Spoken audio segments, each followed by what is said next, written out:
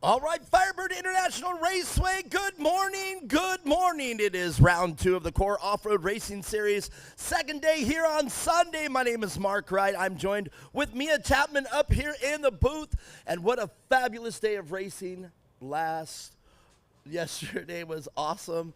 And what a race we had. Some of the greatest racing that I've ever seen here at the Core Series so far. Some great clean passes made yesterday, and I hope to repeat them again today with a great day. But right now, let's kick things off. If you guys could please rise for the greatest song of the greatest country in the entire world. Oh, say, can you see by the dawn's early light what so proudly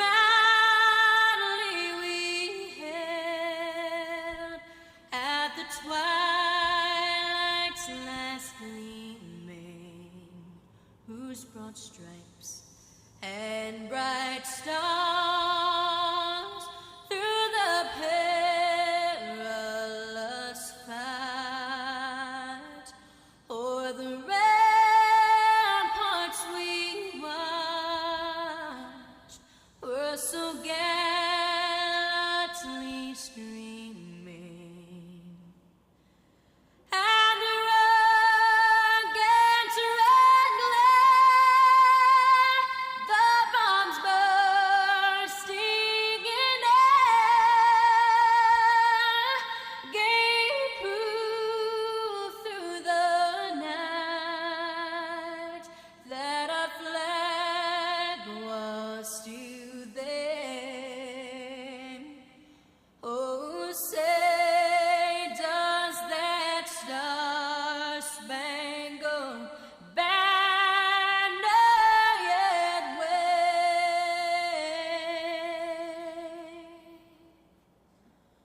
o'er the land of the free and the home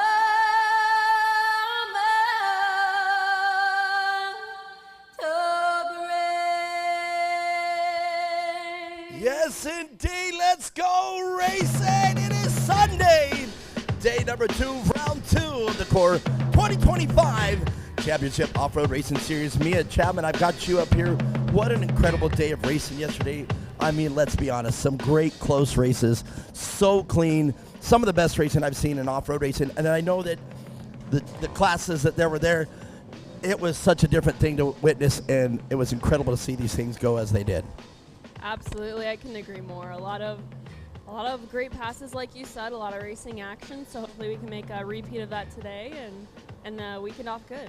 Well, I haven't heard of anybody that was, there was a lot of carnage yesterday, and things got a little crazy in some of the classes. But, man, I see a full field out here as we're starting off the 170 Limited Expert. Cooper Hogan is yesterday with the win. He found out that we're going to invert today. And if you're out there and you don't know what inverting means, normally day number 2 is your starting position is determined by your finish of day number 1. And now today we've thrown a little wrench in the machine, if you will. If you finished at the top of the pack, you are now in the back of the pack today. Meaning if you finish first, you're the absolute back. That's called inverted start, and that's how we're going to determine yesterday.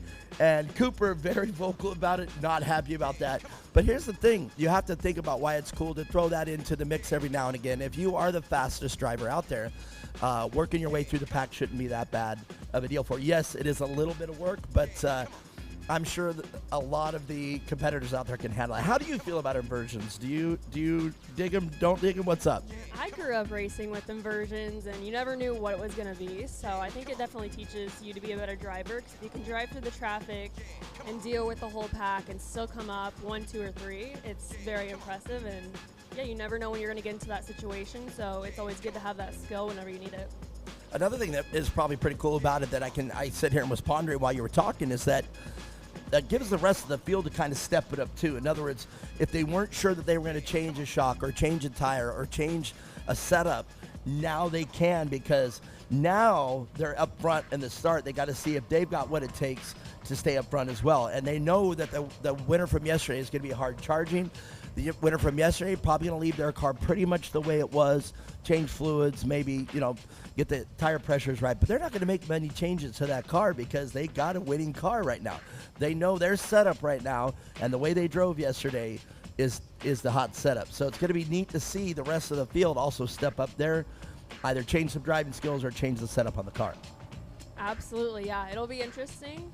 I can definitely understand being a little bummed about having to start in the back after you finished up front yesterday, but like we were talking about, it teaches you a lot. So I think it's good, and we'll have to see how that kind of stirs things up today. I agree, and I just hope the racing is as adventurous as it was yesterday, or as exciting as it was. I will never forget that pass Cash Hart made. It literally, like, out of nowhere. I was focusing on the top three, and it's like from turn 2 to turn 3, he passed the entire field and got right back up there in the heat of the battle. And I really want to see some racing like that today, and I think we're in store for that, because yesterday, with it being pretty clean, not a lot of casualties yesterday as far as equipment goes, I think today is going to give us another great round of racing. Well, Mia Chapman, it's the 170 limited experts and intermediates. We got Ryan Forrester on P1 in the 695. Blaine Proctor, the 213, right next to him. Luke Vale, great run yesterday for the 152 car. And right behind them, we got the limited intermediates. Row number 4, we have the 99 of Brooks Hopkins. Right next to them, the 98 of Murphy McKay. Row number 5, the 8415 of Carter Hoganus.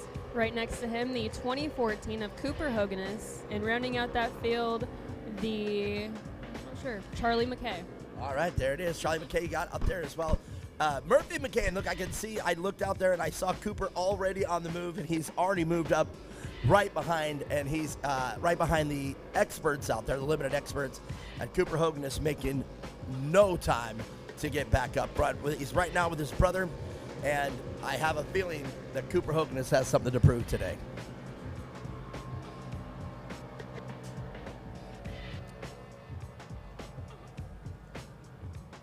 Great drone work as usual. You guys can see the whole track. The greatest time of the track is right now. The first few races, if you look at the lines, the track is literally perfect.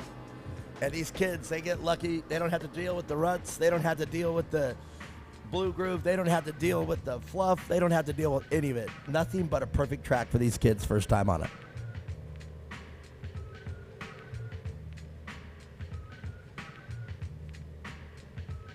Such beautiful weather today too. Yesterday was literally flawless. I don't think we had anything to deal with. No dust, no wind. The temperature was, I don't know it gets any better, and I hope today is a repeat of that. Blaine Proctor out front in the limited experts. And I do believe that's going to put Cooper Hoganus out front. No, it is going to be Brooks Hopkins of the 99 car. He was P1 today with the inversion, and Hopkins yesterday having a hard time keeping that car straight in turn 1.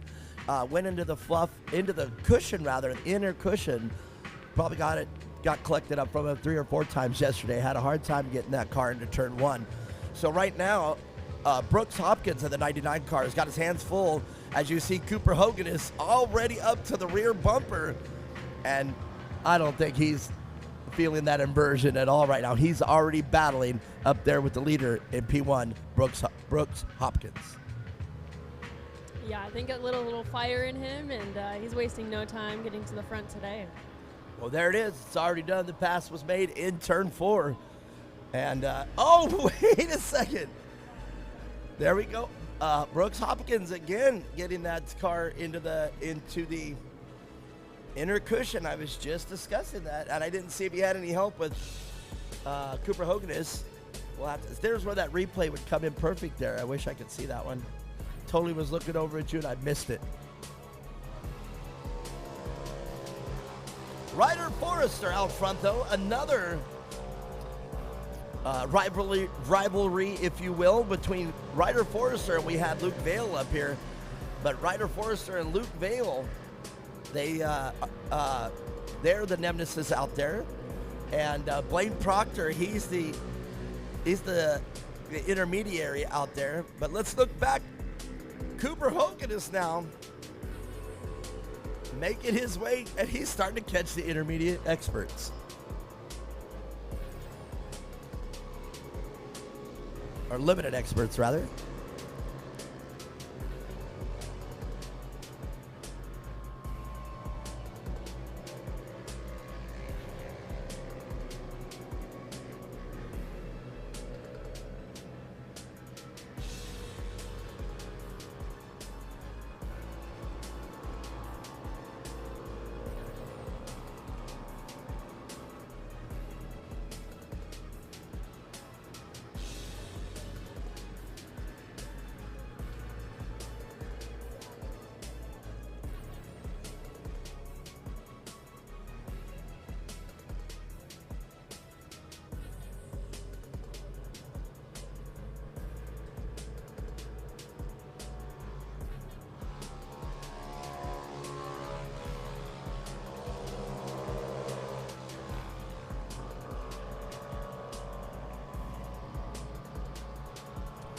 Well, racing action, not shy again today. Luke Vale getting that second position. And now he's going to set his sights on the 695 of Ryder Forrester. We're going to see that rivalry shape up right now. But it looks like Ryder Forrester has checked out. And I just don't think, we don't have a competition yellow on here, so I just don't think Luke Vale's going to have enough to reel in Ryder Forrester. Ryder Forrester right now, though, in order to maintain that gap, he's going to have to run a flawless race. He can't make any mistakes up front here. But back in the back, I look back, indeed, the 2014 car of Cooper Hogan is business as usual. He's out front, had to start behind in the limited intermediate, but he is now out front, so I don't think he's going to be too upset with the inversion.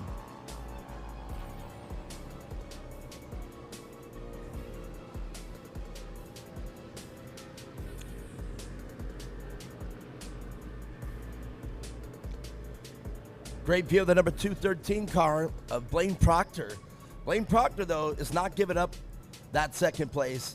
And, oh, did I see him down the front straightaway? A little bit of a bobble from Ryder Forrester. Ryder went a little to the outside. Lots of dust coming up in the first jump on the finish line straightaway.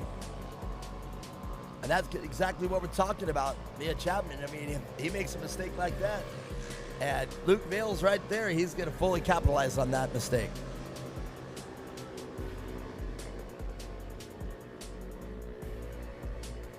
Sometimes I find that when you're out front like that, you make a little bobble like that, it really throws off your momentum or your focus, and sometimes you can make a lot of mistakes from that point on. Yeah, I mean, it definitely can. Definitely not ideal making mistakes up front, but everybody's out there making them. It's just a matter of, who makes the least amount of mistakes. So they learn from it and regroup pretty quickly. So it's cool to see. But yeah, like you said, anything can happen. So you definitely want to be there to capitalize on that. And these kids are doing a great job so far. Battles up in the front, battles in the back, and the mid of the pack. So it'll be exciting to see how this kind of shakes up towards the end. Well, great day of racing yesterday, and we're starting off strong today. The limited experts and limited intermediates. Cooper Hoganus, at this point, can just put the car in cruise control and drive it on in. So I know he's going to be excited. I love his demeanor, both of them, both Cooper and Carter, when they get on that podium. It's like they're all kids off the podium and off the track. They ride bikes, they get dirty, they come up here and talk with us. They're kids all the way. But man, when those two, the mullet-wearing rock stars, they put their glasses on and they just dominate that podium when it's theirs, and I love it. Actually outshine my stardom. I love it. And I'm not even saying I'm a star. I'm an announcer here for you guys, and I'm one of the announcers. I think the rock star up here is you, man. Yeah, I think it's the kids out here. I love when they come up and talk to us because you really get to see their personalities come through, especially when they're in their group and talking about their rivalries and what they're going to do on the track and how it's going to play out is so cool to see. So that's definitely one of the best parts of being out here is watching all the kids grow up throughout the year and watching them with their friend groups off and on the track. Mia Chapman, you summarized that so beautifully right there, because the same thing happened with what I've done and watched you guys grow up. You, Connor McMullen, we were talking about Connor McMullen right now, one of the most dominant desert racers got it started here, right here on this track as well. Your career as well.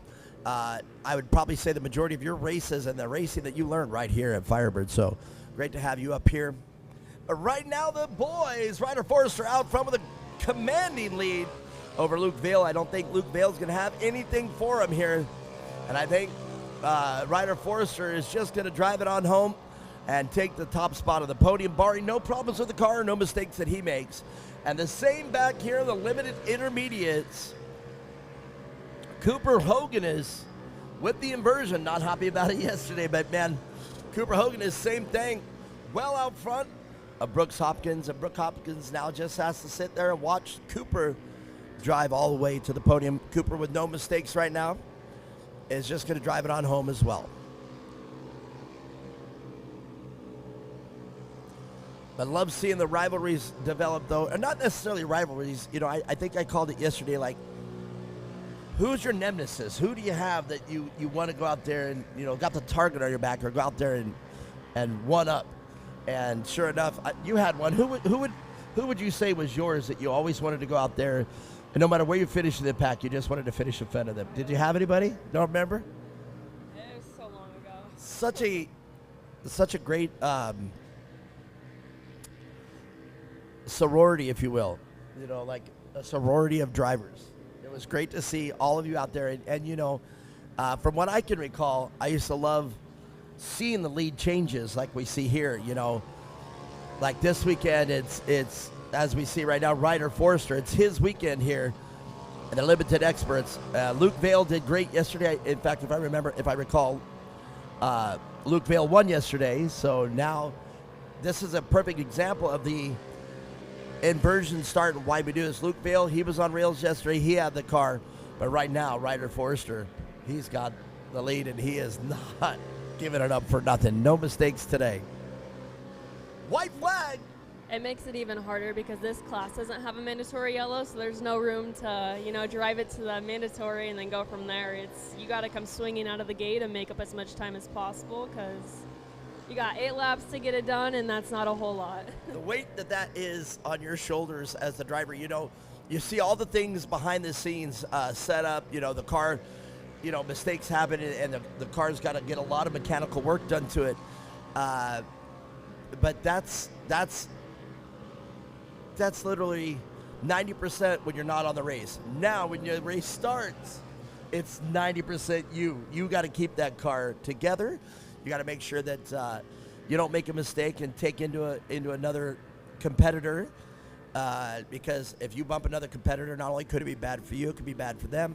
But here we go, checker flag flying for Ryder Forrester to start the day off here at round 2, day 2 here at Firebird International Raceway. It's great to see Ryder Forrester, after the inversion yesterday, getting him on top of the box at Luke Vail. And we're going to talk with these drivers here and talk to them about how the inversion goes. Cooper Hogan is going to be your winner once again. And you hear him getting on the throttle there, showing his love that he was able to walk away with the top spot on the limited intermediate. Stick around. Brooks Hopkins now crossing the line with unofficially Carter Hoganess in 3rd place. And you can see Connor Maxwell up here. Connor Maxwell helping out the boys. Cooper was very excited that he had Connor Maxwell spotting for him. And I said, well, heck yeah. Winner of the King of the Hammers spotting for you? Yeah, that must be pretty awesome. Stick around. We'll talk with the drivers right after this.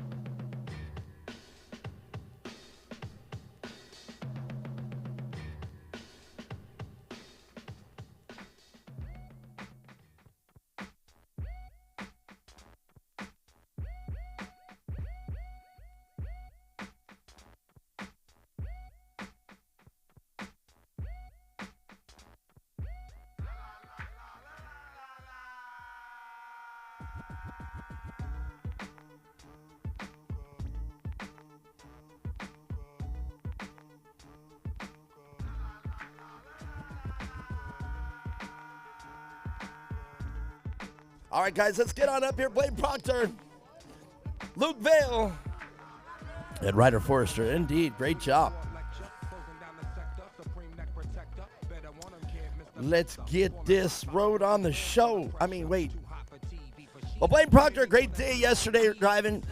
Coming here, the inversion you had to deal with today. Tell me how it changed up your strategy. So I knew, so if we didn't have the inversion, I knew I could have stayed in front of Ryder and kept him behind me the race. But the inversion let him take off at the start, so my main focus was stopping Vale from passing me. But when he did, I knew they both had the advantage on the straights, so I had to try to find my way into the turns, and unfortunately I couldn't do that. Well, I'll tell you what, it sounds like you got everything under wraps right there. You know where you would need to work on for next round. Yeah. All right, well, perfect. Sounds awesome. Well, let's talk about the people that make your race program happen. Red Camel Racing, Price Mortgage, my dad for spotting me, my mom, and my family for coming out and supporting me. My grandma and grandpa's for supporting me, and my competitors for letting me have a fun race. You guys for letting this day happen. God for keeping us safe. Blaine Proctor, you are a true champion at this, man. Great job right there. I know you're headed somewhere in this racing.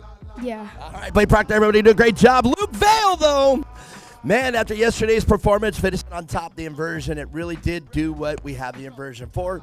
As Blaine said, you had to work for it a little bit to get around him, but at that point, Ryder was just checked out. Yeah, he was gone. You just had to sit there at that point, run your own race, and see if you could catch him. Yeah. All right, well, great job out there. You still did great today with the inversion. Let's talk about the people that make it happen for you.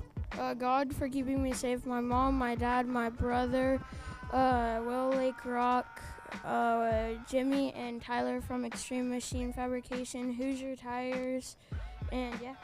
All right, Luke Vale, everybody. He's got a great day. Great confidence about him. But Ryder Forrester, man, the inversion worked in your favor. You got it out there, and you just drove away from the pack. Yeah. How'd that feel? Good. All right, what was your strategy coming in there with the inversion? Never let off on the asphalt. Not let off on the asphalt, and I was just gone from there. So the asphalt was your hard part yesterday? Yeah. Or did you take advantage of the asphalt? Were you good on the asphalt? Yesterday I wasn't so good, but today I did better. Well, it sounds like you got back, regrouped, got what you needed to work on, and it seemed to work today. Yeah. All right, let's talk about the people that make it happen for you. My mom, my dad, all my friends and family, 2X,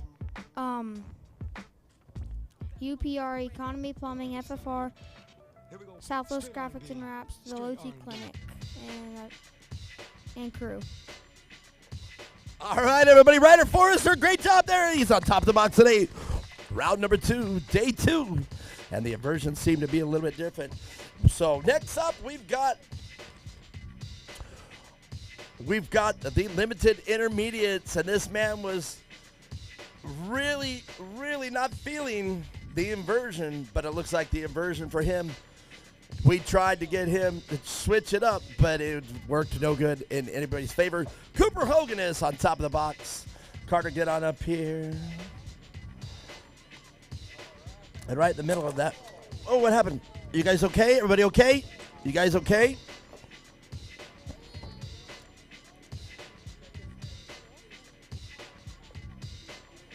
Yeah, I don't think it. Cooper, you all right? Everybody good? Take your time. Take your time. Little guy good? All right, very good. Cooper, you good? All right. That was an accident. Not. That is our most unstable one, and we might change it up after this, because, yeah, you should look at that. You're a hero. Wow. All right. The race program keeps having it. That's all right. I know we know the guys who made this, so we'll be all right. We'll get that fixed. Well, Carter, with the inversion and everything today, we're going to see how it played out, but it looks like it played out the same as yesterday. Yeah. That's all right, though.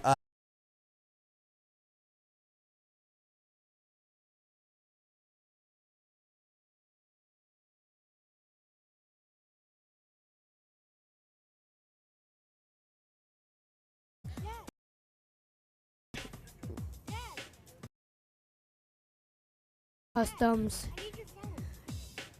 All right, Carter Hogan. What? And 2X. 2X. You can't forget that, man. I'm loving the new shirts and everything. Carter Hogan is everybody third place. Clearly disappointed. But Murphy McKay, man. Yesterday, pretty much the same thing. The inversion, tried to work it in your favor. Tell us about the inversion. And what was your strategy coming into round 2 here? Just get in front of Carter and don't let him pass me. So you stayed fat and happy, made sure to keep him behind you. Yeah. All right, very good. Well, very visually spectacular. We're hoping you guys would switch it up today. But, man, Cooper's weekend, he just couldn't be touched this weekend. Yeah. All right, let's talk about the people that make it happen for you. My mom, my dad, my grandma, my grandpa, my sister, my cousin, Brooks, Cooper and Carter, 2X,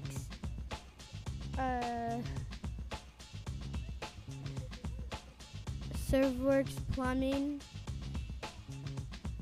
God for keeping me safe, Core. All right, very good. Murphy McKay, you're excited to make sure you're here racing. You know, you got a lot more energy with me when you're not on the podium. You know that, right? Yeah. We need to get that energy here to the podium. Okay. There it goes. See, it comes out at the end there. He just did we interrupt your slumber? No. All right. But a great weekend of racing right here at Cooper Hoganist. You were worried about the inversion, but it looks like it still worked out in your favor. Yeah. How'd that feel then? Felt good. I slipped in front of Murphy and went behind Brooks, and then my left tire in the front hit Brooks' left rear, and it put me up to the high side, and then they both passed me, and I just had to push my car to get back in front of them. Just kind of put your head down and focus at that point a little more than you were just from before the incident. Yeah. All right, well, very good. Well, you recovered just great. You got back on top of the box. That's got to feel good. Yeah, it feels really good up here. All right, very good. Let's talk about the people that got you here.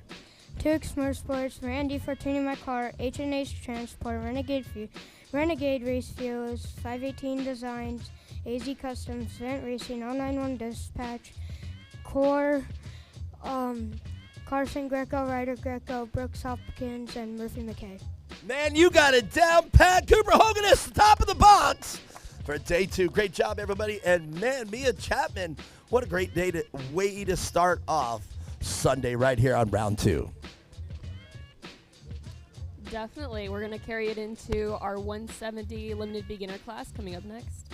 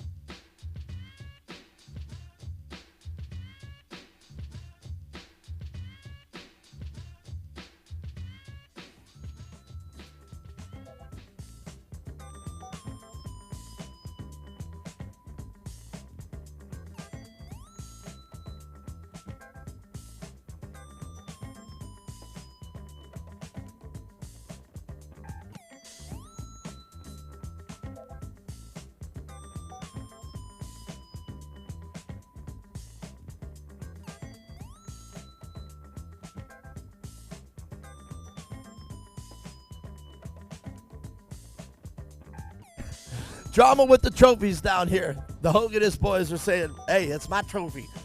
Carter, Carter, a little bit of a casualty. Cooper Hoganist stepping on the third place podium, and it gave way on him. And, boy, he fell. Did a great job of saving the youngster in his arms, though. All right, Mia Chapman, the racing continues, starting off early today. We were a little behind yesterday, but I don't think today is going to be quite the problem.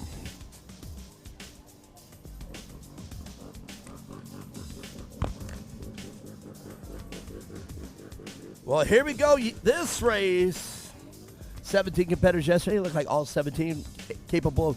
There was a little bit of damage done to some of the cars, so it's great to see that the field returns out here today. And they're going right into green. And already down the front straightaway. Cars are touching as they shuffle around. And I'm very certain that our driver's going to be okay there. Didn't look like too much of hard on them. You'll see the crew. The first thing they'll ask is to make sure the driver's okay.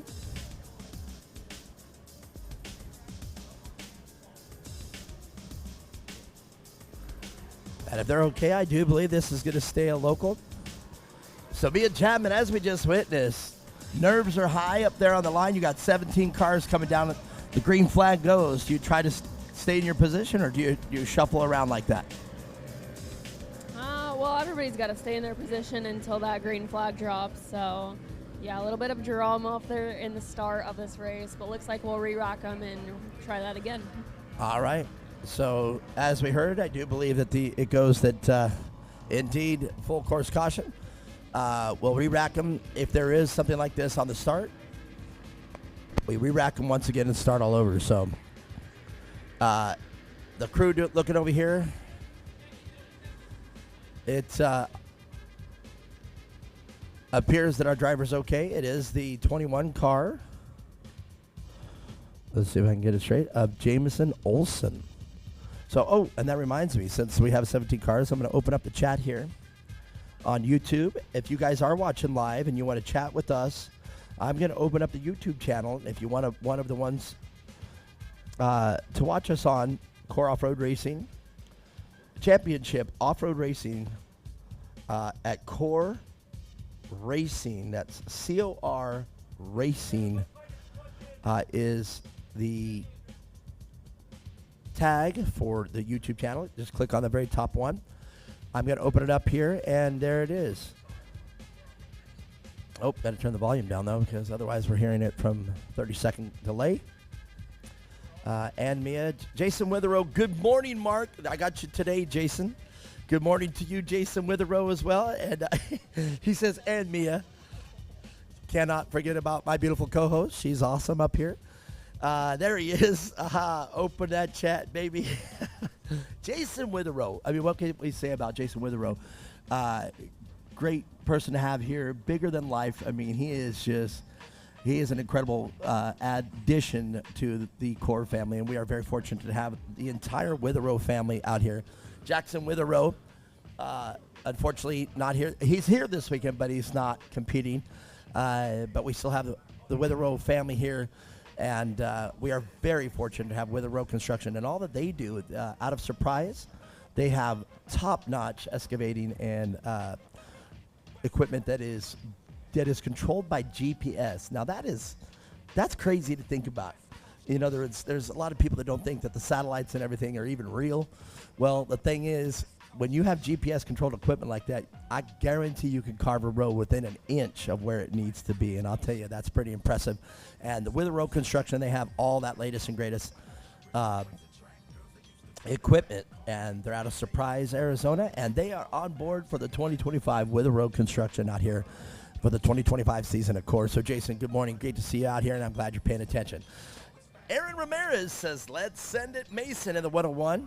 And unfortunately, it looks like the number 21 car is going to have to retire early with a broken spindle. So that rollover, unfortunately, causing catastrophic failure for Jamison Olsen. So we're just waiting to get that car out of the way. Brianna Metzger, let's go Stetson Wyman, the number 56 car, and Jason Witherow. Thank you, sir. Indeed, we love having you here, Jason. I meant every word that I said here. And let's get back to the 170 Limited Beginners. Mia Chapman. Heartbreaking.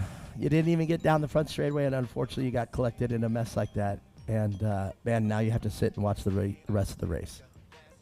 Yeah, it's tough with a 17-car class. That's a big class to begin with. And, you know, these are 5-6-year-olds, maybe a little bit older. So, yeah, a lot going on for sure. But hopefully we can try this start again, get a little bit of a cleaner run, and see who comes out on top.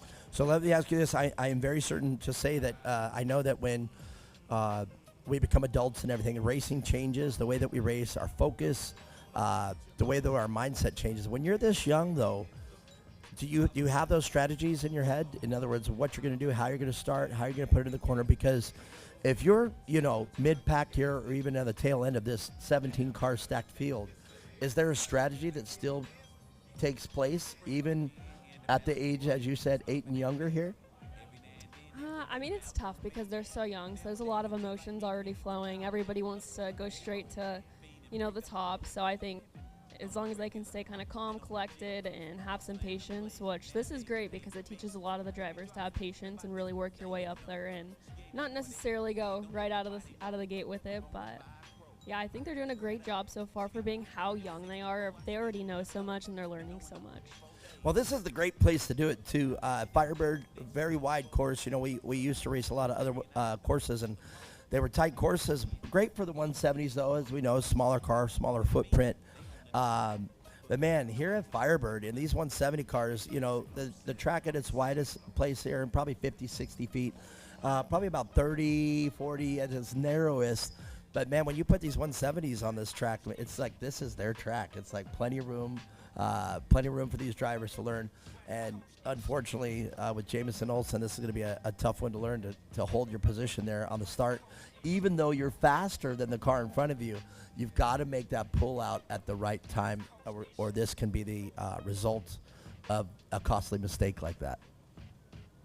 Definitely, yeah. I think they're all pretty happy with running the big track now. A lot more space, a lot more room. So, yeah, I've heard no complaints so far. Man, and it's Firebird, man. I had a little bit of a realization yesterday that this has been a music venue. This has been a rock crawling venue. They actually started this area off right here where there was rock crawling going on.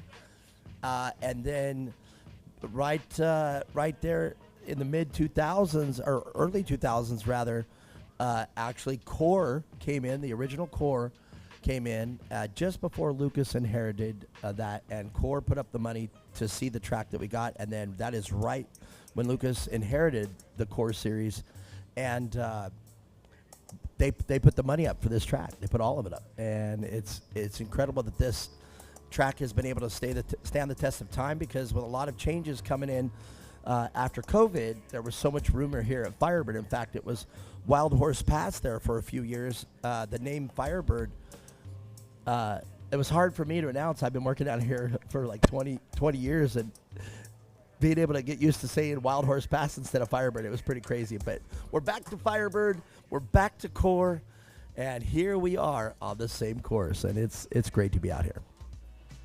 And now it's a short course. It's going to stay a short course. Breaks my heart to turn around behind me. Firebird, a big lake behind us called Firebird Lake, man-made lake, made early 70s, and they're no longer supplying water to it. They're no longer going to have water sports out here, and that's pretty sad. But Wild Horse, still known at one point, was the fastest drag strip on the NHR circuit. What's crazy, if you look out here right in front of us, the new gravel lined out here on the Podium way there, if you will, I found out that all that black pebble out there is the ground up drag strip. So in other words, that tarmac, the blacktop out there, has all been ground down to become the gravel that we have used. So the drag strip stays here on the premise here at Firebird. That's pretty cool to be walking out there and realize how many top fuel cars have set records here. Brandon Bernstein, I was here with his famous 220-mile pass in his funny car, and it was exciting to be that out here. So the long pedigree here at Firebird remains. What's some of your memories out here at Firebird? What was your most memorable moment out here? So many. What one stands out? I don't know. I've been racing out here forever, so it's kind of hard to pick. But, yeah, a lot of memories out here for sure. One for me that stands out is the first time that the big national event was here. And at the time, I had taken a pause from working, and it was incredible to walk out here on this track and see names like Carl Rennezener. At the time, I didn't know the Wellers, Corey Weller out here, and Rob McCachran, Brian Deegan, all the big names, even Bryce Menzies, teammate of yours, Kyle LeDuc, Kurt LeDuc with Todd LeDuc in the pro light class out here. Rob Naughton, a privateer motocross and supercross racer back in the late 80s, mid 80s, late 80s. Rob Naughton out of Flagstaff, Arizona for Stronghold Motorsports. I remember him being out here. Just some of the greatest names, and I remember being here for the first time, watching it live. And I think that moment stands out in short course racing right here. All right, wait to restack them, get everything clear. And there's the field right there. You can see it. Love the livery on that field of cars. Very colorful. While we're taking this time, let's talk more about R&R Steel out here. The 2025 season sponsor out here, R&R Steel. The Van Beekums making things happen out here. We're very proud to have R&R Steel out here helping us out. HMD Designs. I said it yesterday. I coined a phrase. Making Core look like Core. They do everything for us as far as our flags, our banners, everything that make Core Core. It looks great. We are very lucky to have HMD Designs out here. Brand Genius. Same people over there at HMD, but this time now they're making our awesome, incredible shirts. So if you guys make sure you get the swag from this for round 2 here. The new swag's pretty incredible. I love seeing it, and people are really reacting to it, and I'm glad that they're buying the shirts. Who else we got? Cactus Splash Pools. I know summertime's coming. Things are going to start heating up out here. They service the West Valley, if you guys know about Cactus Splash. Returning to a sponsor here for 2025. Things are going to start to heat up, and your pool needs attention, especially out here in Arizona. And as we said yesterday, Mia Chapman, being out there in the West Valley, you don't buy a house like I don't think you buy a house with the option of a pool. I think you actually buy the pool with the option of a house. All right, Mia Chapman.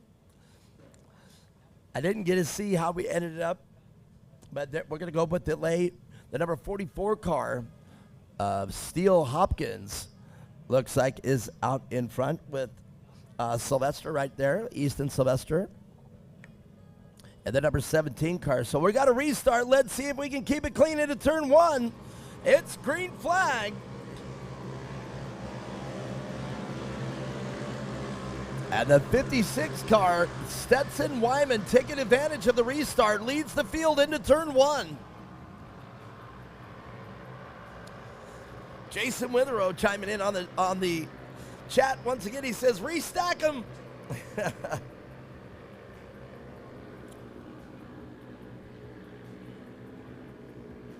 Let's get caught up here. Muscle Tech Guy, cheers to the crew that help these drivers out all day long. Thanks for keeping the kids safe. That's a beautiful thing to say, Jason Witherow. Let's go Gentry, says Jason. And Brian Mitchell, go Addie Atterbury. And Alexa Gentry out there, go 208, finish strong. And back to Muscle Tech Guy, he said, what's going on? Why are the calls are stop moving around before the start again? A little bit of bumping right there. You can see the drone saw that action.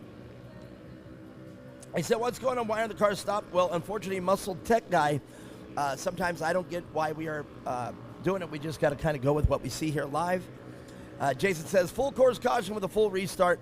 Need to restack the field. He said restack them. There's why he said restack them. Gentry is going 17-2 today. He goes to be good. So Gentry,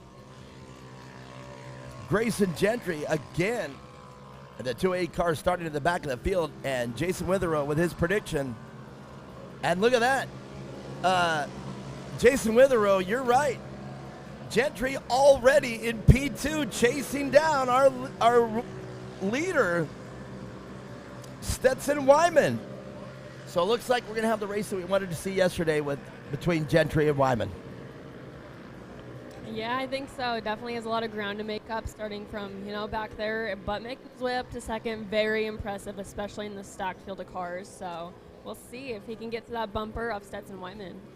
Well, you can see right now, just visually out on the course, he's already catching him, and he's bridging that gap right away. So Grayson Gentry in the number 208 car has already passed the entire field in less than a lap. So we're going to see what's going on.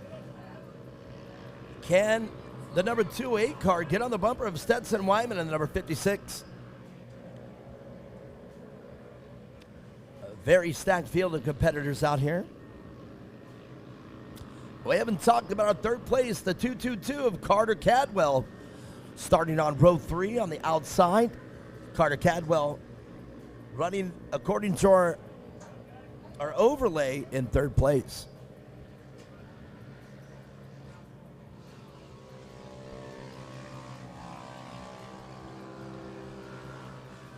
So the 208 of Grayson Gentry slowly but surely closing that gap, and he's got 8 laps with about 5 or 6 laps left. No competition yellow. So Grayson Gentry is going to have to hammer down. And here we go, a lap driver is going to switch things up. Mia Chapman dealing with lap drivers out there. What's the strategy if you're the leader coming up on a lap driver? What's going through your mind on how you're going to set it up there? Yeah, it's definitely tough. You want to be cautious because you don't want to get caught up with a lap driver, and then that ends your race day right there, sends you to the back. So I think you just look for your opening. Luckily, they do have spotters, so that can be really helpful with getting that lap driver to maybe move over and let the leader by. Man, if you're the, let's say it's position 1 and position 2, and you're coming up on a lap driver, if you're the P2, that can really change your strategy too. Watching the leader get involved with the lapped driver, and you can see a whole nother opening that both drivers getting involved in that lap didn't see, and you can take advantage and work your way around that. But either way, a lap driver spells you better focus on what you got to do. And here we go, the gap continues to be bridged. And let's see if Grayson Gentry has enough to catch and, like you said, get on the rear bumper. Stetson Wyman right now going to have to run an extremely clean race, or it could spell disaster for the podium result.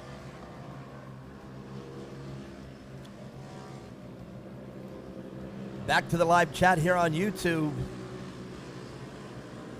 Shannon says, "Go kids, go." And Deanna Gentry, mama from Idaho, go. Yes, Grayson, you're a natural. That's my baby. You never give up. And Grammy said, "Go Grayson."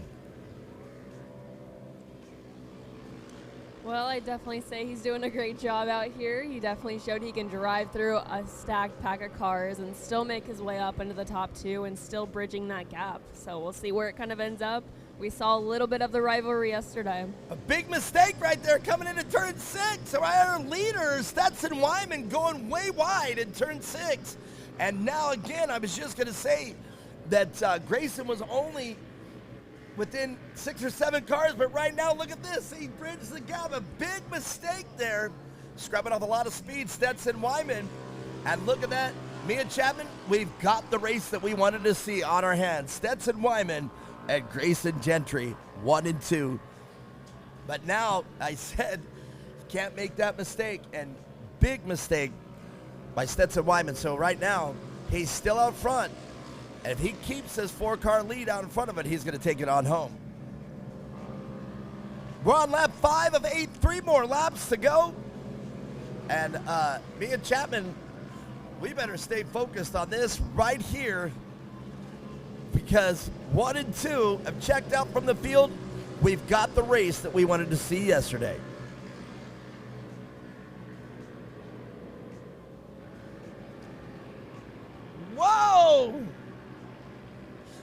Grayson Gentry with a burst of speed going into turn 4, side by side. But Stetson Wyman, a big mistake from Grayson, going out into the marbles on turn 4, for turn 5 rather. Both drivers making some mistakes.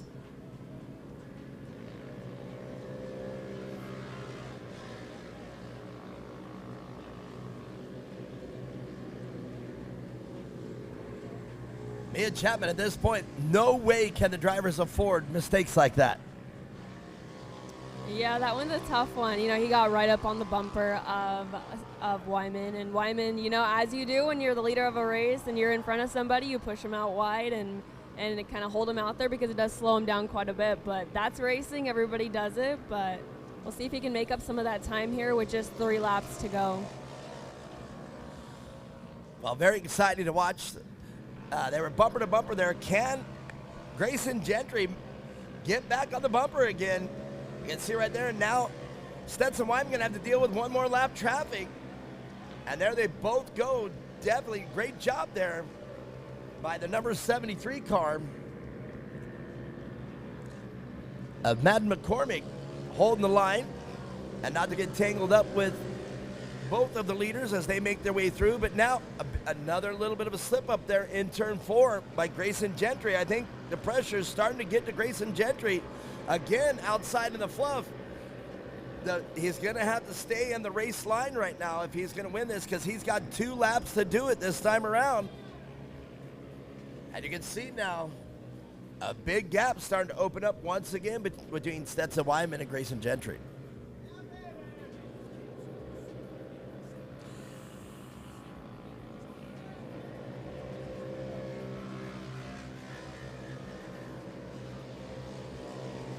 And here the leaders go with at least 2 laps to go.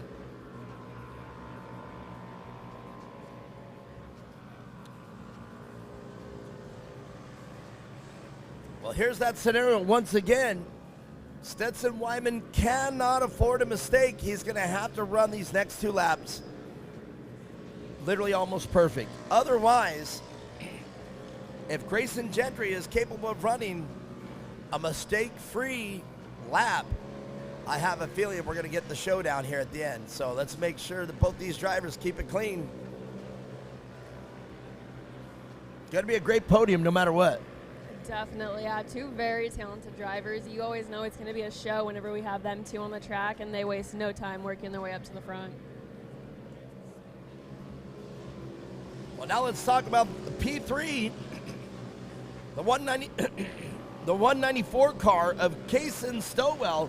Great finish for Kaysen yesterday. And according to the overlay, Kaysen Stowell up into 3rd place, but having to deal with the lap traffic as well. Well, Mia Chapman, if Grayson Gentry wants to make the pass, Grayson only has 1 more lap to go. Stetson Wyman gonna have to run a flawless lap because, again, Grayson Gentry is starting to bridge the gap. You can see that coming into turn 1. Mia Chapman, it may not be the bumper-to-bumper race we want to see, but both cars faster in certain areas on the track.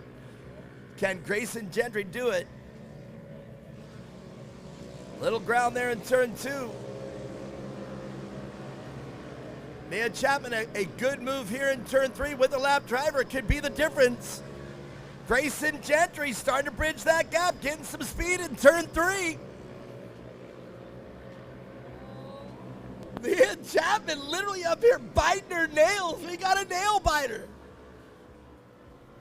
Oh, no, Grayson, you can't afford that. To the outside, both cars. This is going to be a drag race to the finish. Little bit of a slide out there from our leader. Here we go, Mia Chapman. It's going to be a drag race down the front straight away. Both cars equally on the tarmac. With a little bit of speed, had to scrub it off. It's a drag race. Here we go. Wow. I'm trying my best to contain my excitement. What a great race there, everybody. Oh! What? Well, Mia Chapman, that is too close for me to call. But what I'm going to say, unofficially, according to the overlay, your winner, Stetson Wyman. But I am unofficial. Man, yeah, that was a good race. Both of those drivers really had to work for it, and they put on an awesome show and kept it pretty clean. Well, look at this. We were talking about the number 73. I thought that was a lap car, but it wasn't. That is the McCormick car, the number 73 car of Madden McCormick once again. And Madden yesterday, with a great run, getting the first podium ever, and backed it up today with saying, because that means with the inversion, Madden started at the rear of the pack. So Madden, a completely different driver from round one. A completely different driver. Madden on the lid every turn. It seemed like he literally put the car on the lid 4 or 5 times last race. But man, Madden coming out 2 days, 2 podiums. That's got to be pretty special. Absolutely, yeah. He's improved so much, and it's so awesome to watch him out there really drive the wheels off that car and get it on the podium today. So looking forward to hearing from all 3 of those drivers. Wow, that was an exciting race. Right up to the wire. We're going to talk with the drivers right after this. Stick around.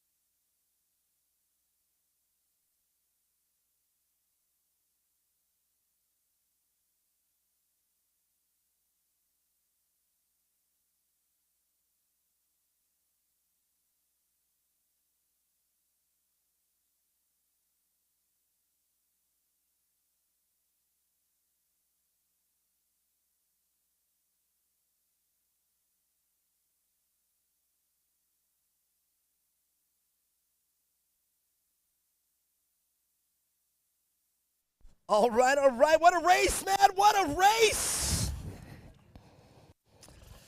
Let's get our leaders up here.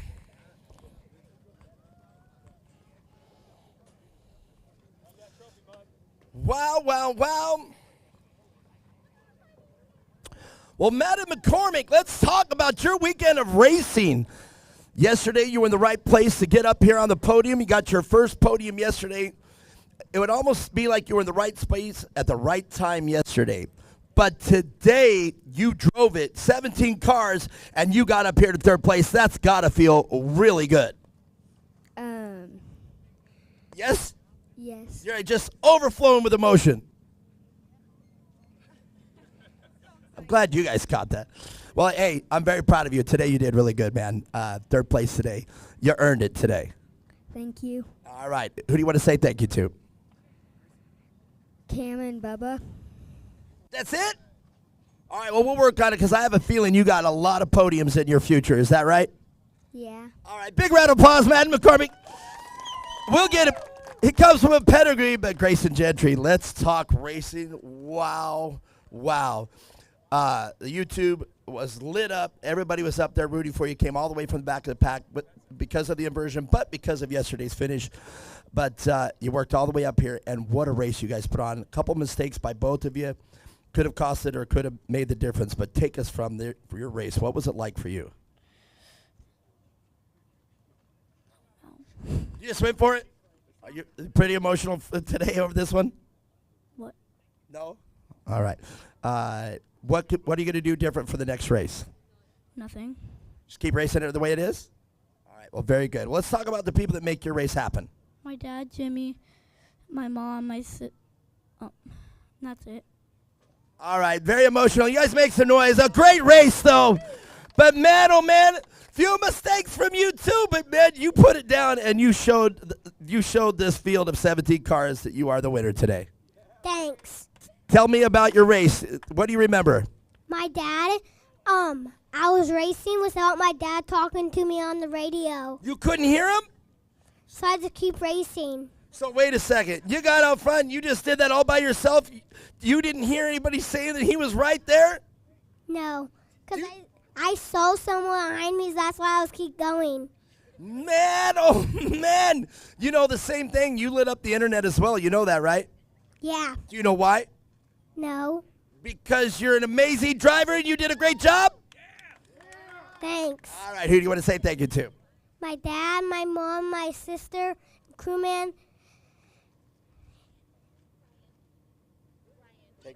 and Brian, and my sister, and Papa and Gigi. Are you going to be racing for a long time? Yeah. Well, make some noise, everybody. Stetson Wyman, I love it. He didn't have a spotter, and he still got it done. That is a great field, 17 cars right there. I tried my best to get them talking, but boy, emotional, and I love it, but we'll get it working out.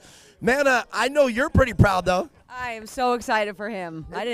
Yeah, I'm stoked. Isn't that crazy? Yesterday, I mean, it's one thing to get on the podium with yesterday, but today, man, he earned it. Yes, he did. It was so fun to watch, and I'm just so proud of him. Isn't it great to see, I mean, so much going on from over there. It's great to see him up there. It is, and hopefully one time he'll get his mom and his dad maybe, but till then we'll get everybody else. It's fine. We got it for now, but we'll make it go. Well, hey, me and Chapman, we got tons of racing coming up. Oh, caught on the fence. We have our 800 modified and open class coming up next.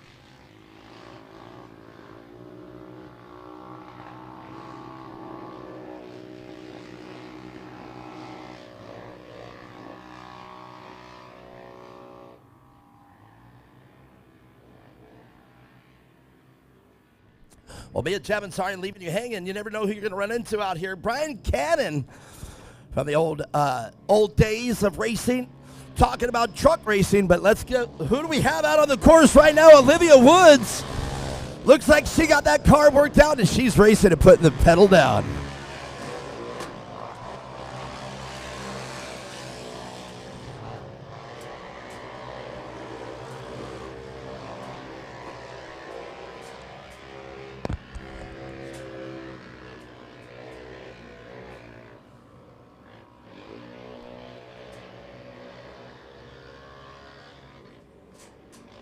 Olivia Woods running an awesome race so far, a great start. Found herself out front early. Ryder Forrester following right behind her, and Addie Atterbury right behind him. Looks like that'll round off our top 3.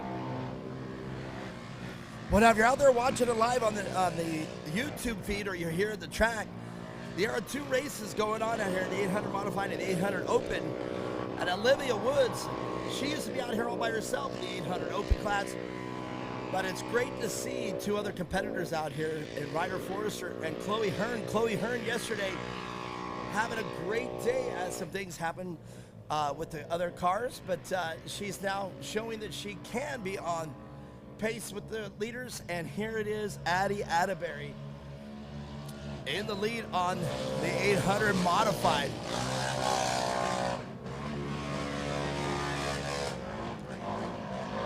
And what a class this is. These are the full-size cars, but with 800cc engines, a little bit of a modification going on there. And if you qualify for the mods, you can race with them. But if you really open this car up and make it unlimited, you got the 800 Open. And I have to tell you, that car right there, Olivia Woods, I was talking about that 2X car. And what an ideal situation for Olivia Woods. It definitely looks like BJ Hathorn moving up into our 3rd position and making his way up there. Well, Ryder Forrester, as we've seen his name all weekend long, I was talking with Brian Cannon here about how these fields, we've got 3 different fields that these cars and drivers can run in, 3 to 4 even, and providing a whole weekend of racing, and Ryder Forrester taking advantage of many classes as he can race.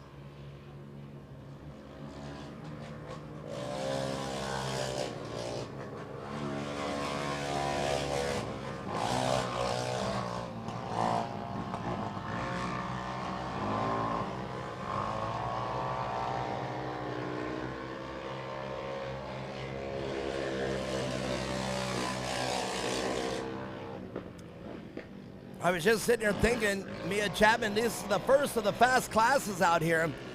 And if you're new to off-road racing or short course racing, the classes just get faster as the day goes on. With the climactic ending of the SR1 cars and the turbo cars out here. And man, you know, yesterday I was witnessing both races. The SR1 class, definitely always exciting. Almost 200 horsepower cars with 2-wheel drive, keeping those cars straight in the corners is quite the feat, because the majority of these cars are all-wheel drive. But the turbo class yesterday, father and son, I called it synchronized short course. Both drivers, father and son, 64 and the 64Y of Ryder Van Beekom and Bobby Van Beekom, putting on a show out front. And I still am confused. Like, I asked him, I said, Ryder, were you taking it easy on the old man, or Bobby, were you taking it easy without taking him out? And Bobby said, nope, I got out front, I gave it all I got, but wanted to stay right there. And then Ryder said, yeah, I was taking it easy because I didn't want to take out the old man. Well, I started thinking about that, and that's exactly why I asked him that. Who was it? Who was actually stepping it down? So hopefully we'll have a repeat of that in the turbo class, so stick around. But right now, Olivia Woods in command early of the 800 Open class, and Addie Atterbury out front in the 800 Modified.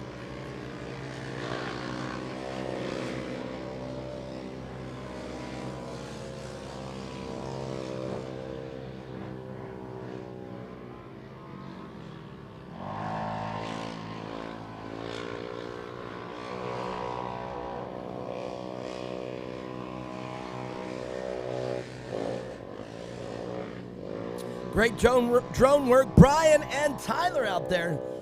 And Brian's the one that is the close chase that you see right there. And then when we back out to that one, that's Tyler out there in the main hovering drone. Both of those pilots do a great job here bringing you the aerial shots out here at Core.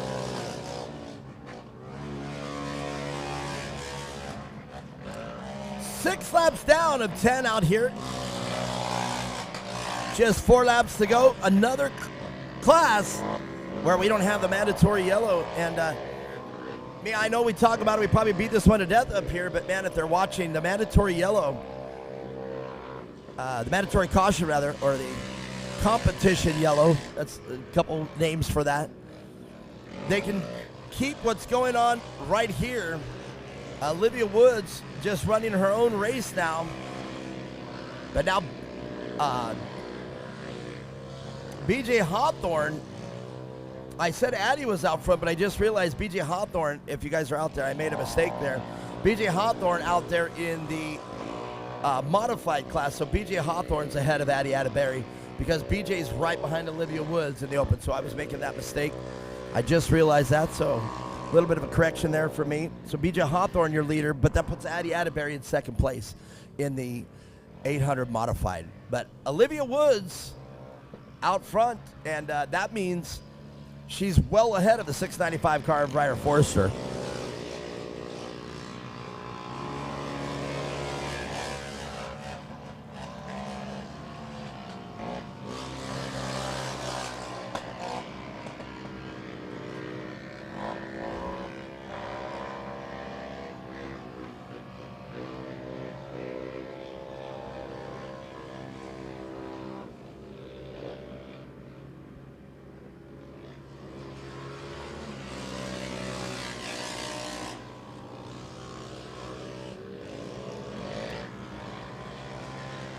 So while we're looking at the leaders, let's talk about some more of the sponsor. Weller Racing out here, sponsoring the SR1 class yesterday, giving out over $800 to our top 3 cars.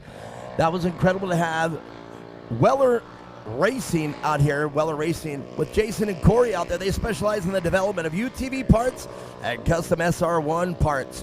Their brands include the Can-Am, the Polaris, Honda, Kawasaki, and Yamaha, based out of Chandler, Arizona. Weller Racing, they're located right there in downtown Chandler. If you guys want to know where to get a hold of them, if you want to email them, sales@wellerracing.com. That's sales@wellerracing.com. Mia Chapman, Weller Racing, a big part of your racing program. Yeah, my short course car is by Weller Racing, and it's been nothing but good to me so far. I absolutely love it. Anytime I get to get out there and race in that. Yeah, they make some of the top of the line parts, cars, whatever you need, they got it. So definitely go check them out.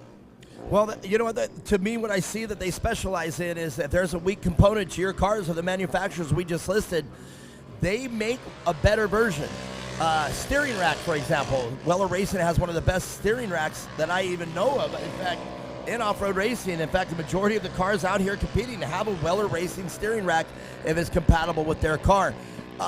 If you have the SR1, the entire rear carrier assembly manufactured by the Wellers right here in Chandler, Arizona.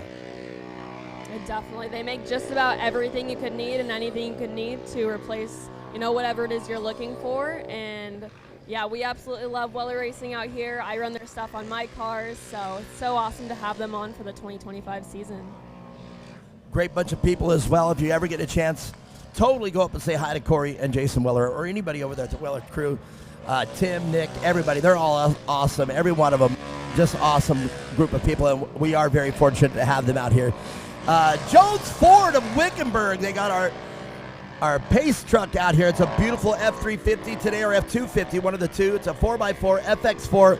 I'm a big fan of Ford's FX4. That's their little step up from their four-wheel drive. It's got all the bells and whistles. Go up there, talk to Jaden Gerber.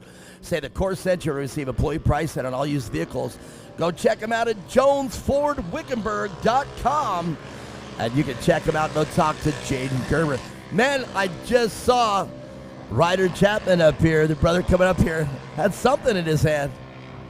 But Ryder Chapman looks like he's poised, focused, ready for his race.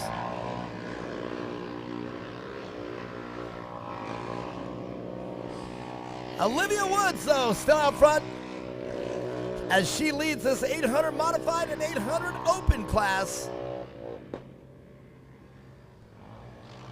A great aerial view there to see how awesome the track is prepped today.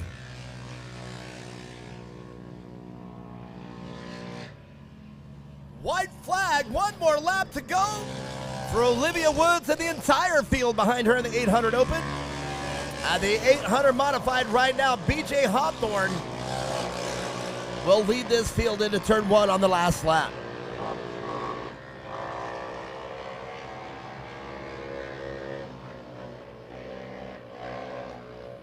And Chloe Hearn, our winner from yesterday, it would appear that she found a lot of speed here today, and sometimes getting on top of the podium, that'll do that to you. It'll step up your skill level at least one or two clicks really quick.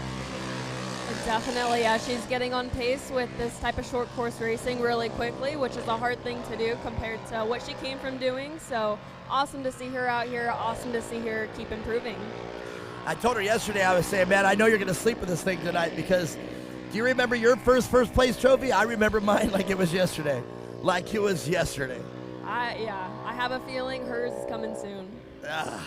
That first place trophy and that checkered flag, it seems like time slows down.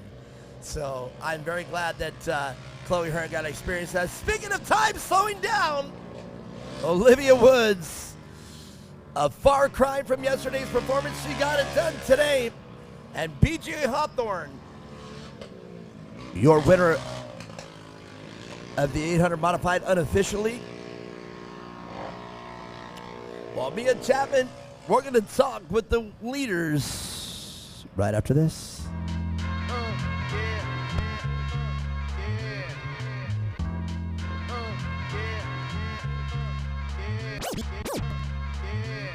Maybe I need to do that.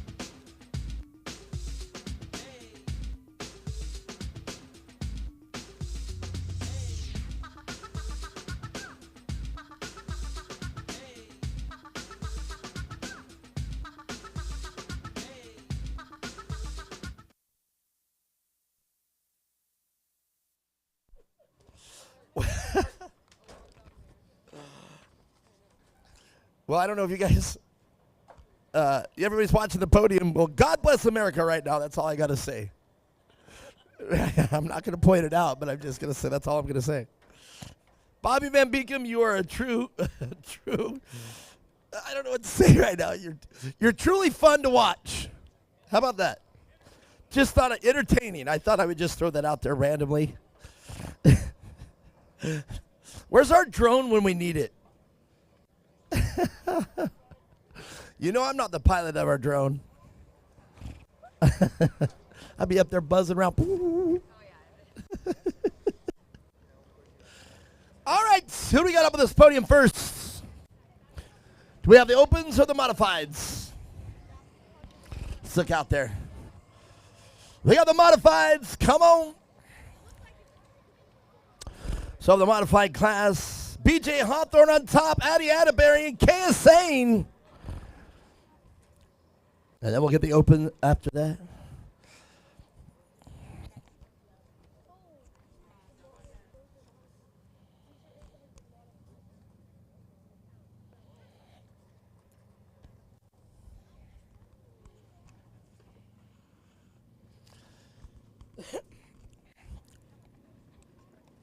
Well, Kaya Sane, round 2 has been pretty kind to you. 2 days, 2 podiums, feels pretty good. Yeah. All right, take us from the seat of racing out there. I don't know. After the start, I just kind of got in a groove and then just kept going. Run that race, man. That, in my opinion, that's the best way to do it. Get in your groove, get in that zone, and just run the race the best you can. Yeah. All right, well, very good, man. It still looked pretty good out there. Both classes mixing together, and it makes a pretty exciting race to watch. Yeah. All right, well, let's talk about the people that make it happen for you.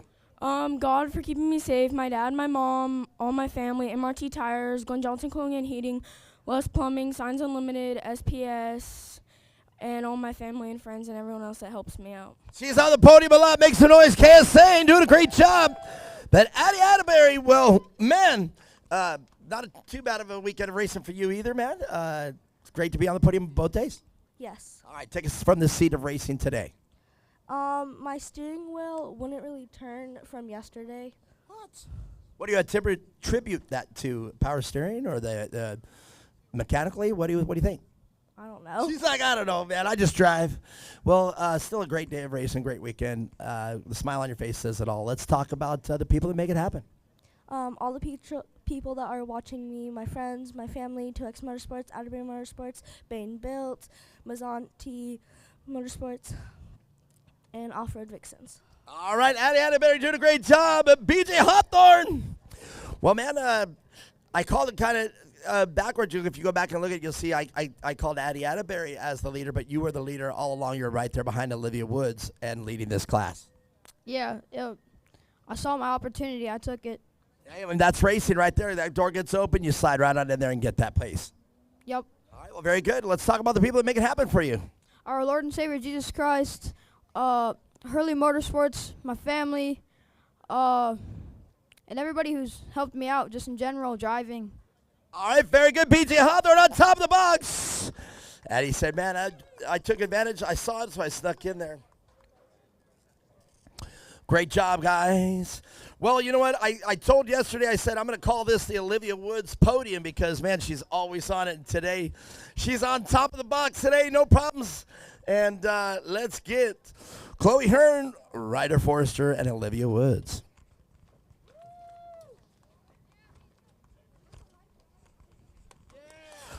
Now, Chloe, I want to point some things out of yesterday in contrast. You were able to be on top of the podium. The first win is always amazing.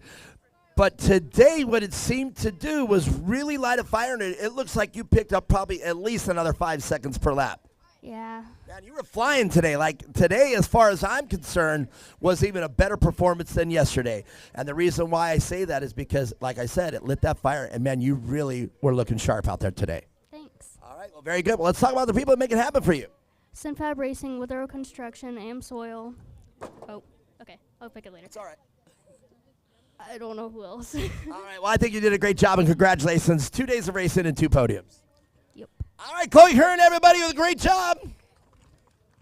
Well, Ryder Forrester, I was talking with Brian Cannon out here, a truck racer, and he came out, and I was explaining to him that we got multiple classes, and, man, you race a lot of classes. Yeah. Is it hard on you? No. You training, you good, you're ready for another 10 laps, aren't you? Yeah. With no problem. Yep. He's up here. I don't even think he's sweaty. He's like, dude, I got this. This ain't nothing. I got this. Yeah. All right. So what's going to be in your future in off-road racing? I don't know. You don't know. Just doing it right here, right now. Yes. All right. Well, right here, right now, who do you want to say thank you to? My mom, my dad, friends, family, 2X Motorsports, XTC for giving me this fabulous car. Low T Clinic, Economy Plumbing, Southwest Graphics and Wrap, CPR, and that's about it. Well, make some noise out there. Great performance out there. But this one, yesterday, a tough break for you. But, man, you're back on top today. Yeah. It's business as usual. Yeah. I try to always think of questions to ask you so I can get you to really talk with me. Who's going to win the Super Bowl today? I don't know. I don't know either. I don't even watch baseball, so I don't even know. What? It's what? It's football. Oh, well, there you go. I'm a racer. All right, well, who do you want to say thank you to? My mom, my dad, the Longy family for helping build my car back together, the Fernells for giving me shocks, the Atterberries for also helping me, and 2X, XTC, Friday Racing, 518, Copper Canyon Plumbing, EVR, Casatech, Big Mac, Renegade, Alexia for taking photos, and everyone else. Well, the list like that, no wonder why she's on top. Olivia Woods, everybody, and Mia Chapman. We got more races. I hear them in the background, so oh my goodness. We have our 250 open class coming up next.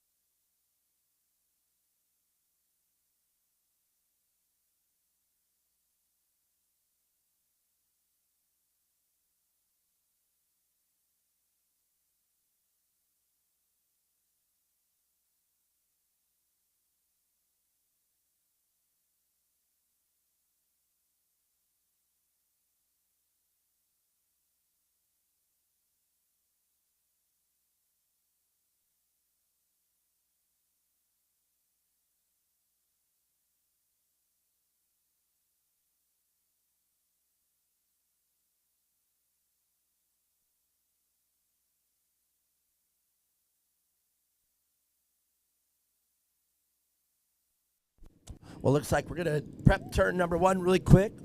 A quick pause in the action.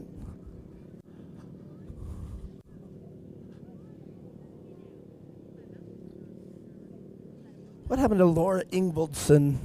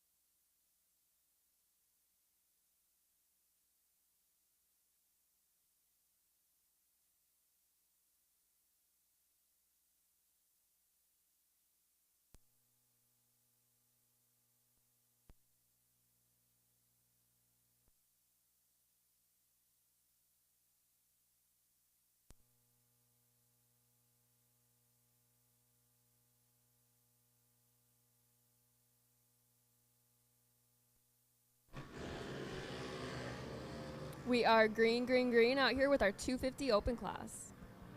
Starting on that first row is the 62 of Rylan Gahan. Position number 2, the 471 of Murphy McKay.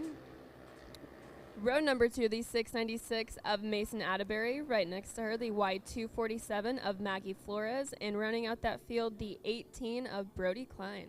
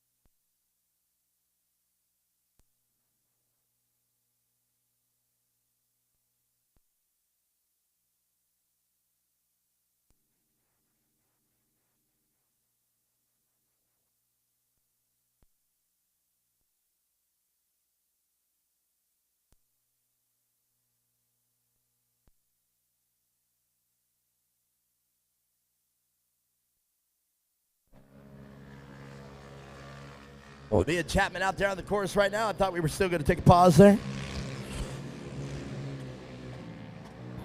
But we've got some racers out there.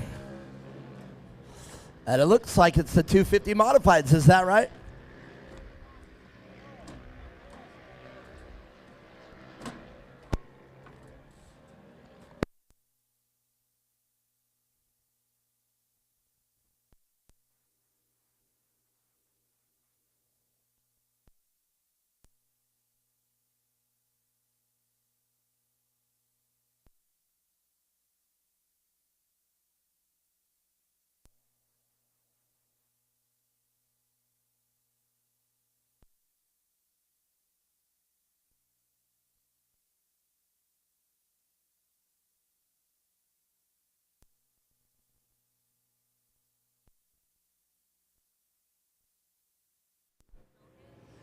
That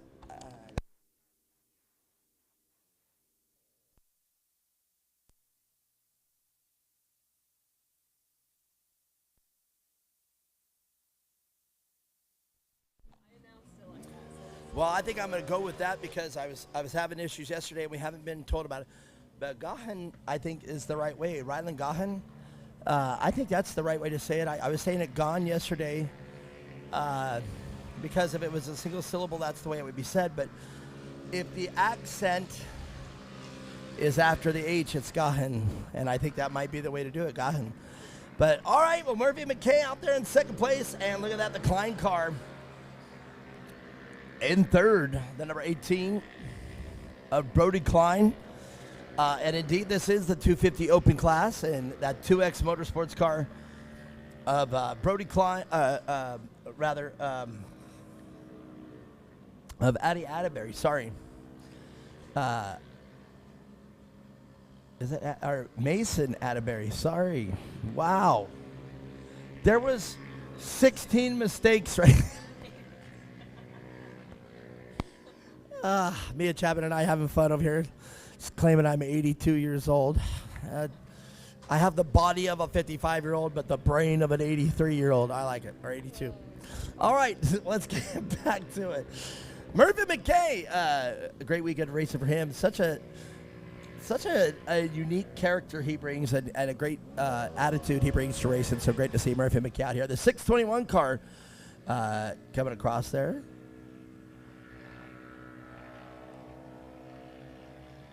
Or 62 car, rather. Did I say 621? I'm just going to call the 250 Open class my problem class. Messing it up really bad today. But Gahan, I think, is the way we say his name. And yesterday's car out there, winner, the Klein car, the number 18 of Brody Klein. Now get around the 471 car of Murphy McKay. There we go. Back on track. Just need that old kick in the butt, you know. Oh, my goodness. Can you imagine me being an 80-year-old announcer?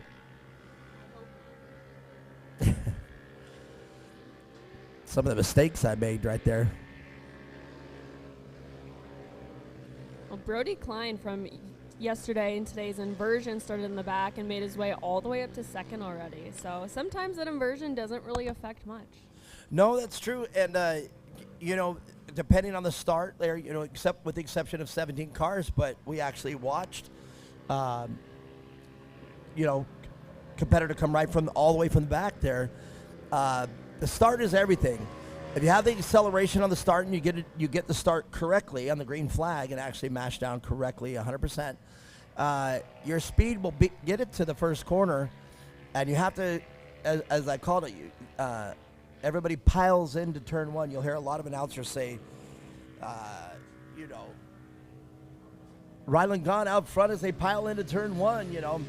And that's exactly right, because the race can be determined by the start at that point, because most of these cars, as we see with this, I mean, our leader with the lap times and all the way down to the Flores car, you know, they're less than a second off the pace. So it's easy to see that these cars, it's easy to say that they're equally prepared and carry the same speed.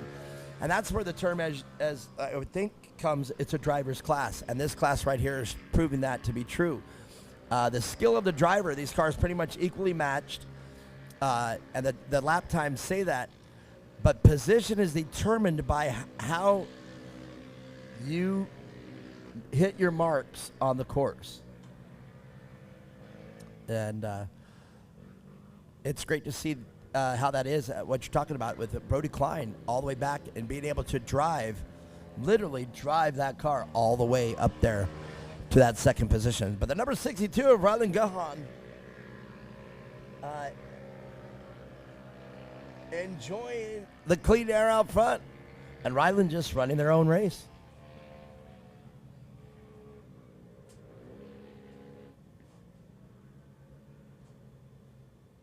Great shot of there, the Brody Klein car.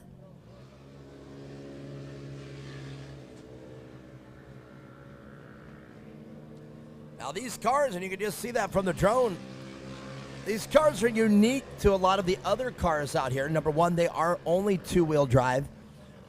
But what's really unique about these cars is they have a live axle rear end, a solid axle, if you will.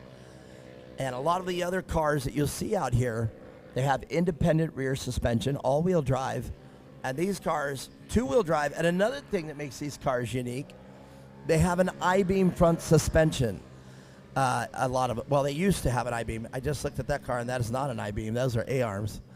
And so I guess by calling it an I-beam, they're not I-beam in the 250 class. They're I-beam only in the 170, I guess, then. So, wow. Another mistake to stack onto this class. I'm just going to stay away from the 250 class now. Well, there you go. Live axle A-armed car. How about that? Now we got it straight. Ha! Now we got it straight. See what I did there? Straight axle. Now we got it straight. Hey, if I'm going to make all these mistakes, I got to make fun about it. But where I was going with this is the whole engine assembly and everything sits on the swing axle of this car. So a lot of unsprung weight there on the rear of that live axle. But if you look at these cars, I would imagine that a sway bar of sorts or is not necessary. As the live axle tuned right with the rear shocks is what keeps the car planted in the turns. Let's talk more about our sponsors, PCI Race Radios. Shannon was out here yesterday, and it's great to have the support of PCI Race Radios. And they are the ones, they're the official race radio of Core. With over 50 years experience, PCI Race Radios literally pioneered the intercoms, helmet, and radios with GPS used today. Bob Steinberger, great person to have out here, with Scott Steinberger carrying it on, and even a third generation Riley Steinberger. Keep PCI Race Radios together and let them help you design the quality products available. Each and every product is tested by our R&D department to ensure that it can use different terrains, weather, and after all, we are racers at PCI Race Radios and Intercoms right here in the USA. They're out of Cypress, California. And we are very lucky and fortunate to have PCI Race Radios, the official communications of championship off-road racing. White flag flying for the entire field of the 250 open cars. Rylan Gahan out front. Let's look at the live chat we have. Allison Fernell. I was told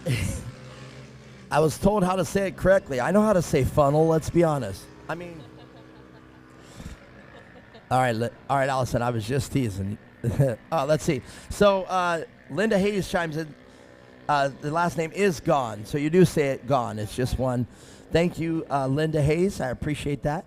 I've actually been waiting for that all weekend long. So I said it Gone in the beginning of the weekend, but you kind of, as an announcer, you talk yourself into it or out of it, and I talked myself right out of it, thinking it probably was Gahan, but it is Gone. All right. Great job. Thank you, Linda. And Ashley Witherroad, nice clean racing today. Great job, everyone, says Ashley. And checkered flag for the number 62 of Rylan Gone. There we go. All right. I'm going to thank Linda for that. I hope she's not setting me up, but that's all right. I don't think she is. And the unofficial second place coming around the number 18 car of Brody Klein and Maggie Flores.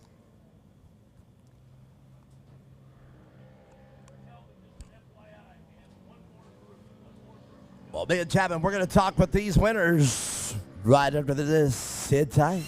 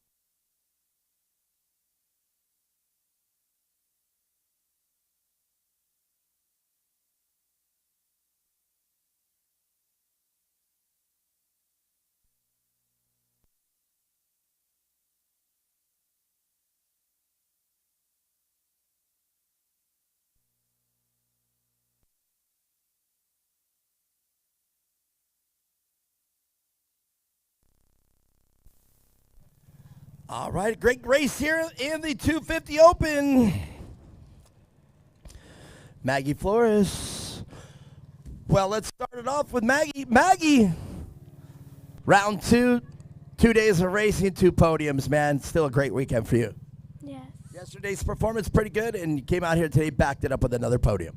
Yes. All right, what was going on out there in the race? Once he passed me, I just couldn't catch up to him. Right, just sat there again. Your pace is picking up though, because I was watching it on the overlay, and you were looking pretty good. I think you picked up a little bit of speed today. What did you change? Anything? No. Just kept doing it. Sometimes too, though, that seat time gets you a little faster as well. Would you think that's the case? Yes. She's like, I'm just going with it. All right. Well, Megan, tell me about who makes your race program happen. My mom, my dad, my grandparents, PCI Radios, Cotter Boys Racing, Gates Belts, Jerry Cotter, and Chris for helping build my desert car. All right, perfect. You better make some noise out there, Maggie Flores. 2 days of racing and 2 podiums. But, well, man, let's just keep it going. I had to make sure that I said his name correctly, but your name yesterday coming in for the win, and what'd you change for today to try to get that win today? Since the track's not watery, I pedal onto the metal on the turns, and I took off when I got out of the turns, so I kind of had that little route on every turn. So you picked up some speed, acceleration coming out. Did I interpret that correctly? Yeah. All right. Well, that's a great job here. Win today, second today. What's going on? Everything good? Win yesterday, but second today is still a great weekend of racing. Yeah. All right. Well, let's talk about the people that make it happen for Brody Klein. My mom, my dad, my uncle, my aunt, 2X, and Desert Earth, Megatron, and everyone else. All right, Brody Klein, everybody win yesterday. Second place, still on a bad day, but Ryland gone, and we were able to. Somebody come and saved me on the YouTube to make sure I said the name correctly because first time I've heard the name out here, and look at this, you're on top of the podium. Yeah, it's easier if you stay on all 4 wheels to win the race. I figured that out. Yeah. I found that to be true, especially when racing these vehicles. Keeping them on all 4 helps. But what was your secret coming out here today and able to put it on top of the box? What was going on today? Not flipping. All right, so not flipping at all. All right, well, great job, and you got it done. Do we have you for the rest of the season? Am I happy for? Yeah. No, do we have you racing the rest of the season? Yeah, we do. What about 2026? Have you for that? No, not the little car. Well, we just like to see you out here. That's why I say I love to see new races, new faces, and we are very honored to have you out here. All right, who do you want to say thank you to? I want to say thank you to my whole family for letting me race. South Point Hotel and Casino, especially the College Motorsports family for putting back my car together from yesterday. Race to Race 22, VP Racing Fuels, and that's it. Ryland Gunn, everybody, love to have him out here on top of the box here for round 2, day 2. So, Ryland, great to see you out here. And I know you got some people watching online, so great. And I'm going to come over here. I'm assuming your pops, your dad? Man, great to have you guys. Where are you guys out of? Well, we're from Las Vegas. I figured as much. That's, or at least I was saying further west than here. So that's awesome to see you guys out here. What do you think of Core? And man, would you love to see this take off for you guys? No, very happy with it. I've been racing, been doing this stuff for almost 40 years of my life, and to Core, I'm pretty proud of what these guys do out here. They do a nice job. We race Glen Helen, the full series, and we're going to do Glen Helen and here all year long because I'm pretty excited about what we see. And he's running his little car for his last year he's eligible, and he has the big car this afternoon, and his teammate Brenna Gerke. So we got my dad's old paint scheme. We got the old Barbary Coast famous paint scheme on the boys, and they're having a good time, man. We're having fun out here. We love you guys. We appreciate it. And that's exactly what I thought I saw yesterday, and that's why I'm taking the time to come over. I'm an old desert racer, and when I see that Barbary Coast paint job, it does it to me every time. I loved seeing the Walker Evans crew and everybody, and South Point was on there too, so that's why I'm giving you guys some screen time right now. And I was telling yesterday to some of the racers out there that it is very important for the racers even to try to promote as well. It's not just come out here and race, but I love seeing the names out there. And who knows, maybe some sponsorship deal in 2026 because I have a feeling things are going to pick up. I was talking with Brian Cannon out here. We might just get the trucks back out here. No, that's a great-looking track. They do a great job with track maintenance. They do a great job running their shows. I'm pretty impressed so far and love this track. This is my style racetrack, and my son likes it. Like I said, when he keeps it on 4 wheels, he's not half bad at it. Man, he's good, too. And, you can see the livery, everything, the suit, everything was perfect. And, man, he knows what to say on top of that podium. Well, I hope so. He's been working pretty hard on it. Pretty proud of him. Love him to death. And he's got a lot of family watching, his uncles and his dads, his grandfathers, and people that have done a lot of these over the years. So they beat on him pretty good. He's pretty good. He's getting better. All right, well, Mr. Gunn, great to have you out here. What was your name once again? Brendan. Brendan Gunn. All right, very good. Well, me and Chapman, we got more racing coming up.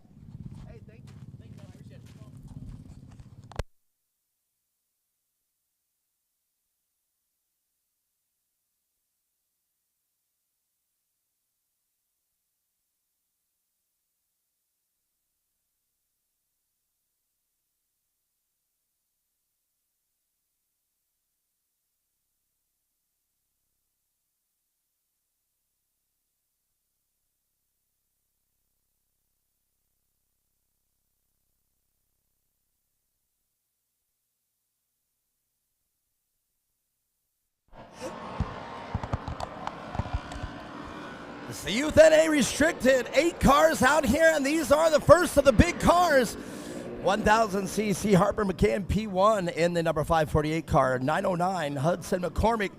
The whole McCormick clan doing a great job here. And we've got a car already piled up in turn 2.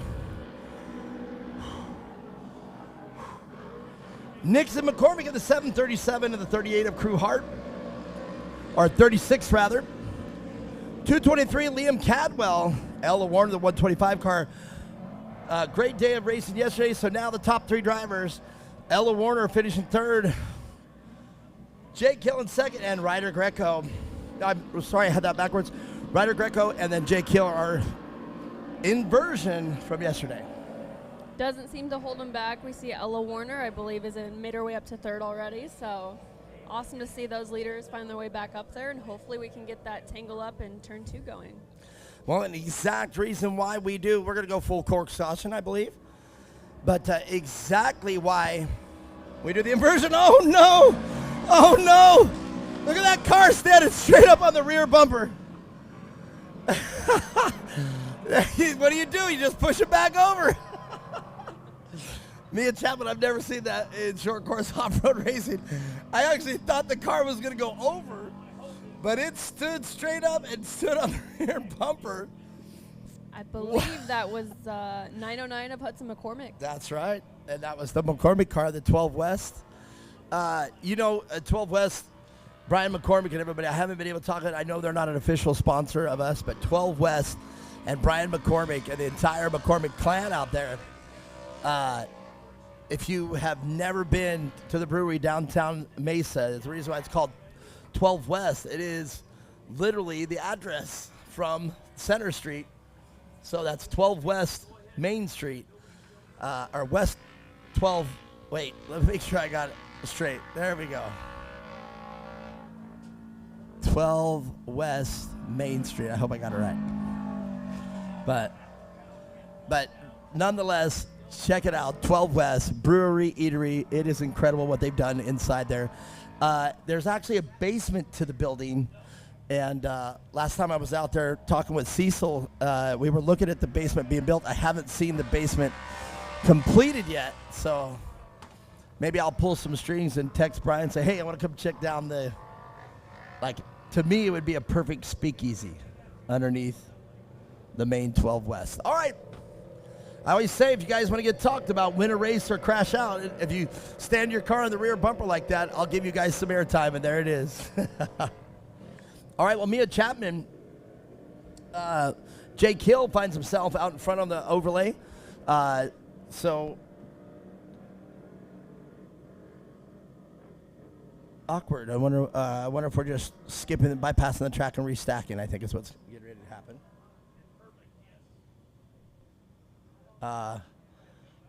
Yeah, I'm pretty sure that's what's getting ready to happen. But as I look out there, indeed, Jake Hill was able to make it all the way back up.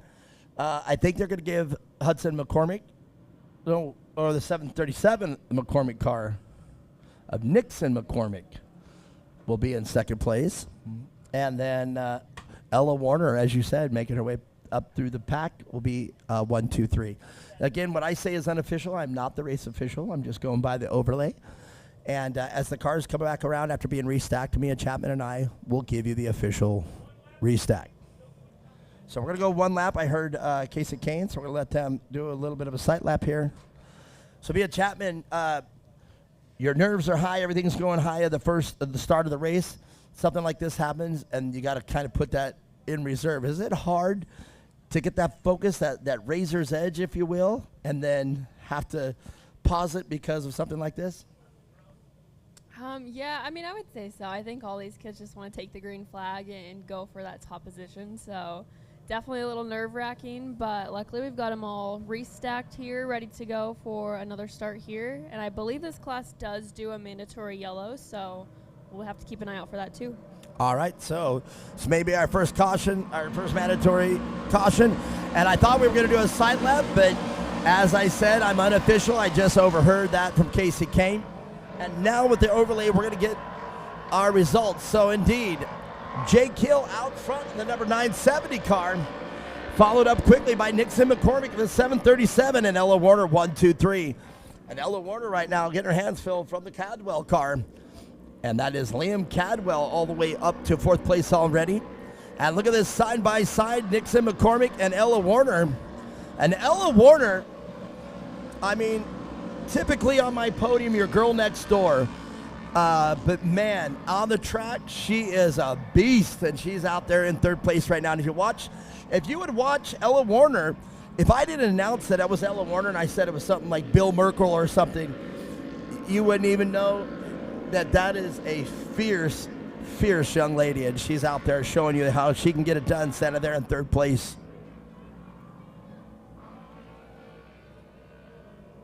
The whole Warner crew, in fact, Cole Warner, Ella Warner, the whole Warner crew, mom and dad, they're all fast.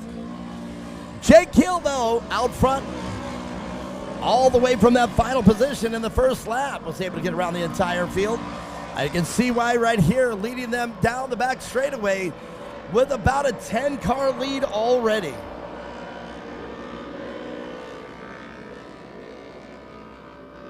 So now a little bit of rubbing.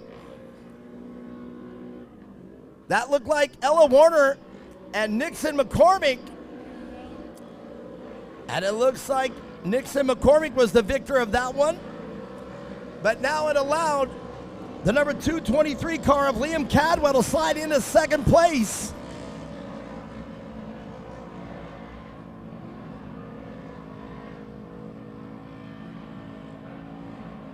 And I didn't see who had anything there, but now the 151, the Carson Greco car, they touch, collected, Nixon, McCormick, both still on the gas. It's like, oh no.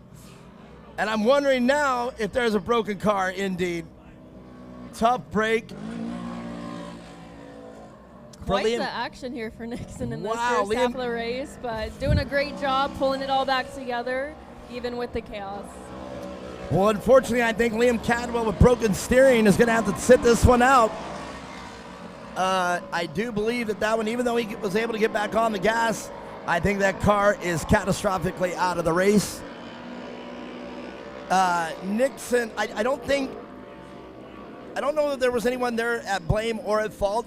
We have it fully on the video at that point, so I had to write that one up. From what I saw as a racing incident, I don't think there was any malice there from either driver. But Nixon McCormick now in 2nd place behind our leader, Jake Hill, I believe. I could be wrong. It could be the Greco car, so give me a second to reevaluate here and look out on the course. But I do believe that none of that had an effect on Jake Hill. So we'll find out this time around as they come through the finish line straight away.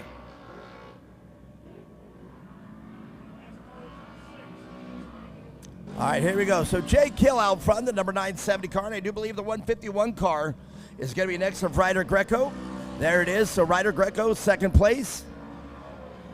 And your 3rd place car, Ella Warner. Great job. So actually, 1, 2, 3, our leaders back out front just like they finished yesterday. So race action happening already. Mia Chapman. Quite a bit, yeah, I would have to agree. The track is starting to slick out a little bit, so we'll see a little bit more of the over-rotation from some cars as we've seen, which, it's going to happen. This track is going to dry out a little bit throughout the day, develop ruts, and these cars catch them pretty easy. But I would say this entire field is doing a great job of correcting from it and still running up front. So Mia Chapman, the highs and lows of the track being watered or not watered or blue groove or dusty or whatever. We were talking yesterday. I was able to talk with one of the competitors that showed their angst about the track being muddy. I actually looked that person straight in the eye and I said, well, would you rather have it dry and dusty? And they said, yes, we would rather have it dry and dusty. And I said, okay, well then, we have to let Kelvin know this because this is Kelvin's baby and Kelvin has a way of he wants the track. So it would appear the consensus is they would rather it be blue grooved and dusty. So I personally, for me, off-road racing is off-road racing. I see it as if you got to deal with the mud, so does everybody else. But the consensus that I've seen so far, dry and dusty is the way to have it. Yeah, I would definitely have to agree. It's a little more forgiving than a muddy track is, a little bit easier to drive on. But it's the natural process of how it goes throughout the day. There's so many cars running on this track that it's going to get dry and dusty. It's going to get a little more slick, and everybody's dealing with it. So, you just got to figure it out, see what works best for you and your car, and kind of go from there like we're seeing out here. Well, and then more than likely, if we would have had the drivers meeting, we probably would have discussed that. But it looks like it worked out. And I don't know if it was our track prep that had to change or the competitors, but either way, it seems to be working out pretty good. So indeed, you were talking about the mandatory caution. We are at the halfway point, and they're going to bring out the competition yellow. Now, obviously, with the restack, that changed where this happens. But there you go, 1, 2, 3. Jake Hill, a repeat of yesterday. Carson Greco and Ella Warner right behind them. It looks like this 737 and Nixon McCormick. And the 909, our car with earlier problems in turn 2, Hudson McCormick, enjoying that P2 position because of the inversion. Still running strong after seeing that car precariously balanced on the rear bumper. I've never seen that. And I was scared because as it came up, I thought it was going to turtle and go right over, but it didn't do that. And when I say the word turtle, if you're out there, just picture a turtle with its shell upside down. That's what we call turtling in short course off-road racing.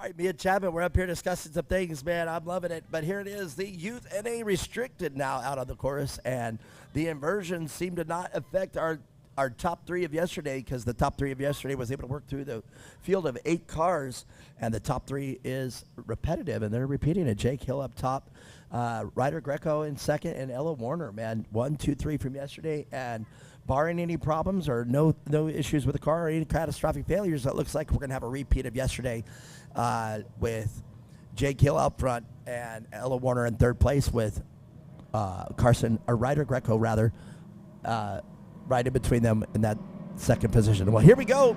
The second half of the Youth NA Restricted class.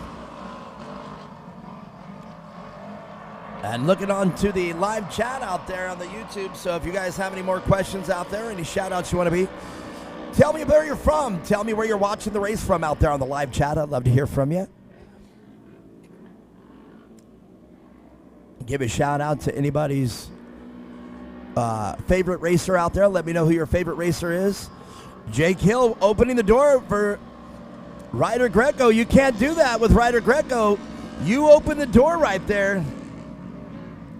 And he for sure is sliding in. A little bit of rubbing going into turn 4. Jake Hill now finds himself behind Ella Warner. So Jake Hill with a costly mistake right here. Tight racing here. We were talking about this course only wide enough for a car or two. Yesterday it seemed like only room for one car. So I would definitely widen it there as they did. It would appear that Kelvin widened it there. And as we saw, though, still with 2 cars going in there, you have to set that car perfectly if you're battling going into that section. So Ella Warner Back down to third. Jake Hill, though, now relinquishing the lead to Ryder Greco.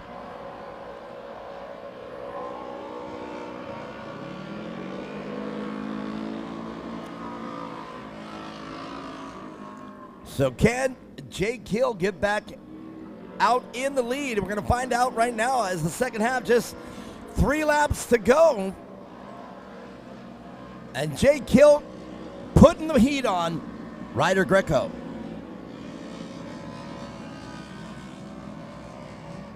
Jake Hill to the inside of turn 4.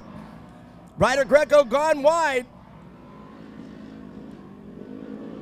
Ryder Greco to the inside and Jake Hill to the out. Jake's going to have to cut it in here. And I think Jake took that line just perfect right there going into that narrow section of our course.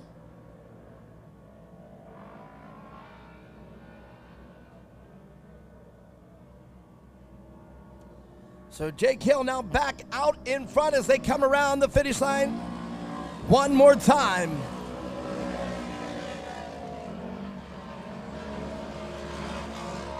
Two laps to go. Ryder Greco, after being out front, having to relinquish the lead back to Jake Hill. Jake Hill out front. Ryder Greco and Ella Warner, your top 3.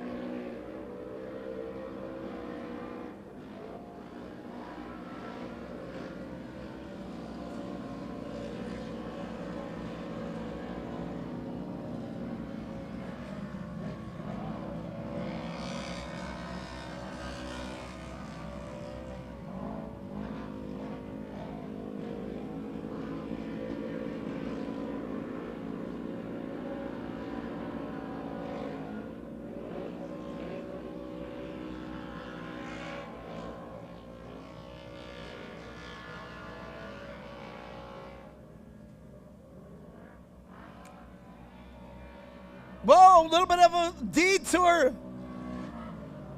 for Ryder Greco coming off the tarmac.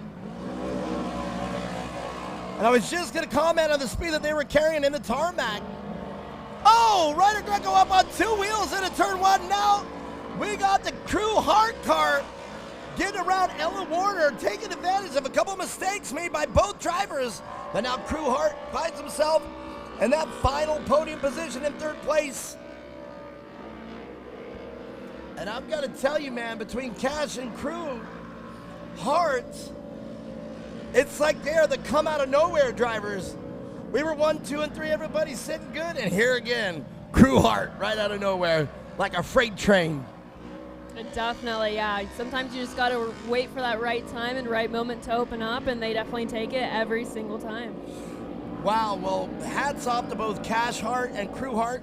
As we know, Cash Hart yesterday with that impeccable turn to the inside of turn 3, what you just don't do in turn 3, and he made it work and left Declan Shields nowhere to go. And Declan Shields, quite the competitor, but here it is, your winner, Jake Hill. And let's see what happened here in 2nd place. Ryder Greco and Crew Hart out of nowhere on the last 2 laps to get up there and take that final podium position away from Ella Warner. And that's got to be a heartbreaking for Ella Warner after driving her tail off right there and having Crew Hart right at the last second come around. Definitely, yeah. Some close racing for sure, but, you know, sometimes that's what happens. The last few laps tend to get pretty dicey, but overall, some really clean battles and passes we got to see here today. So, yeah, looking forward to talk with those 3 drivers here shortly. Well, Crew Hart and the whole Hart crew, that's funny. Crew Hart with a K and then the whole Hart crew with a C. That was pretty crazy. But it seems like they are just late chargers, man. They sit, like you said, I think you said it perfectly right there when you said sitting back and watching for the opportunity, and that is definitely what the Cash Hart and Crew Hart have done here all weekend long. Crew, though, Cash rather, out in front early, unfortunately collected collected 2nd and 3rd place there, so they dropped back to 4th, 5th, and 6th respectively.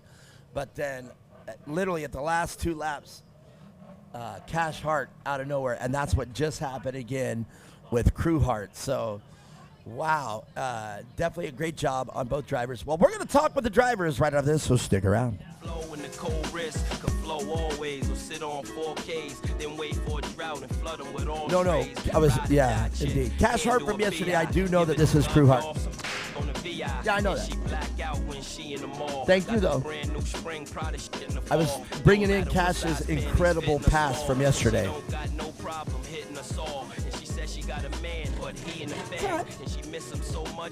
I'll set it straight, or set me straight.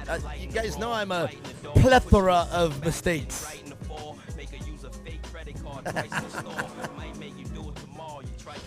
I'm going to go down and talk with the drivers. Sit tight. And we're going to take a quick intermission after this, so if you guys are ready for food, go grab some food. The food here today, Savilas, is delicious. So Savilas down here, make sure you get down there. And somebody was saying, you got to know what they have. Well, it's Mexican food. They got, and I'm going to have them later on today, they got quesadillas. Have you ever had quesadillas? Oh. You know, I don't know what happened here, but I had quesadillas about a year ago, or just under a year ago, and I never realized we had them here, but now we got them here, and now they're going crazy. Isn't it weird how it happens? Quesadillas now, the number one. If you've never had one, go get one. We're going to talk with the drivers.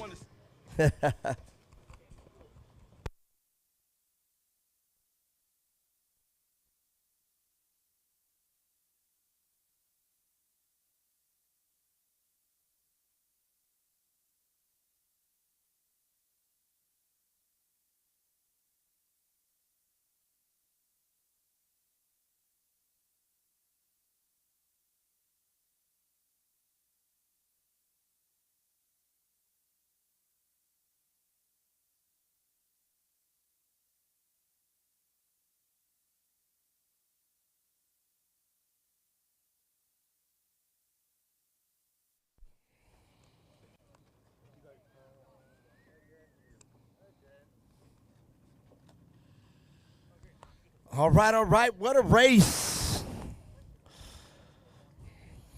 Crew Hart, wow. Man, oh, man. You know, I'm taking it as you guys just coming out of nowhere. Yeah, this one claimed a casualty all weekend, so we're going to change that. I guarantee you we'll do it. But, man, you came out there the last few laps, got into that third position, and that's got to feel pretty good. Yeah. What was going on back there? You were waiting for your opportunity, or were you just playing it safe? What was going on? Tell us. So on the start, that crash happened. I was going to go down, and then Nixon came up, so I was playing it safe to not ruin any tires. And then I got back, and I just started fighting. And the last two laps, my radio cut out, so I just couldn't hear anybody. I'm like, there's no way he's not talking. And then I was doing good on the outside in on the asphalt. And I did it, and Ella pushed out too much, and I knew that if I didn't, I was going to slow down for Ella, but I wanted this position, so I just sent it around, and I just held my laps and sides. Man, I love it. And, you know, it would see it, you know, Cash yesterday with that late charge after collecting everybody in turn 5 there.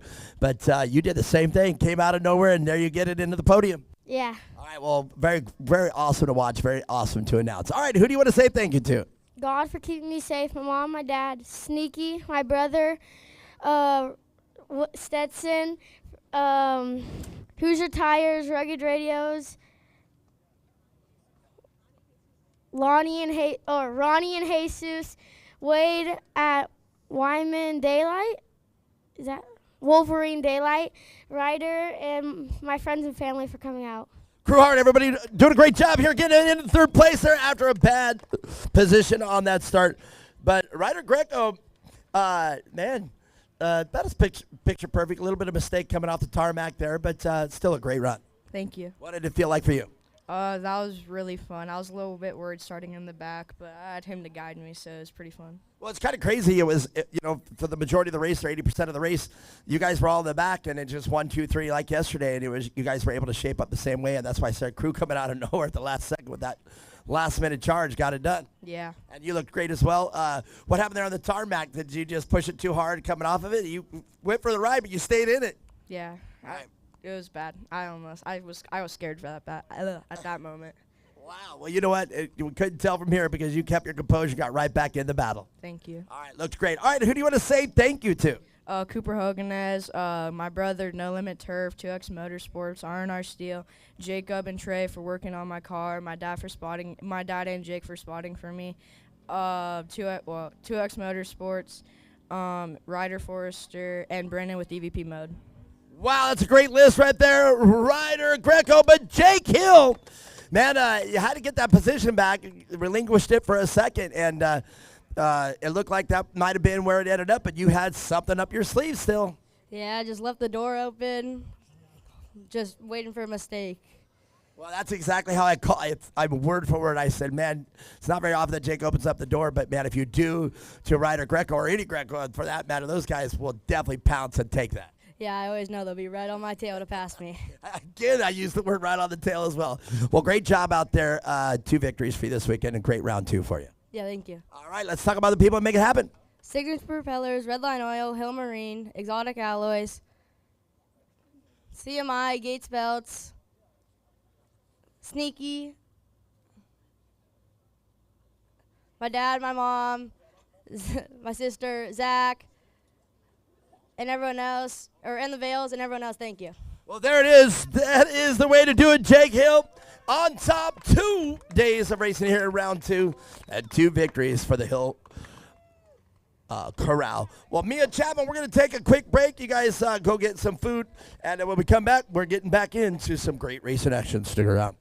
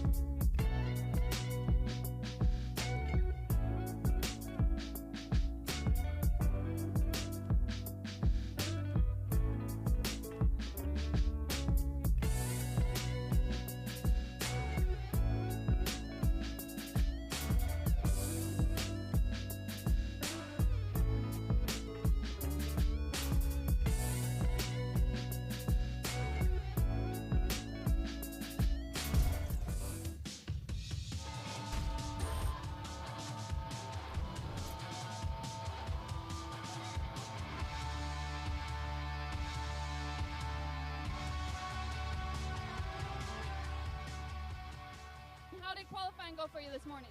You know, we can't complain. We made it out for the white flag. We had one lap, and we pulled off in 5th place for the start. So, you know, just having one lap, we're happy where we're at to be up towards the front. All right, fifth place, not bad. Sounds like you're getting close to hitting the podium there. Not too far to go. How's everything running in the car today? Great. You know, this Dragonfire Weller Racing, they're working on this thing nonstop, getting it tuned in. It's a great car chassis, and we're out here to put it on the box today. All right, that's what we like to hear. Well, good luck out there today, and stay safe, all right? Thank you.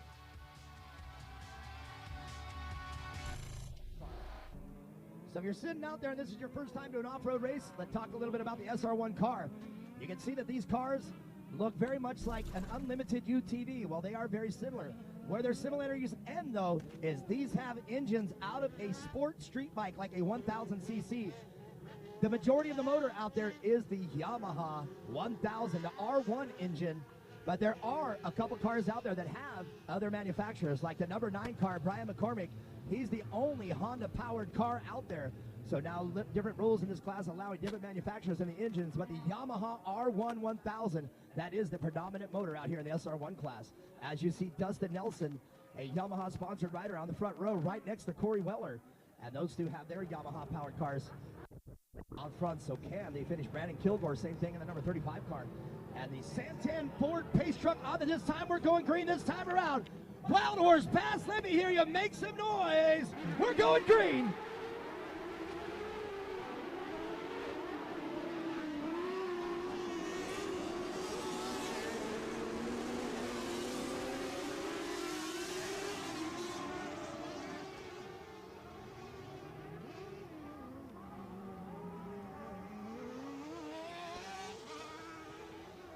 Out front early, Corey Weller and Dustin Nelson in 3rd place. Car number 47, though, doing a lot of banging coming down the back straightaway, Jamie Regina. But David Hare right now in 3rd place, trying to get around Dustin Nelson as they go to the inside of the decision.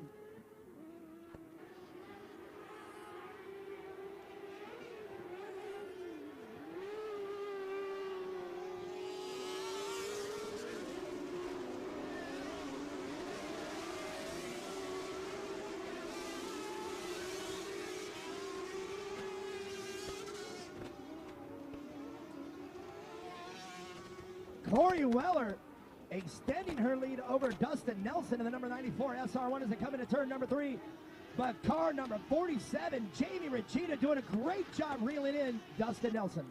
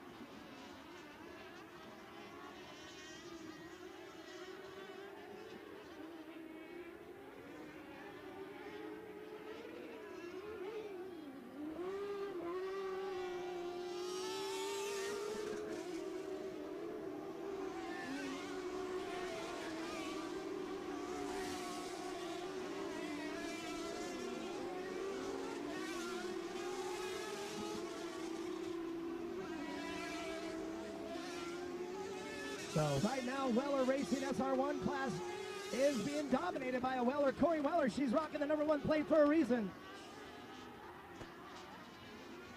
Dustin Nelson just has to watch everything as Corey Weller's driving away with it. And now into the mix, Brandon Kilgore, our winner from the rounds 1 and 2.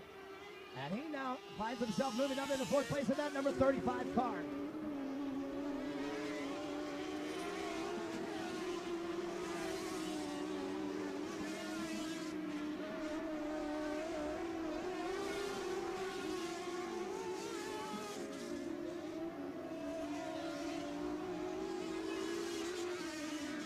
So something pretty interesting right there on that last lap.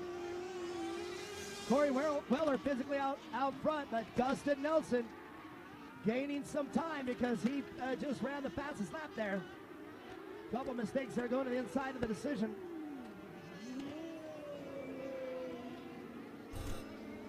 And we'll take the mandatory caution and bunch this field. What a great race so far. See the Santan Ford pace truck pulling off at this time. We're going green this time around. Is it going to be Corey Weller to the end, or can Dustin Nelson answer her question?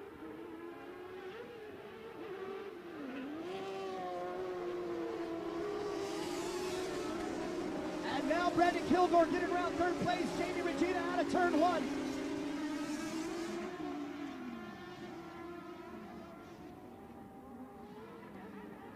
So now we've got a three-way battle amongst the SR1 class's top three contingents.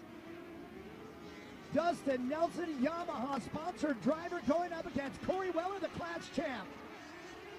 But Brandon Kilgore, our winner of rounds 1 and 2, putting a bumper in on Dustin Nelson. Dustin Nelson over in the finish line. He's okay. Wow. I don't know if Dustin Nelson got help from Brandon Kilgore. It looked like a clean pass. But I didn't see any bumping going on. But Dustin Nelson up and over the finish line jump. Coming in contact with the wall. I don't know if Dustin made contact with Brandon Kilgore coming over the finish line jump. I didn't see it. Car out of gear here. There you go. See if I can get back up here, so I'll come down. Dustin, what happened? Did you guys make contact, or did you just get it squirrely coming down the straightaway? No, I landed off the first jump, and the steering wheel broke off in my hands. Oh my gosh, look at this. The steering wheel is broken, 2 pieces. All right, so you're okay though? No harm to you? No harm to me. Just super disappointed, you know, was running decent in the race, and this is a big hit to the championship, of course, so just bummed out, you know, to not finish a race like this, but you know, we'll get a new steering wheel and be back tomorrow. All right, you heard it, Dustin Nelson, man. Steering wheel broke. He's out of the car, and he's okay. Big round of applause, Dustin Nelson, everybody.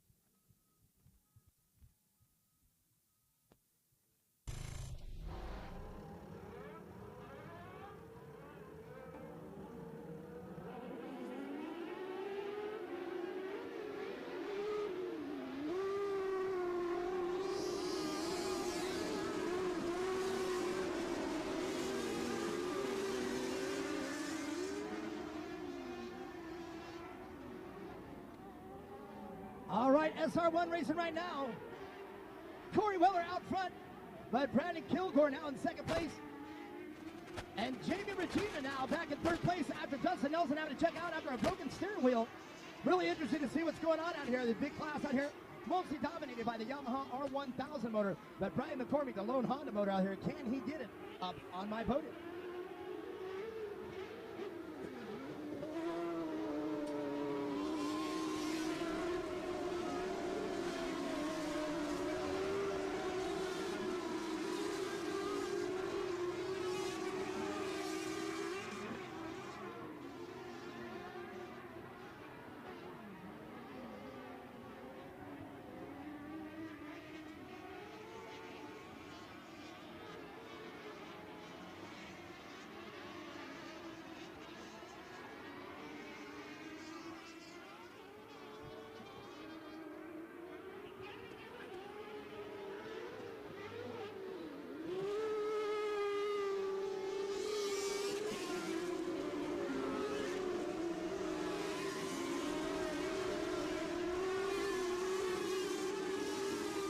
So now that Honda engine, SR1 that I was talking about, challenging Jamie Regina for third place.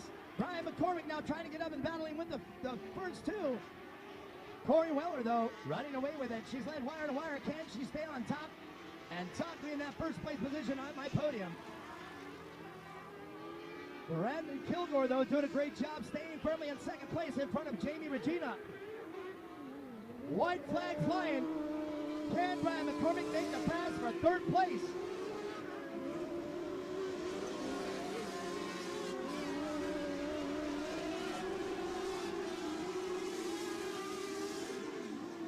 Just 3 more turns to negotiate for Corey Weller in this Weller Racing SR1 Championship class. Round number 3, race number 4. And Corey Weller coming around their line, finish straightaway. Wild Horse pass, Corey Weller one more time. The winner of the SR1. And Brandon Kilgore, second place. Jamie Regina rounding out the top 3. And Brian McCormick, top 4. We'll talk to the drivers right after this.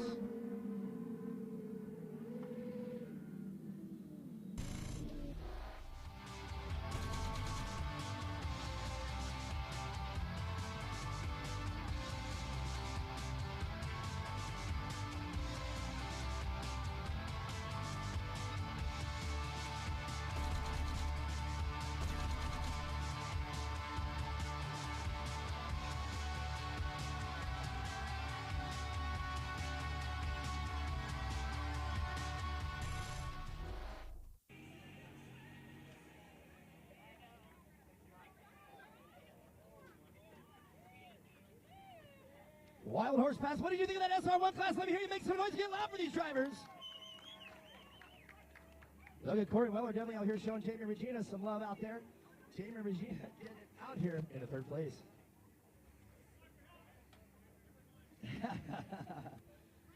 All right, you guys, come on up here. We'll talk with these boys and girls right here in this Weller Racing SR1 class.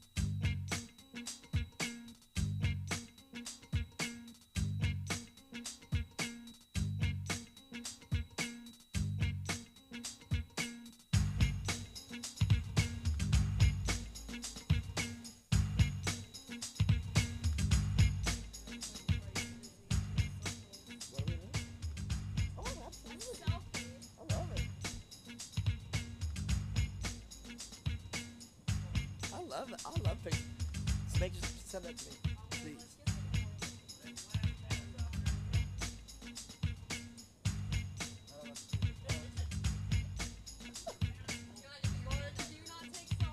I do, but I was trying to get the core logo like, yeah. What are you talking about? I'm like the selfie pro. All right. Here, let's see what the Samsung. There you go.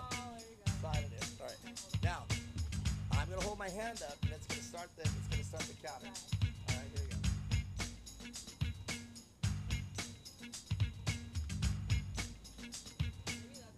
Glad I think that's what we need to do. Both of us are kind of fun.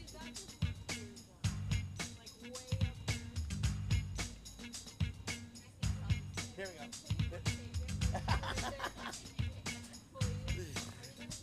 No. Yeah, come on, Casey.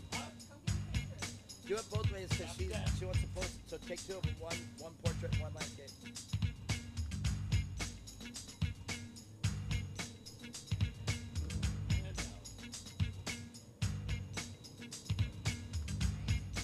Nice.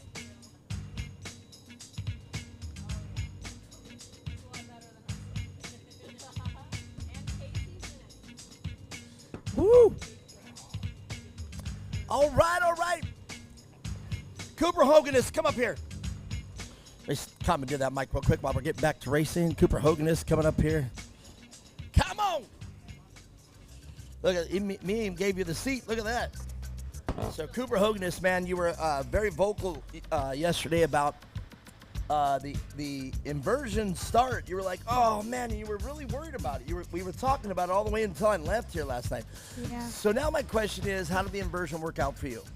Just felt good. I just had to try to keep up with them and made a mistake in corner 2.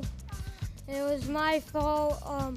Coming in corner 2, I took the inside, swept in front of Murphy, and then came behind Brooks, and then my left front tire hit Brooks' left rear, and then went up, and then just had to try and get in front of Carter. Carter went in front of me for a little, and then I got back in front of Carter, chased down Murphy for a couple laps, like for 3 laps, and then passed Murph, and then passed Brooks, and then I just had to get that position back. Well, you know what? The point I was trying to make there is the inversion wasn't bad because with your setup and your style and your line yesterday, I knew today you were almost going to have no problem getting back up front because of the inversion. You were able to work your way back to the crowd and prove that you had the right setup for this race this weekend. And it was crazy to now hear you say that you also, in the middle of trying to work your way up, you had some issues there. You had collided with another driver. Yeah, it just had to get my position back, and then, yeah, yesterday it went off good. And qualified, my dad told me and Carter to hang off back and then chase the lap time, and then that's how I started first yesterday. And then I got in front of everyone, chased down the experts, chased out Blaine, and then, I said, roosted me in corner 3, and then I couldn't see, and then just had to take the position and then win it yesterday. It felt really fun, and on one of the laps, for how bad I couldn't see, I had to lift my visor up, and then I'm like, nope, I'm not leaving it up for the race. I just wiped it off with your my hand? suit. Yeah, exactly. You got to do it. In desert racing, we have our glove actually has terry cloth. Well, all right. Well, it's great to hear from you. Want to help me out and read? We got the Youth NA Limited coming up. Tell us who's in P1. For P1 195, we got Tatum Forrester, number 5, in second place. We got Wyatt Schmucker. And 381, we got Brianna Gorky. Gorky. 62, Ryland Gahan. And 149, Jackson Howdy. And 119, we got Cole Warner. And 258, we got Declan Shields. And 531, we got Evan Ackness.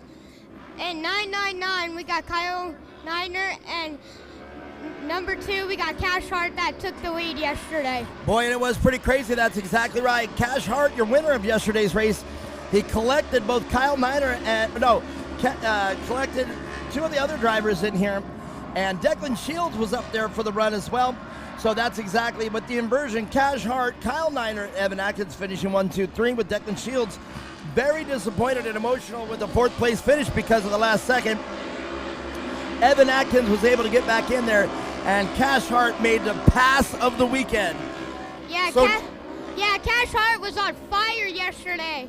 Indeed. All right, we got some ooh-oohs, so I'm looking out there. We got a car going off the course. We got Tatum in 3rd place right now, battling Cash Hart. Cash on the inside trying to pass Tatum, and they're just battling. Here we go. Here's the battle. Now we got the car Cole Warner from the Warner crew out there, L. Warner and Cole Warner.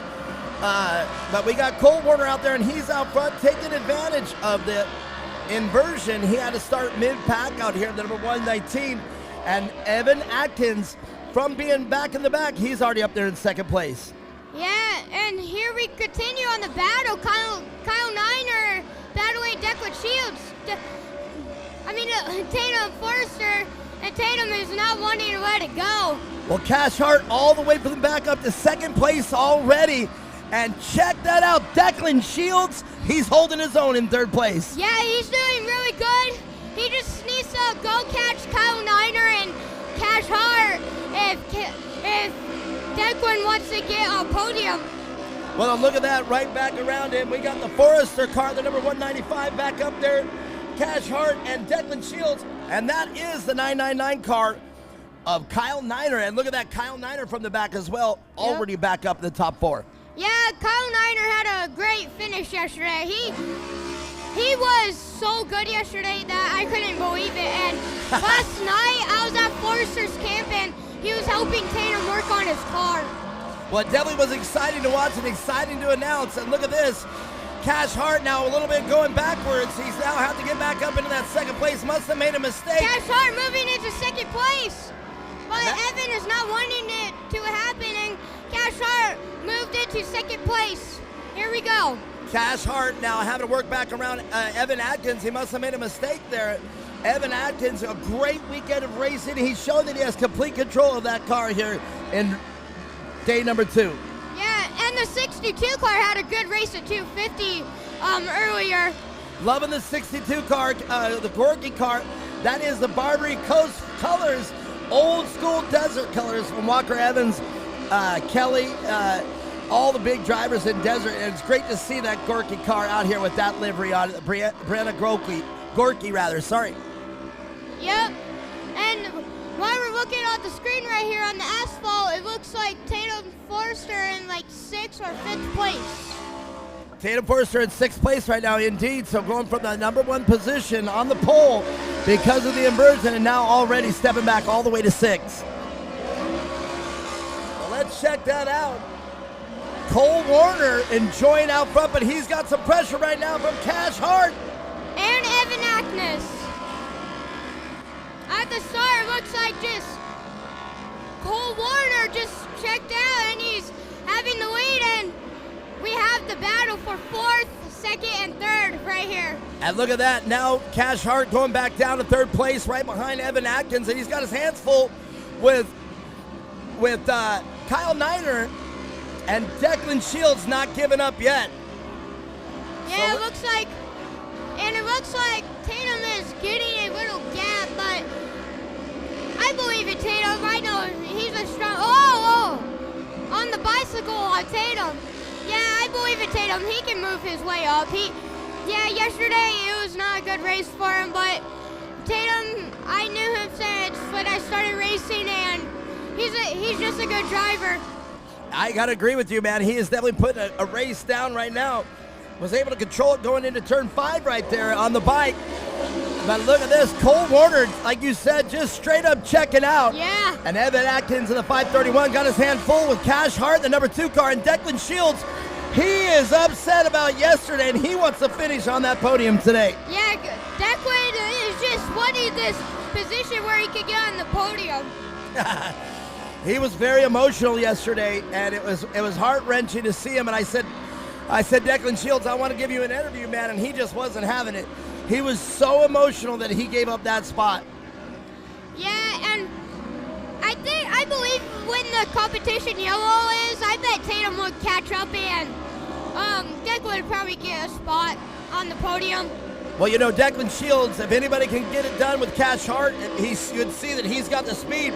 He's right there within striking distance. But the race right now, Evan Atkins doing a great job holding off Cash Hart. Yeah, Evan, he's just doing so good holding off Cash Hart, but that car that Cash has is Carter's car, Mason Carter's, and the Mason Carter's car is super fast, so Cash Hart would definitely catch up to Evan Atkins.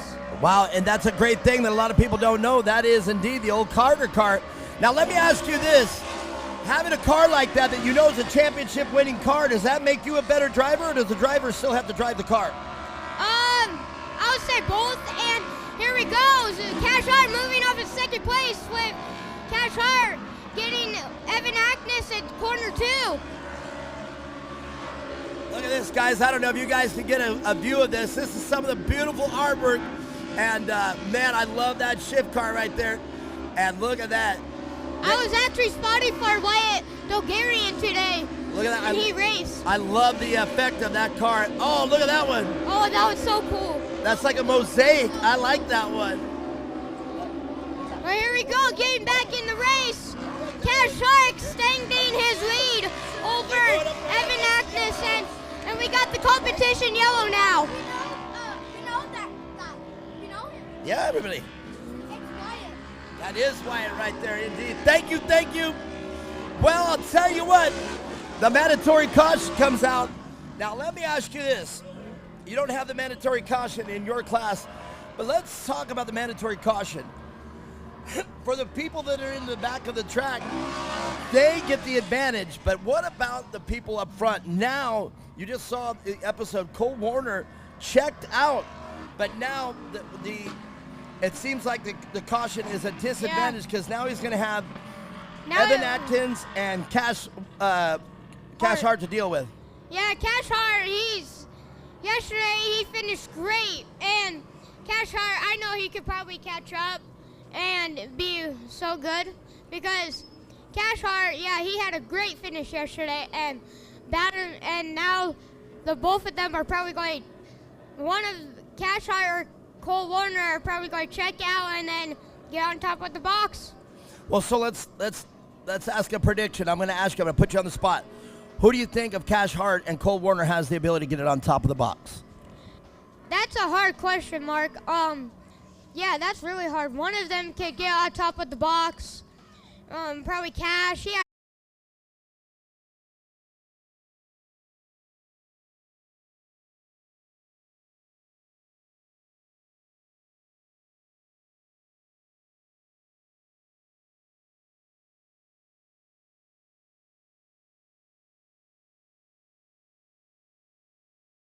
Cars the setup he has races with, and I saw Cole Warner going with the pros, battling with Ryder Chapman, and Ryder Chapman took first, and I think Cole Warner took second. Wow, so that's a good analogy, man. You were barely paying attention to the races yesterday, and that's incredible to see that. Ryder Chapman, one of the fastest drivers out here on the track in the weekend. So that's amazing that you were watching that. Well, here we go. You can hear the cars pulling up. They're single file.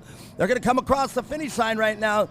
And let's see who that's going to be. Can Cole Warner hold off the thoughts of Cash Hart, or will Cash Hart be the dominant one? Here we go. Let's find out. Looks like Cash Hart had a good start, and Cole Warner is holding off Cash Hart, but Cash Hart is probably going to take the inside and pass Cole Warner. Well, there it is. Cole Warner now going to have to take the perfect line. Otherwise, Cash Hart will definitely be there to take advantage of any mistake made by Cole Warner as they come into turn 3. They're bumper to bumper coming into turn 3. Cash Hart trying to make the inside move. Can't make it stick. Can he do it here in turn 4? Cole Warner has the pressure on his back right now with Cash Hart and Evan Atkins. Well, now what a great idea here. Look at this. Kyle Niner now on the back of Evan Atkins. And Evan now gonna have to maintain that spot or he can lose the final spot on the podium. And going with the battle, Decker Shields and Tatum Forrester were battling in corner 5 and off the start. Well, 5 through 6 is definitely a battle that is going on with Tatum Forrester, Declan Shields, and Kyle Niner. Kyle Niner so far the victor of that second batch of drivers, but look at this. Cole Warner starting to extend his lead already. It's making me say I don't think Cash Hart's going to have anything for Cole Warner. Yeah, Cole Warner, he didn't have a really good finish yesterday, but now he's just checking out and just wanting that podium. Well, I tell you, whatever happened between today and yesterday, Cole Warner has the hot setup. That car just running on rails, so no catastrophic failure, man. We were talking about that prediction, but, man, it was definitely a tough question. Cole Warner right now seems to be in complete control of day number 2 here at round 2.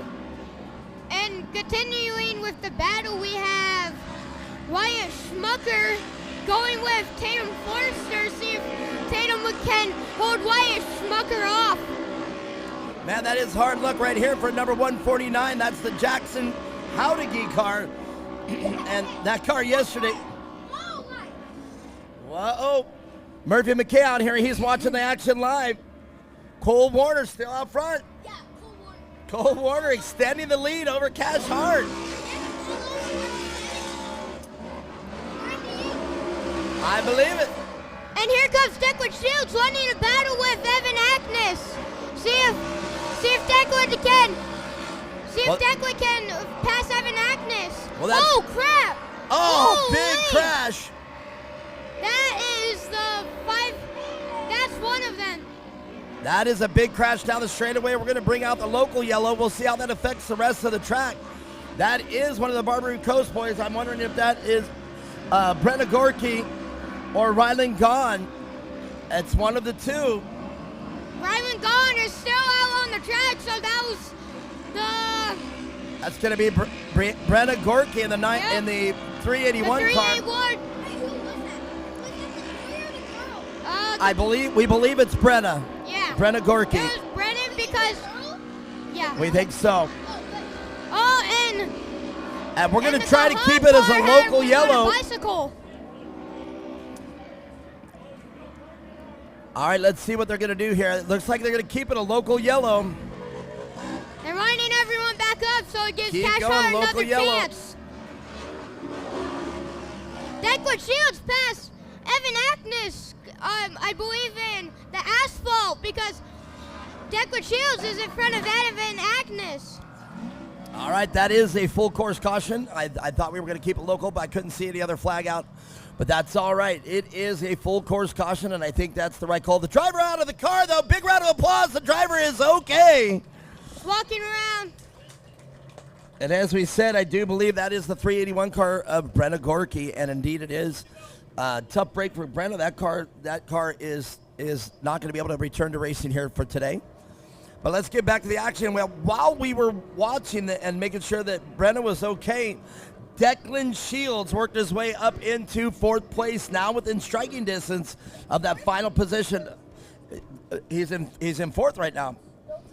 He's in 3rd. Declan Shields is in front of Evan Atkins. I'm getting corrected here. I got completely taken down there. This whole group of kids said, no, 3rd place. Yeah, okay, you are correct. I was going to call it as 3rd place, but apparently I am full of mistakes today, and so far your calls have been perfect. What the heck? Yeah, the 381 car I saw yesterday almost rolled on the tabletop. It kept going bumper first, getting dirt out the ground in all fours. So let me ask you this. Have you ever had one of those bad wrecks or like that, tumble end over end, really do a lot of damage to the car? I've never crashed before, and I think I two-wheeled it today, and I blew my transmission in AZOP. Oh, man. I got Murphy McKay up here. Hey, man, come on up here. Your day was pretty good today. You cannot be mad with your finishes this weekend, can you? No. You're pretty happy with it? Yeah. All right, lots of improvement here. You've been racing. How long you been racing? 1 year. So it's only been a year now. Man, you've got a lot to learn from here, right? I'm not saying that in a bad way. I'm saying that there's still plenty of racing left in you, and you're going to really start to really learn how racing happens. Yeah. Now, we were talking about that. Me and Mia Chapman were talking about it, and we were talking about the fact that you kids get out there, and the fact that that not everything is known about racing. You guys only know one thing: mash it down and get that car to the finish line. Is that right? Yeah. So strategy will be something you learn a little bit later. Yeah. All right, well, very good. Well, it's great to have you, and a great weekend of racing for Murphy McKay. And look at this We crew got over here. Brooks. Who else you got here? Go ahead and give that interview right there. How was the race today, Brooks? Did you have fun? Did you make any mistakes? What happened? So on turn 5, I hit the tire, and the rest of the race I was just trying to get corner Murph. But when Charlie passed me, I just tried to get down her first. Let me ask you this. Let me step in on this question.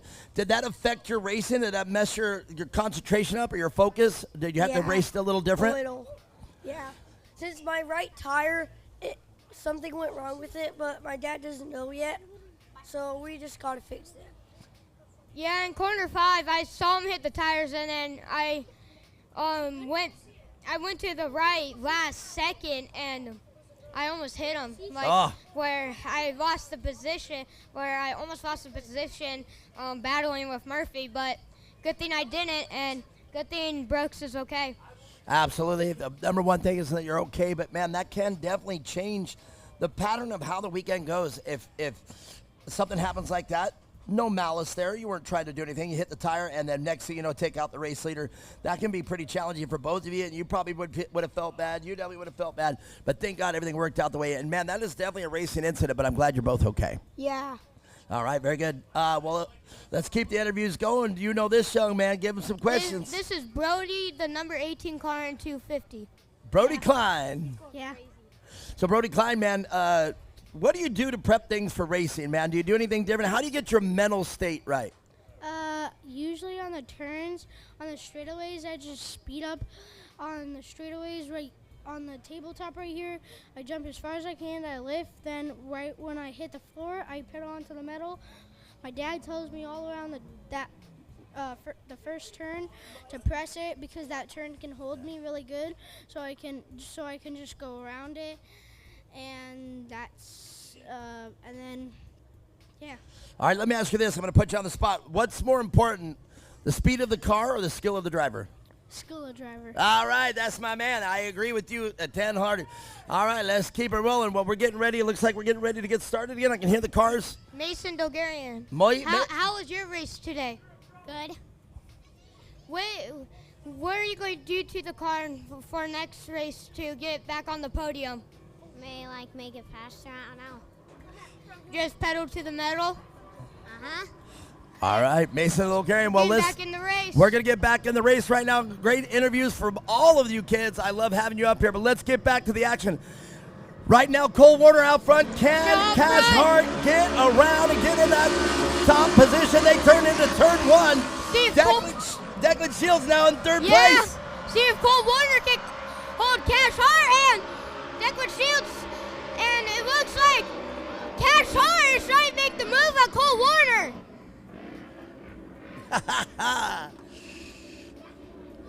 Cole Warner and Cash Hart 1 and 2 as they come over the ski jump into turn 3. Declan Shields, though, trying to get a bumper in on that second place. Can Declan Shields actually work up to first? Declan Shields, if there's anybody out there that can do it, he can get it done. Yeah, Declan Shields, he's a very strong driver, and if he doesn't get on podium, I know he's really emotional, but he's okay. I'm always sad when I don't get on the podium, and we're always sad when we don't get on the podium, and looks like Declan Shields is trying to make his way up at second, but the checker flag is out, and it looks like if Cole Warner doesn't have a mistake, Cole Warner will have first place. I have to agree with you. Checker flag is flying. Here we go. And you are correct. Cole Warner in first place. Second, third, Declan Shields got to be a little bit vindicated for yesterday's performance. Yeah, and I probably Declan Shields is on a side where he's happy and emotional. Yeah, it's third place. It's still a podium, but first and second it's a little better. But Podium's a podium. Podium's a podium. Well, I'll tell you what, Cooper Hoganess, I'm going to give you a fist bump. It has been a pleasure for you coming up here. I was just going to have you announce this, but, man, you did a great job hanging in there with me. Thank you. All right.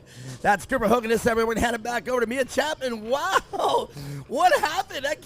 It's just like the announcer and him just erupted out right there. Yeah, he killed it. Wow. I was actually able to just sit back and go, all right, go.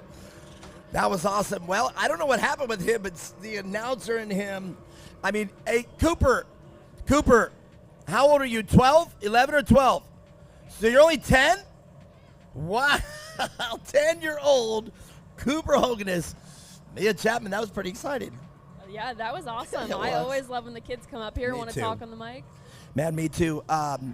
Greco's dad gave me a really great thing. He says that you and I do a really great job up here in the announcing and that we make the kids feel very special. And for me, Mia Chapman, just like when it was back in the old days, it was about you kids to me. Because I actually want to see every one of them in your position where they're still racing, they got a great sponsor, they're an ambassador for the sport. Because I know as I've faded away, this is what I do now. I love you, but you're going to fade away eventually, and these kids are the future. They're going to have what you and I had as we were growing up, and you know, you're in the peak of it right now, and I wish exactly what you have for every one of these kids right now. So I love these kids. Well, man, what a great race. Declan Shields, I didn't mean to slobber on you. Declan Shields, a little bit of redemption from yesterday, so we're going to go down and talk to him. I bet you he's not going to be exactly happy with his third place finish, but he better be happy he made a podium because I'm very proud of him. Stick around.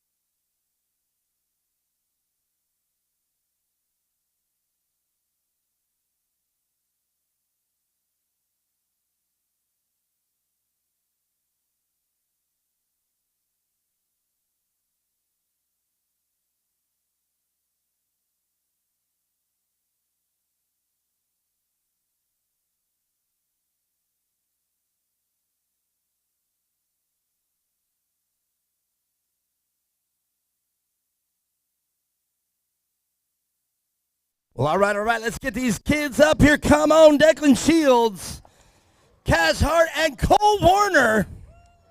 Wow. Well, Declan, let me get out of your way. We'll start talking with you as the other gentlemen get up here on this podium. Well, yesterday you were very emotional. You had third place all wrapped up, and Cash Hart came out of nowhere and took that last spot from you, and you were very emotional. But today is a little bit of vindication because it shows that you are one of the faster drivers. Yeah. You got to feel good. Tell us about your race. I think I did really good. Kyle Niner, my dad kept telling me, go inside.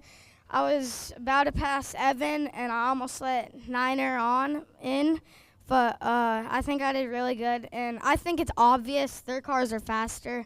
So I think I did pretty damn good. Well, I'm going to say something about that because I asked my co-announcer, Cooper Hoganess, and all the boys up there. They say, is it the car or the driver? I'm sorry, I got to give it to you. It's the driver. And the point is, you made it happen because if they have the faster car, you caught them, and it maybe given 2 more laps, you would have been right there too. So I have to disagree with you. I know you have what it takes to be the king of this class. Yeah. So you have what it takes. It's all you, baby, is what I'm saying. Yeah, and now I know I'm first in points. So. There you go. He's leading the points. Vindication right here, Declan Shields. And all right, let's get that long list of people you want to say thank you to. I want to thank my mom, especially my dad. He helped me this whole race. My sister, GSP, Dylan, all of Dylan's family coming to help. The Cadwells, Sparko, God Jesus, my grandma, my grandpa, and Core for putting on this event. Look at that smile right there. That's the smile that I know. Declan Shields, everybody, third place. He got it done today. But, man, what can I say about your performance? Yesterday we talked about it. You just came out of nowhere. Great driving. Well, today you did the same thing. But, man, Cole Warner wasn't having it. He had it on rails today. Yeah, it was a battle between me and him. We kind of had kept the same pace, and it was kind of hard to gain on him. And on the restarts, I was just always an inch away from just getting that pass. Well, it was definitely great to announce out here. I had help from Cooper Hoganist, man, and he just erupted. He was excited to see the whole thing. And it was a race because we were expecting to see it from yesterday, but it would seem like they got it together. And, man, you both put down a great race. Yeah, I feel like we both showed up today, and going from the back to second is definitely a win in my books. And, I wasn't expecting to go from 10th to 1st. But, I almost did, but he's a good driver, and he's got a good car, and, we're going to compete in the future. Man, I love that. That is the way to do it. A true champion right there. Well, great job. Let's hear from this long list of people you want to say thank you to. I want to start off by thanking God for putting me in this position this weekend. 2 podiums in 1 weekend. I couldn't have hoped for anything else. I want to thank Jerry Cotter for the car, Sneaky for the amazing tune that he gave us this week. It really made the car come alive this weekend, finishing both days on podium. I want to thank my family, my mom, my dad, my brother, Jesus, and Ronnie for working on the cars and just being our support. And I want to thank Polaris, Hoosier Tire, and Rugged Radios. Man, I got a prediction. This young man right here, the way he races, the way he drives, the way he carries himself, the way he talks on this podium, this guy's going to go place. And congratulations, Cash Hart, second place. But, man, Cole Warner, once you got up there, there was no looking back, man. It was like you were on rails. It was like you made no mistakes. Tell us about your race.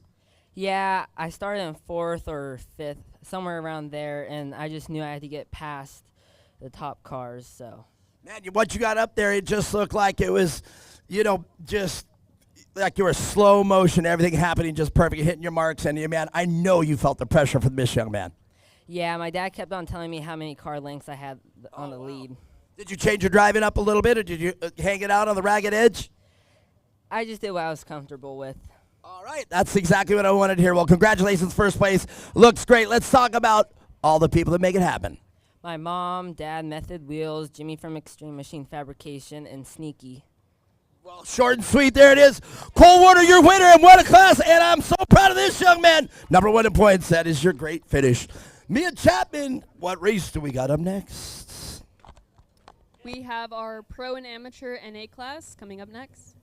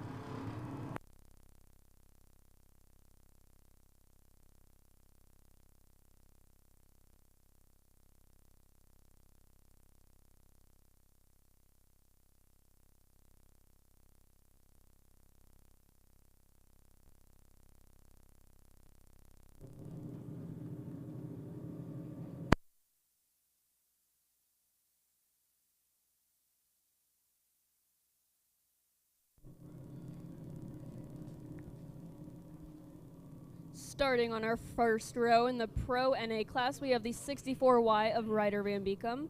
Starting next to him, the 64 of Robert Van Beekom. Row number 2, the 101 of TJ Sewers, and the 1047 of Braden Craw will round out that group. Amateur NA, we have the 155 of Carson Greco. Right next to him, the 32 of Ryder Chapman. Fifth row, the 295 of Michael Bernstein, and the 951 of Brian Willett.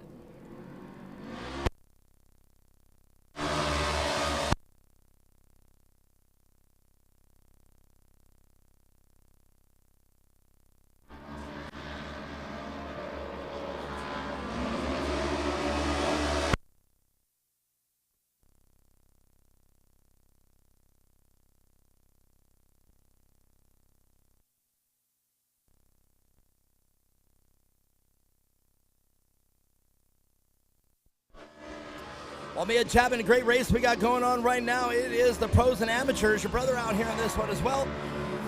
Ryder Chapman had some problems in this race at turn 1, so today he gets to show off that he really does drive. He's got the car back together. He lost steering yesterday. He lost some things, but man, he's back in action.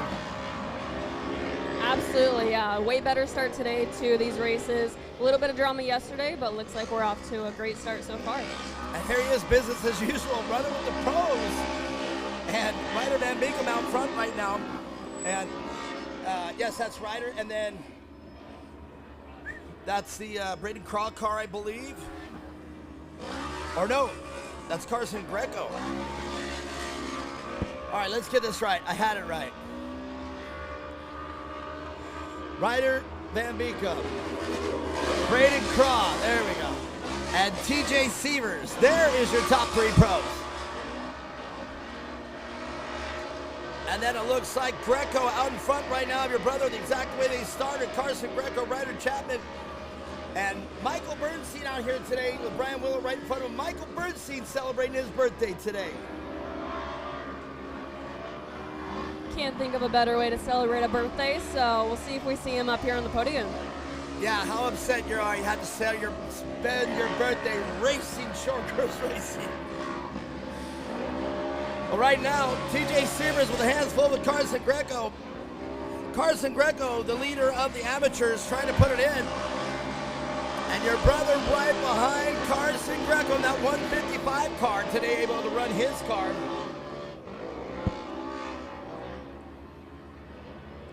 Lots of carnage after yesterday, and it was amazing some of these teams have made it back on the course. But Ryder Van Beekem, we haven't talked about them, just full out checking out away from Braden Craw.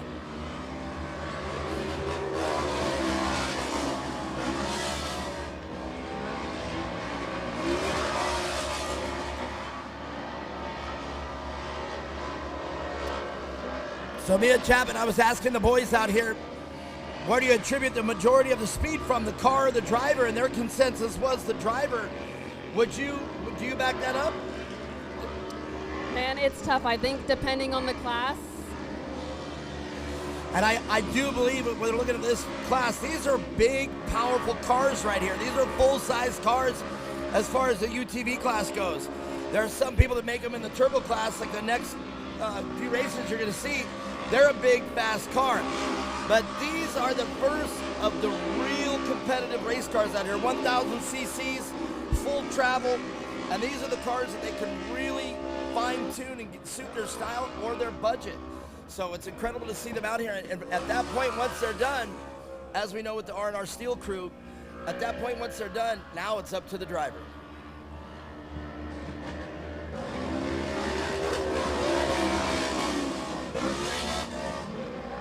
And Braden Craw now going to the outside and going backwards. And it's making me wonder if something's wrong with the car. And TJ Sievers now will inherit second place as Braden Craw is pulling off.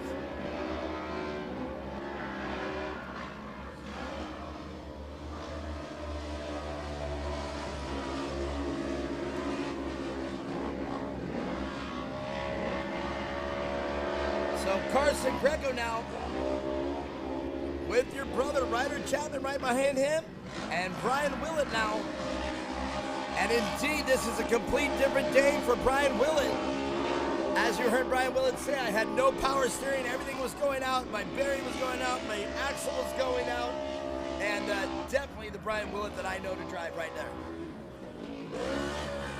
Definitely, looks like a much better day for him today. And this is a really competitive class. I mean, we got the pros and the amateurs out there within seconds of each other. Well, and you know, when you're out there and you are the amateurs, you're out there dicing with pros, that's one thing. But when you're a pro and you look over, you see an amateur, you're like, wow, come on, let's go. And for me, if I was out there or for any other driver, I would think that's out there, man, I would just give it my all no matter what. I would race no matter if I'm in your class or not. Meaning if I was a pro, I'm still smoking you, dang it. So they're kind of all friendly competing between the two classes, so it is competing. So it's always cool to see both classes on the track. Look at that, though. We got a problem. Bobby Van Beekem off the track early.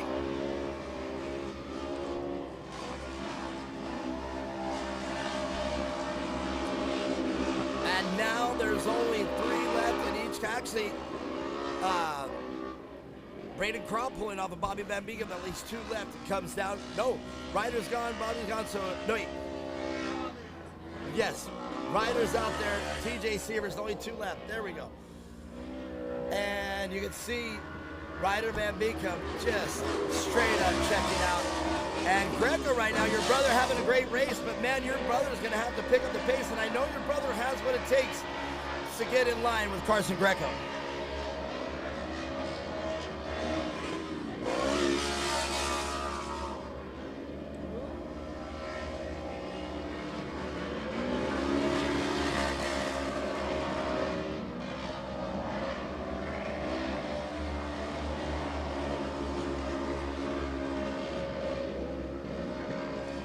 Me and Chapman right there, TJ Severs. We were just talking about the 2 classes mixing in. TJ Severs, I don't know if he knows or even cares that Carson Greco is in their class or not. You know.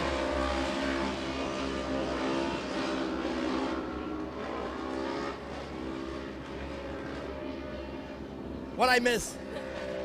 A little bit of a bicycle there from Carson Greco, which allowed the 32 of Ryder Chapman to sneak underneath. So things are shaking up here. It's getting close to the end, usually when it gets a little more dicey. So we'll see how it plays out.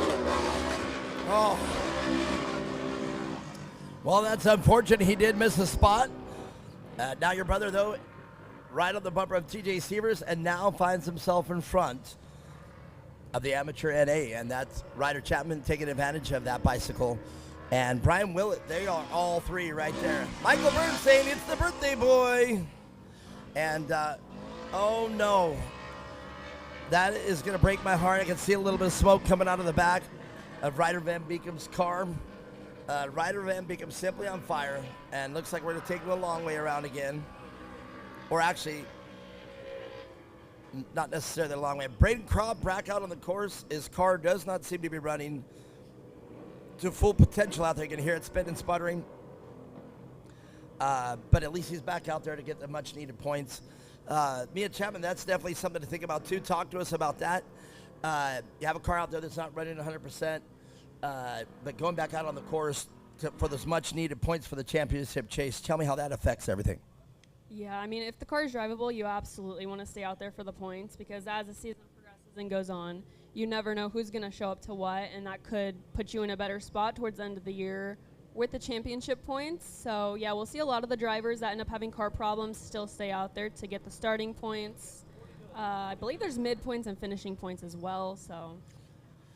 Well, I mean, very important for the points chase for sure. Championships can be won or lost here by one point. I've seen them tied before, and you have to take it out and count the wins up and several other things that are a factor when you're considering the championship chase. But yeah, I think I agree with you 100% that if the car is drivable, man, get it done, get it out there, and I mean, it's almost worth it, even if you know the engine's good for at least to finish the race. But at the end of the race, it's going to be cooked, done deal, man. I think that points chase is what we're ultimately out here for. If you're out here racing seasonally, points chase, I think, is important for everybody. So, all right, well, Mia Chapman, what an exciting first half here in this pro and amateur NA. Your brother now finds himself out front. Ryder Chapman, Carson Greco after a bicycle. Michael Bernstein, the birthday boy, still in there, and Brian Willett.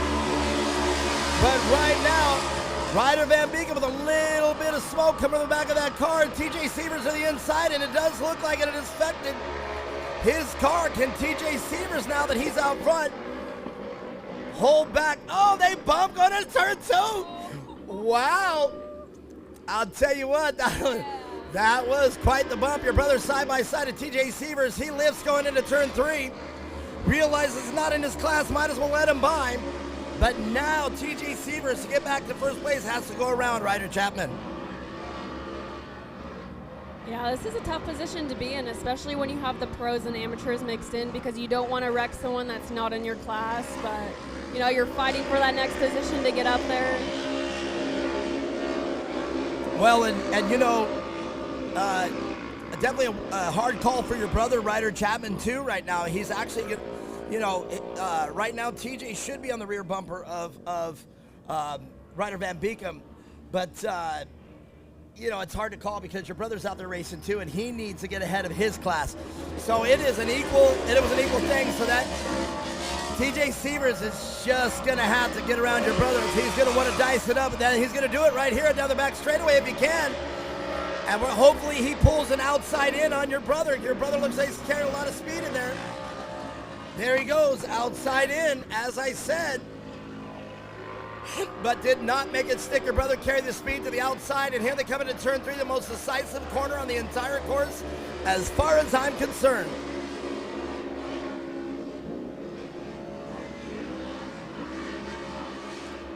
All 3 cars backing it into turn 4. That was awesome. That was a beautiful corner. I coined the phrase yesterday, synchronized short course.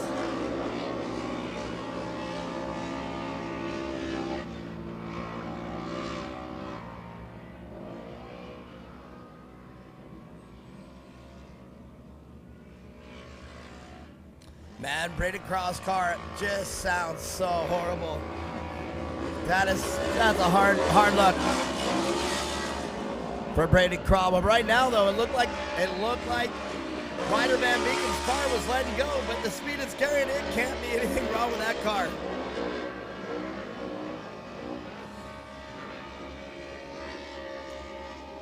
I love saying it. The riders out in position. TJ Sievers on the outside of turn 3. Gotta get around your brother if he's gonna battle it up with Ryder Van Beekem.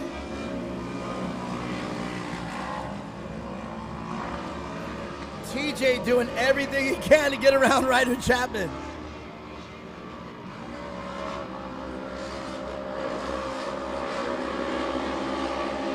Now, Mia Chapman, I'm going to put you on the spot just a little bit.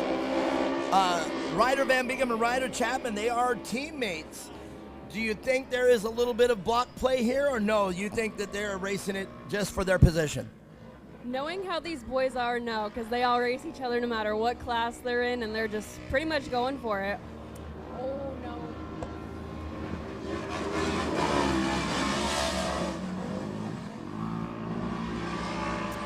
Well, Mia Chapman, that looks like that failure that I was talking about, that catastrophic failure. I said it's amazing, and I said I don't think there's anything wrong with the car. Well, I guess I was right, and I can see Ryder getting out. It looks like, yeah, and Ryder's getting out of the car because the car caught fire. He was in a hurry at first, but he looks like he's all right. So, and he definitely throwing his arms up. He's disappointed. Tough break for Ryder Van Beekem. The Van Beekem's out of the car. Well, at least they're within range of each other. And we got a car over. Michael Bernstein, the birthday boy, over in turn 5. Well, we're going to bring it home, local yellow only. And I didn't see that either. So hopefully Michael Bernstein is okay. He's moving around. Jason, not in too big of a hurry to make sure to get medical help. So Michael Bernstein, with what he's got going on, he is one tough cookie, man. I got a lot of respect for Michael Bernstein. All right, out front, Ryder Chapman, and he is the winner of the Amateur NA, and right behind him, the surviving TJ Sievers, the only one left in the pro class. And if I know that's it, it's going to be TJ Sievers, Ryder Van Beekem, and Braden Craw. And the only reason I say survivor, Braden is out there, but you can hear that car. It is not in its best health. Well, Mia Chapman, an incredible race. Absolutely, yeah. The way these kids race each other is so awesome to see them just dice it back and forth, but keep it clean and put on an awesome show for everybody. Well, I'll tell you what, man, it's going to be quite the podium. It's going to be electric. Let's go down and talk with the leaders right after this.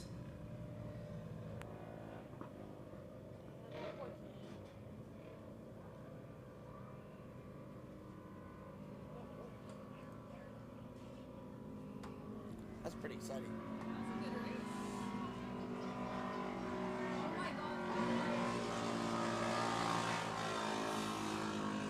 And the race of the injured cars, both Michael Bernstein being over in turn 5 rather. I'm glad he is okay. And Braden Craw getting back out there for the much needed points. So Braden Craw and TJ Sievers will be on top of the box. What a great weekend of racing. Sit tight. We're going to talk to the leaders.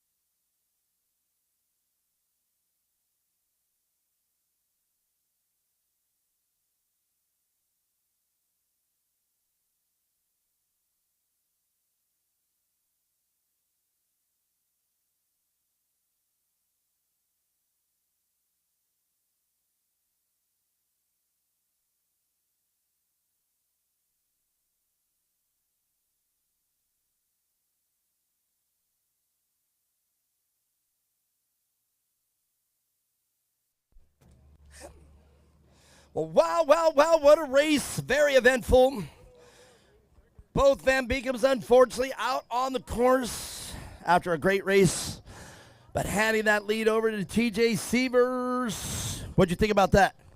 Very good. What was your favorite part? Everything? I like that. Did you like that race? Yes. All right. Well, TJ Sievers, come on up here. Braden Craw. And you two are the survivors. And if Ryder Van Beekum gets up here, we'll talk with him. You'll talk with him? All right, that'll work. Last survivor car up there. Hey, where you going? Where you going? These two boys got you. You're second as far as I know. Ryder didn't finish. That puts you in second. You stayed out there to survive for points. That puts you in second. Well, Kyle Arkansas standing in for Ryder Van Beekum. I saw the smoke coming out of the car on the back straightaway under the caution, and I called it. I said, man, I hope there's nothing catastrophically going on, but it looks like indeed there was. What was going on? Did they tell you? Really, I don't know, but I would assume it's either overheating or it blew the rings. I don't know. It was a new motor. Just maybe something freak happened. When you run them that hard, things happen. All right, well, what I'm going to do is we'll skip the formalities, get right to the people that make things happen over there at R&R Steel. Yeah, Kevin and Matt, they slaved over last night, putting the motor in that car. Robert and Meredith and XMF, they built the chassis, Double E Racing, Hoosier Tire, Valor Off-Road Wheels, and then God for sure. All right, they would do that. Well, that's Kyle Arkansas standing in for Ryder Van Beekum, but Braden Craw. Man, the race was looking great for you, and it looks like it was going to be a little bit of yesterday, dicing it up. But man, something went a little haywire in the car. You pulled off immediately. Yeah, I mean, half first lap, I was definitely there, but then after that, car just fell on its face. I thought the motor was blowing up, but I guess it was just fuel pump.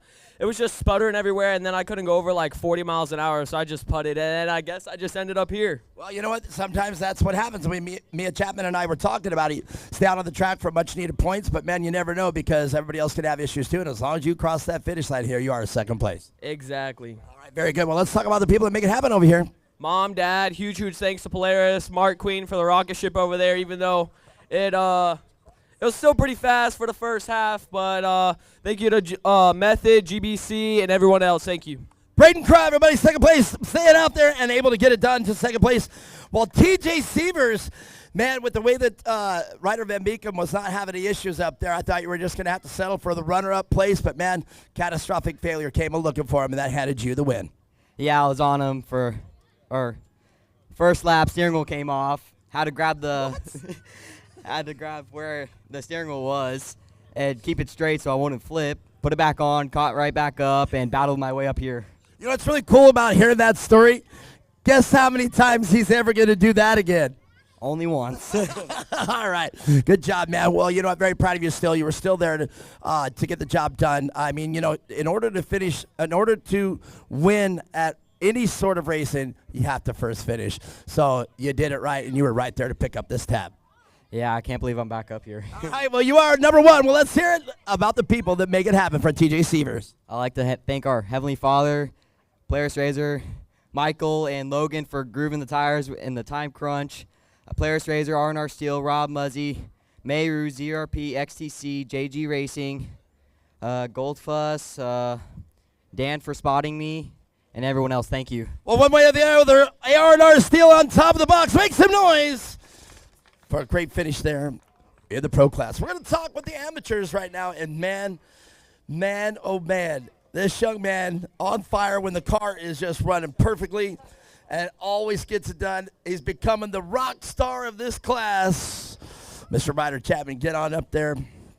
And Carson Greco and Brian Willett. Well, Brian, I'm going to start with you. And I know you guys listened back on the way that I announced it. This is the Brian Willett that I know. You definitely had steering. Everything was right today, man.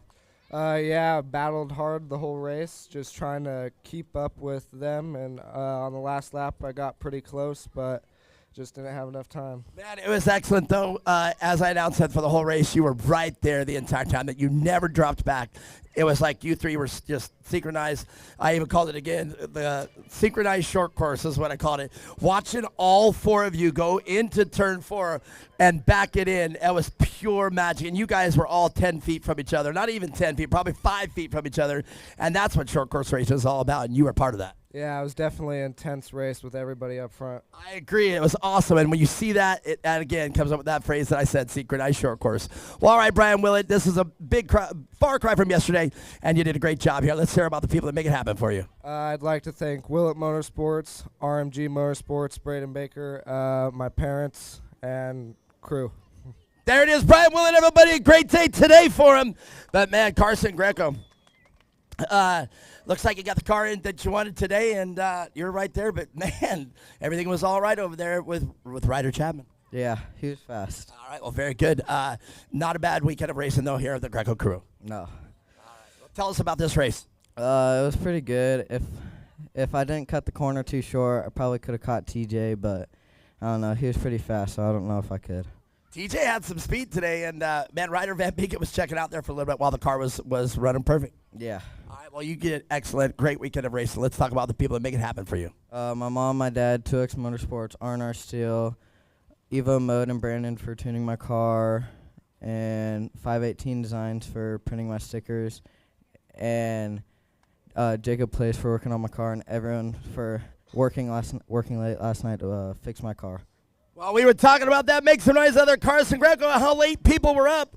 Well, man, Ryder Chapman, bad break yesterday, front axle, a whole bunch of things on that front driver's side. But, man, today, no problems today. You got it right in. Yeah, I stayed up a little late fixing the car last night. I had a bent tie rod, an A-arm, and a broken axle, so straightened the car back out. Came back out here today after the Can-Am yesterday, after that moment, almost dying. Next little sore, kind of just cell shock being back on the track, so I'm surprised I'm still up here. But the car ran good. It was great. Track felt good. It started actually to blue groove, so the track was fun.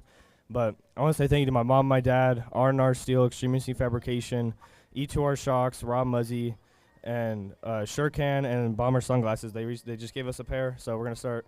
They're helping on with us, and then Shurcan, we just got them too, so it'd be great having them with us this season. But it was good. Thank you for God for keeping me safe. That'll be it. All right, I love those bomber glasses. I was calling you a rock star earlier, and I think those bomber glasses compete the look of rock star. There it is, everybody. Mia Chapman. We got more race. Maybe she's down here. She's probably down here. There she is. All right, more race coming up. Congratulations to our winners right there.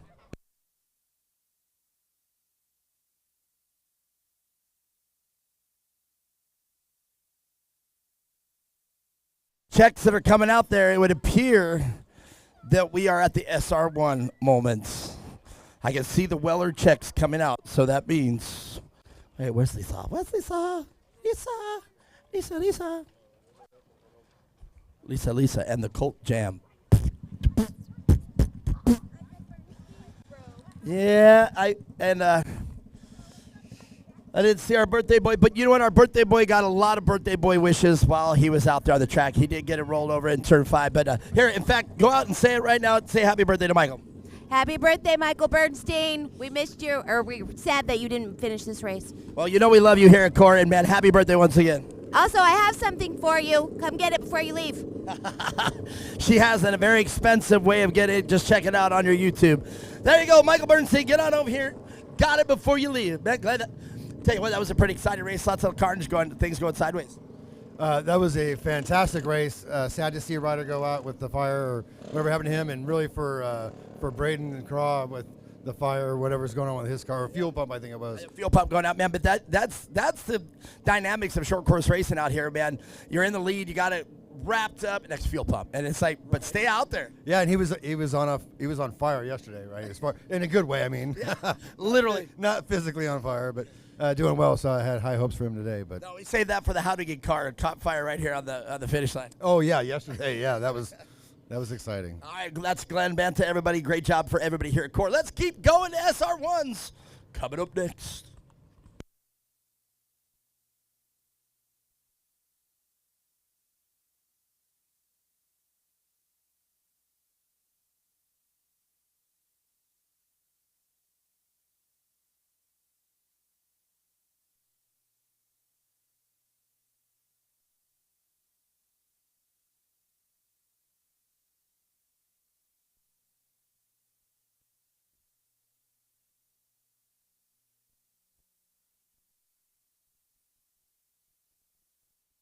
I don't know how it might help if I have the mic at me and Chapman. We're going to take a little, there's still grim in the track. We're going to talk with this young man. Oh, all right. Where you been all day? You ain't been coming up here. You need to get an interview from me. Go ahead and hold the mic. Yeah. Yeah. You know who used to do that? You know I'd give a big, long statement and say, all right, I'd wait for them to talk. And they'd say, yeah. You know who used to do that? She used to just do the same thing. She'd go, yeah. She's so mad at me. She's like, I'm done. If she doesn't get mad at me at least once in the day, I'm not doing my job right. Well, okay, tell us about your racing, man. Tell us about how long you've been racing. I've been racing for about 2 years. So it's been 2 years now, and the class that you race, hold the mic up. I race expert and 800 open. And, man, that's quite a difference in the car. The 800 Open, a much bigger car, much more powerful car. Do you have to switch up your driving style? Yes. And in which way? Like in the big car, like in my 800 Open car, I have to go faster, like brake harder in corners and throw it sideways. I would imagine that even though it's a larger car, I would imagine that the performance from the 800 has better braking and better turning. Is that correct? Yes. And if you had to choose one of the two, let's ask. The question is, if you had to choose one that you know you could win a championship in, which one would it be?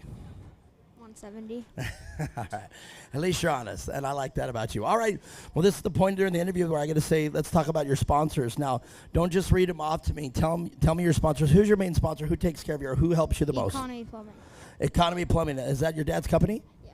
There you go. And that's and where are they based out of? Here in Phoenix? No, it's in Tucson. So you guys are in Tucson. So you make the trek all the way up here to Tucson. A lot of people up here in Tucson watching. And if they were to look up Economy Plumbing down there in Tucson, that get your dad. Is that right? Or is it a big company? Do other people work for your dad? Yeah, about 5 guys. Okay. Do you have interest in being a plumber when you get older to make money? No. No. What do you have interest in? Race car driver. Really? Well, that's achievable. I know somebody who is a young child prodigy and making a living at being a driver right now. So that's very possible. When you get older, let's say 18 years old. All right, you're still racing. Where do you see yourself in racing? Not in your position, but what type of racing are you going to be doing? What kind of car?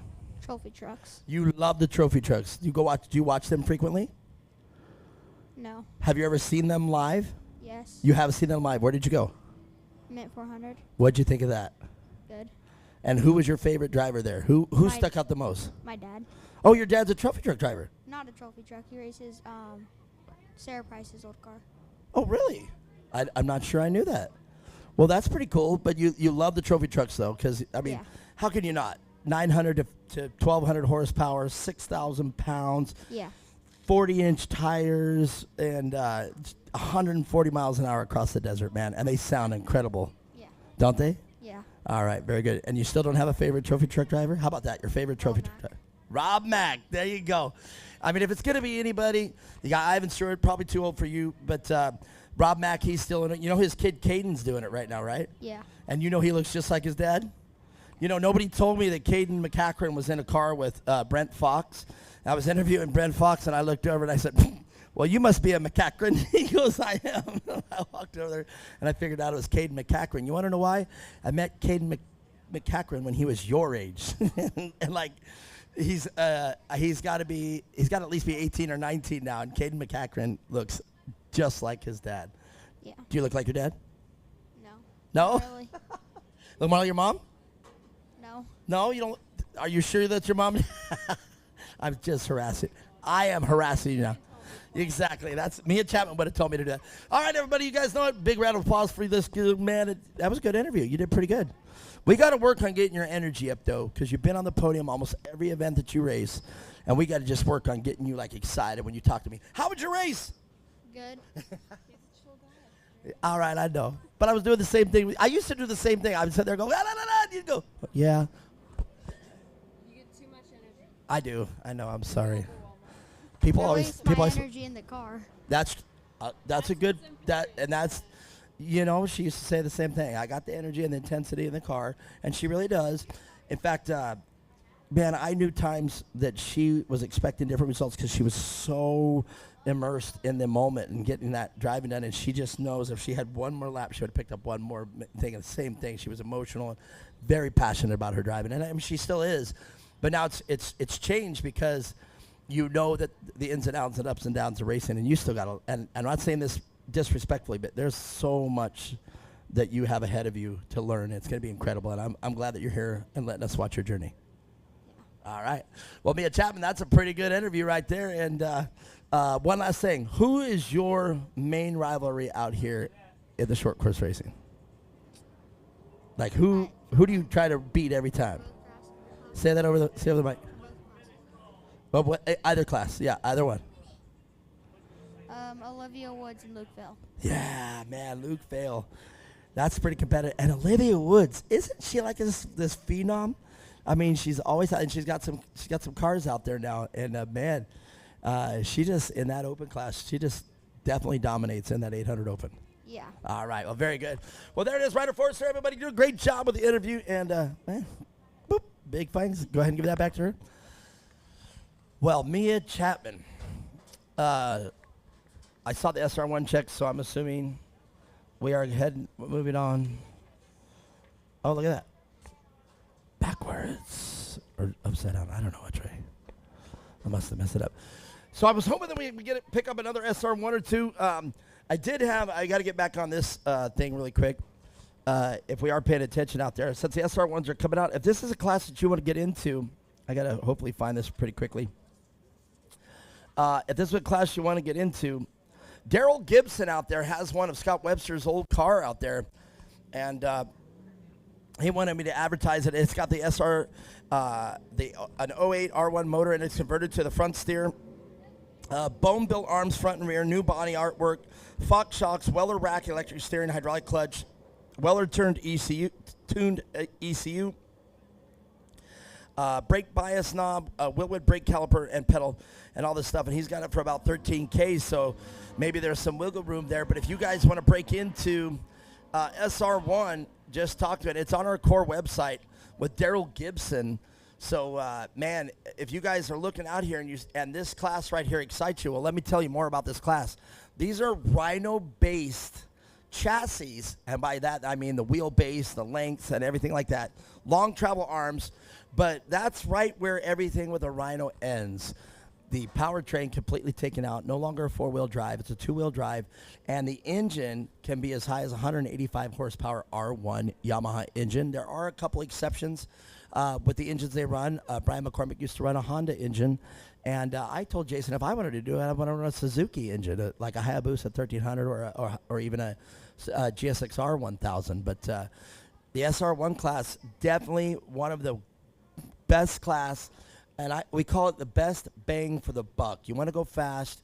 You want to be a premier class. You want to race against drivers like Paul O'Brien, Scott Webster, my man Larry Hayes out there, Jason Weller, Corey Weller, Brandon Kilgore. The list goes on and on and on of all the big names. And I hope to see, we were just watching the SR1 during the break, and I want to see this to be 20 cars again, be a Chapman. Those were great days.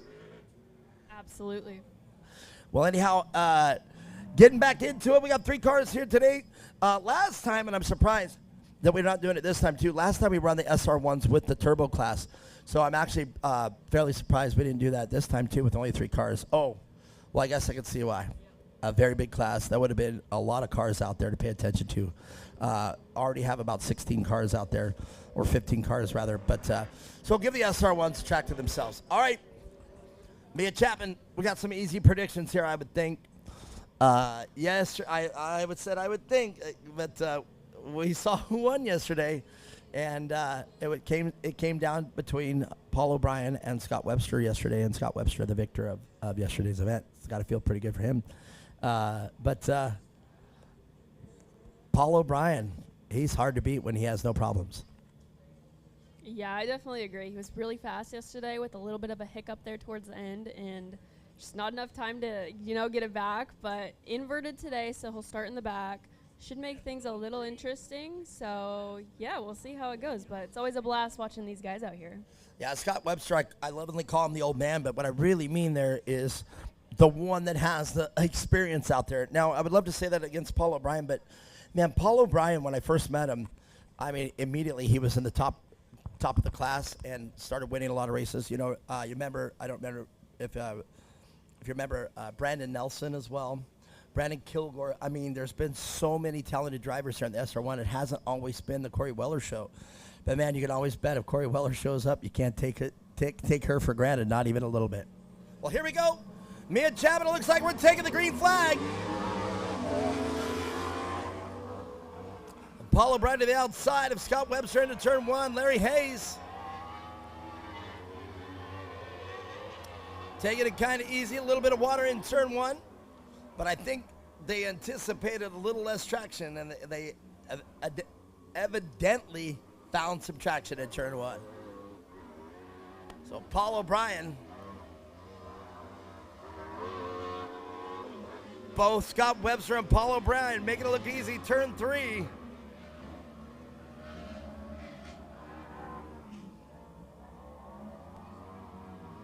And right now, Paul O'Brien out front early.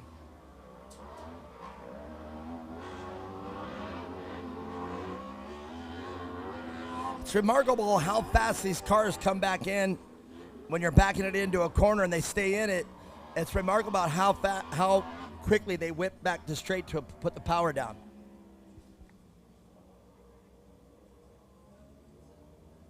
And it's not really recognizable from up here, but the short wheelbase of these cars, they're about as wide as they are long. So, the balance of these cars is, it's remarkable.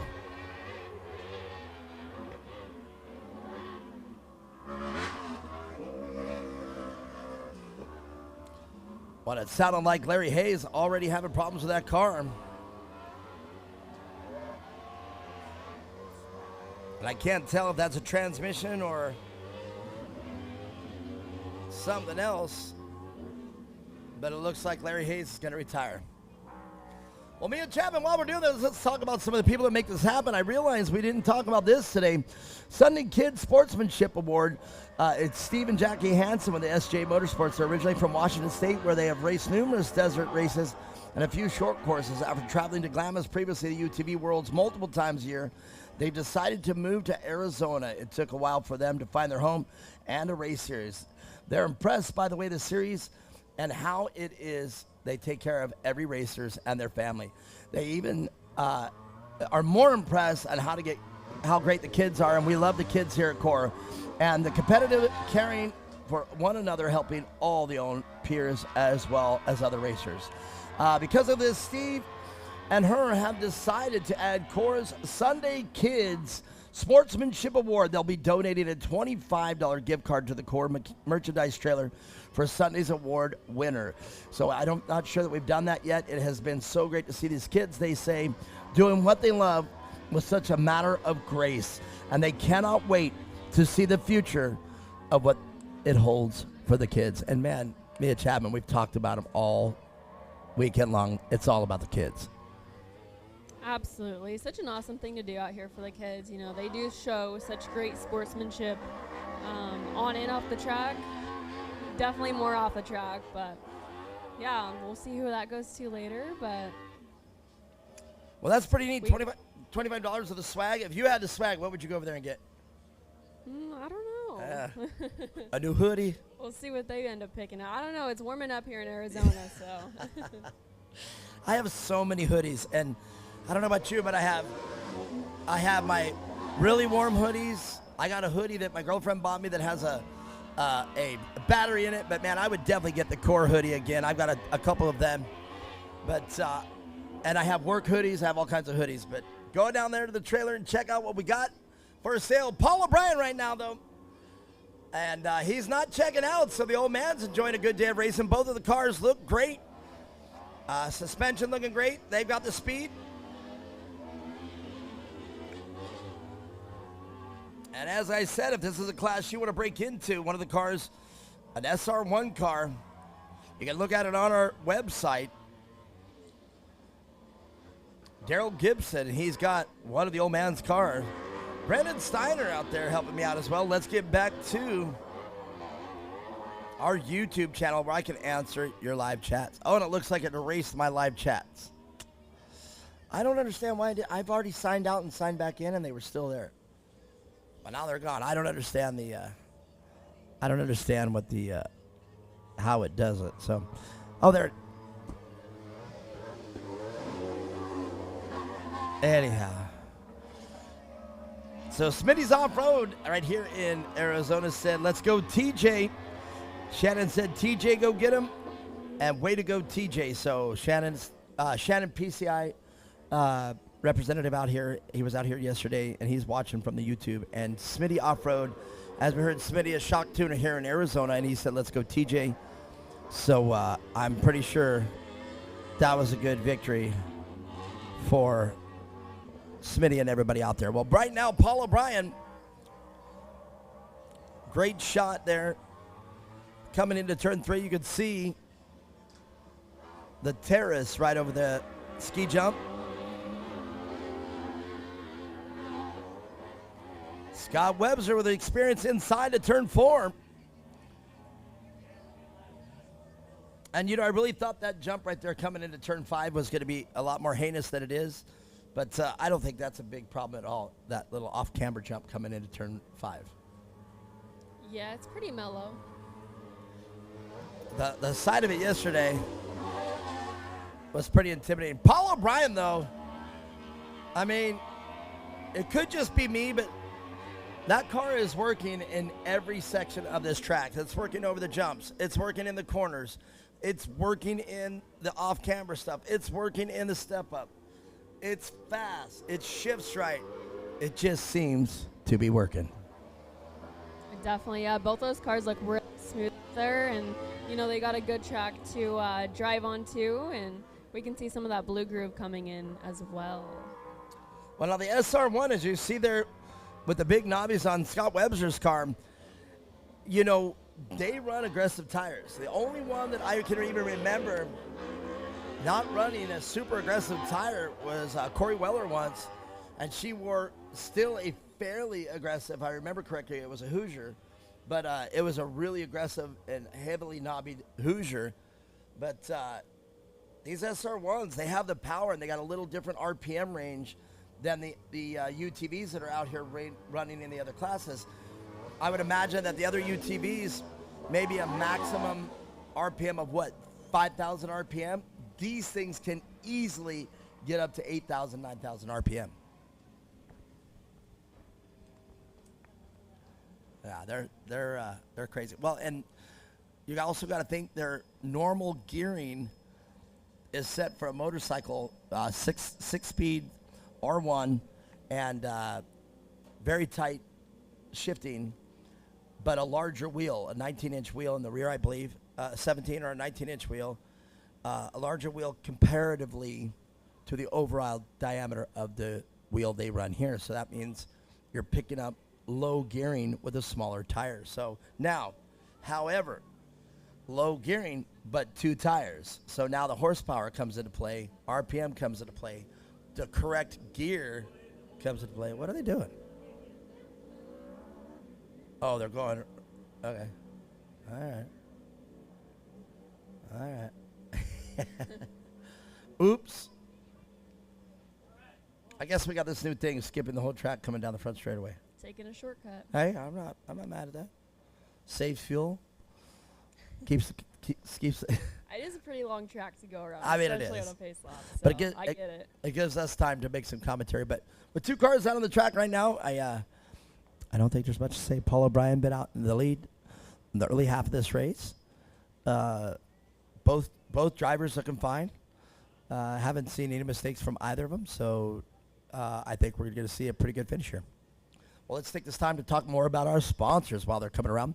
Let's talk about Jones Ford of Wickenburg. They're out here providing us with that pace truck out here. And that pace truck, if you know anything about Jones Ford, tell your salesperson there, Jaden Gerber is his name. Tell him that Core sent you, or you heard Mark talk about you guys here at Core. If you want to go in there and get a little preamp so you don't have to make the drive all the way to Wickenburg, go to jonesfordwickenburg.com. Ask for Jaden Gerber, and you too can go in and check it out. They're right there on the Wickenburg Way, and they're Suite A in Wickenburg on 555 East Wickenburg Way. Go talk to Jaden Gerber. He'll hook you up. Green flag, can Paul O'Brien run a flawless race and get it from wire to wire? Or is Scott Webster going to say, no, no, no?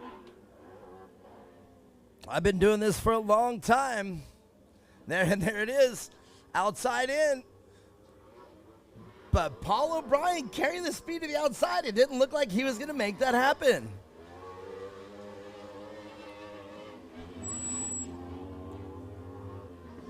Well, now this is where we get to see right here 2 experienced drivers knowing how to take the line away from each other, knowing how to duck in on each other, knowing how to give a wheel to each other. It's basically like watching 2 experts do what they love.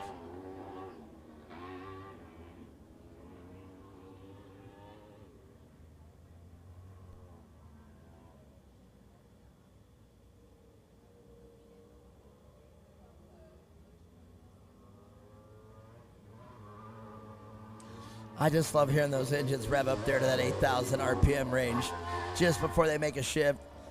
Sequential transmissions, their clutch lever is on the same lever as the shift lever.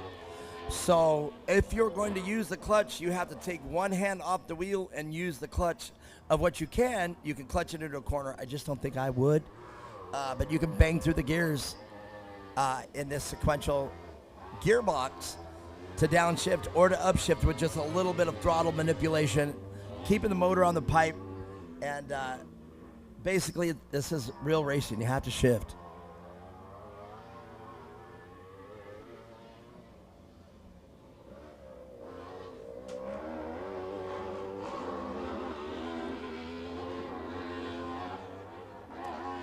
So Mia Chapman, that step-up jump can be pretty intimidating. You can't really see it here on the video.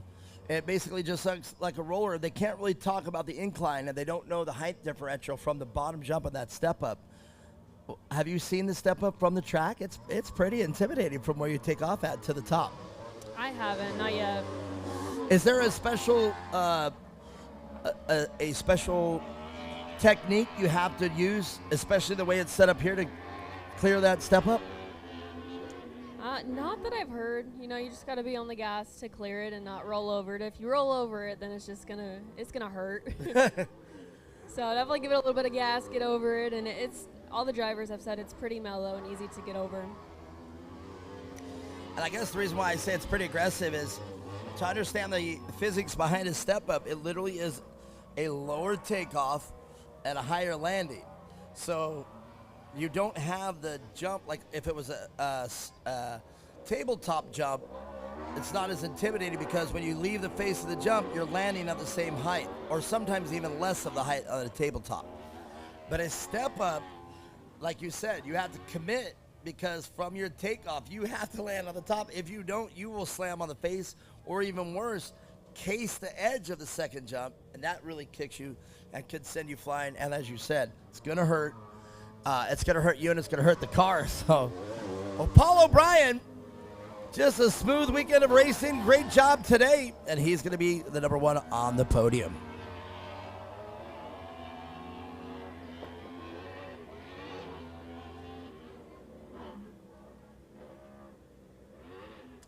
Well, while we're waiting for them to come in on this lap, since we're talking about these SR1s, let's talk about Weller Racing. They put over $900 into the podium yesterday. I've been announcing it as 8, and Maria Chapman corrected me. Hey, dude, you can't add. It's 5, 3, and 1. That makes 9. Specializes in development of UTV parts and custom SR1 class. The brands include Can-Am, Polaris, Honda, Kawasaki, and Yamaha. Based out of Chandler, Arizona. Weller Racing is right here, and you guys go check them out, 3200 North Delaware Street. Always go to see them. If you want to get a hold of them on the interwebs, get a hold of them at sales@wellerracing.com. You'll get one of the two. You'll either get Corey, you'll get Jason, you might get Tim, you might get anybody down there. But, man, they'll take care of you down there. And check them out. Call them if you have any questions. Here it goes. I can hear the car coming down the front straightaway. Paul O'Brien. That number 11. And the old man not far behind. So that he didn't necessarily walk away with it. Scott Webster was right there. Congratulations. We'll talk to our winners right after this.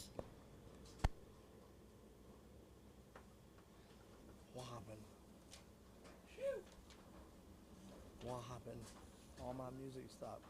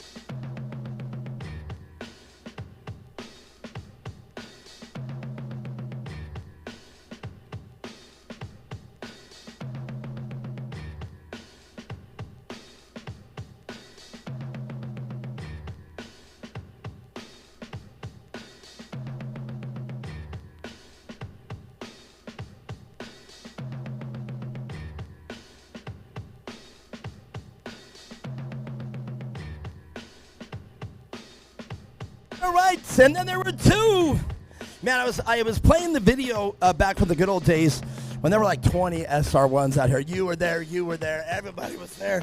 Brandon Kilgore, Brandon Nelson, all of them. Well, anyhow, today, then there were 2. Man, what can we say here about this race? You guys just put in a little practice session there. Well, I was starting to think we were going to lap everybody, but then I remembered it was just 2 of us, so. You guys definitely put it down and showed each other that you're the vets and you guys know what you're doing. The track was amazing. It really was. I felt great running out there. Paul just did not make a mistake. I couldn't capitalize. I mean, he drove his butt off, and I feel like I did too, but it come up short. Well, you really did, and I made the comment as I was watching you. Both cars were dialed. You guys were hitting everything. None of the cars, none were arrowing, none of them were looping, nothing. You guys were on the gas, shifting right, hitting the marks. They were working well in the corners. I said it while I was watching both of you, especially your car. I mean, it just never got out of shape. Neither did yours too badly, but, I mean, it still was very raceable. So it was really exciting to watch you two just, like I said, it looked like guys were just putting it down the way you guys always do. Yeah, they gave us a great track for sure. I mean, they're 2-wheel drive cars, so we need traction. I was saying it earlier, they're as wide as they are long, and it's hard to keep them in the corners. And what I was noticing overhead when you were coming out of the corners, when you stand on it, that car just straightens right back out immediately. I didn't see any input to the steering wheel. Come on up here, Larry Hayes. The car was easy to drive for sure. I trusted everything about it. It was, I just didn't push hard enough. I think you did great. Well, let's hear about the people that make it happen for Scott Webster. First and foremost, my wife, Susie, getting everything ready all the time. Network Automotive, without them, this couldn't happen. Derek did a hell of a job spotting, my friends and family that come out, all my grandkids. I wish they could all come up here, but I'm not strong enough to hold them all. So I was looking through the archives, and I have tons of pictures even holding young grandkids up here the whole time. Yeah, Brighton can stand, so. Thank God. Thank you, everybody. Thanks. Scott Webster, everybody, always class act. Larry Hayes, we'll come back to you. What happened, man? You had to pull off early. Yeah, we worked for hours trying to get the brakes to work for us, and they didn't. So pedal was going straight to the frame, and we just did a lap to get out here and get some points. So. Well, I mean, I guess that's the smart thing to do is pull off rather than be in danger out the track, because it is possible to negotiate this track without brakes, but it's a safe thing not to. Yeah, we have a manual transmission and a clutch, so you can, but the risk for reward is it's not there today. All right. Well, you know what? 3 of you here, you still got on the podium. Let's talk about who makes it happen for you. My wife, Susie, for spotting for me and supporting me. Core and the whole track crew. Calvin on the tractor. He's doing a great job. Special thanks to my aunt and uncle, Janny and Alan, watching from Kentucky. And that's it.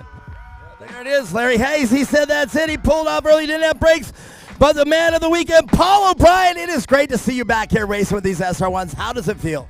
Oh, it's great. I didn't know we were coming back, so this is now the second race we came back to, and the wife and I can both say we're pretty happy we're back. It's great racing with these guys.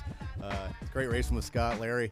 Do got to thank Larry because I was nervous as the race started. I knew his brakes didn't work, and I was outside him turn 1, so I was like, oh, okay, it's going to be interesting. Yeah, stay there, stay there, stay there.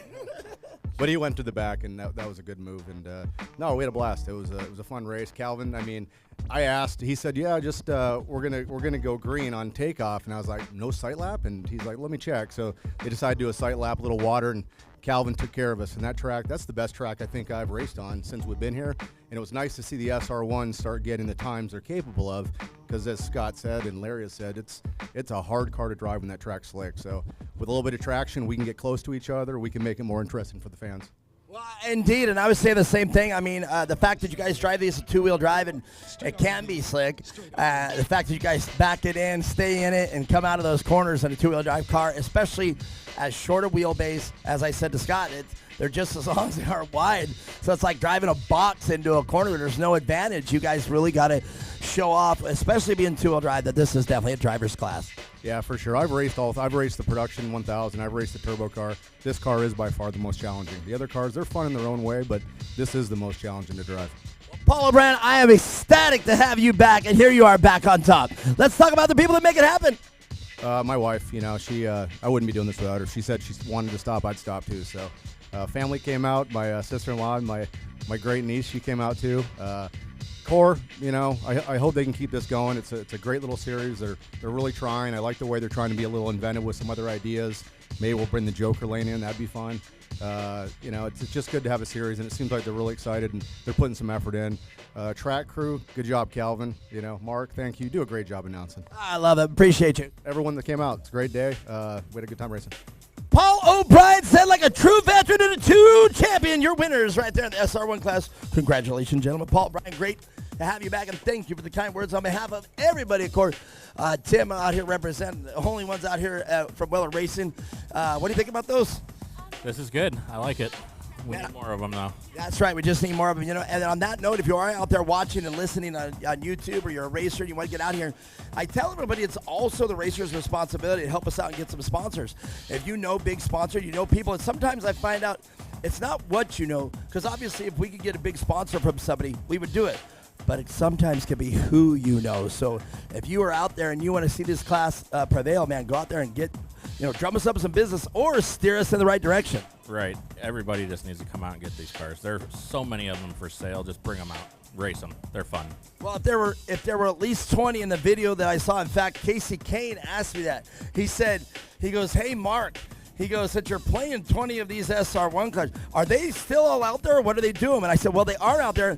I've probably seen about 30% of them with 2 seats in them now, and they're now Glamis cars. And some people say this is an ex-Weller SR1 car, you know, but we've converted it to a Glamis car. Well, go buy that car and convert it back to an SR1. It's race history. Yeah, take the seat out and bring it out. Well, I don't know what everybody's problem is. Well, here's my question to you then. If I were to buy, and this is very important, if you're out there and you're thinking that you want to get into short course off-road racing in a premier class, Weller Racing, you're there every day. Will they still have support for the SR1 class as far as parts, everything that it needs? Because these cars are a specialty car, and Weller Racing, they're the ones that produce these parts. We got parts on the shelf for them. Ready to go. Ready to go. Arms, sprockets, chains, whatever you need. They're there. Well, there you go, right out of the mouth of somebody who works there every day. If you want to get into SR1 racing, get into it, buy the car, and they come down and talk to you guys. They can come down and talk to you. They could if they wanted to. I see. I'm one of those crew that, where's Jason? I want to talk to you. No, I'm just kidding. I love this show, man. I'd rather talk to those guys, but I will talk to you guys if you need to. Just not Mark, though. Love you, bub. All right, stick around. We got more racing coming up. The Turbo class coming up.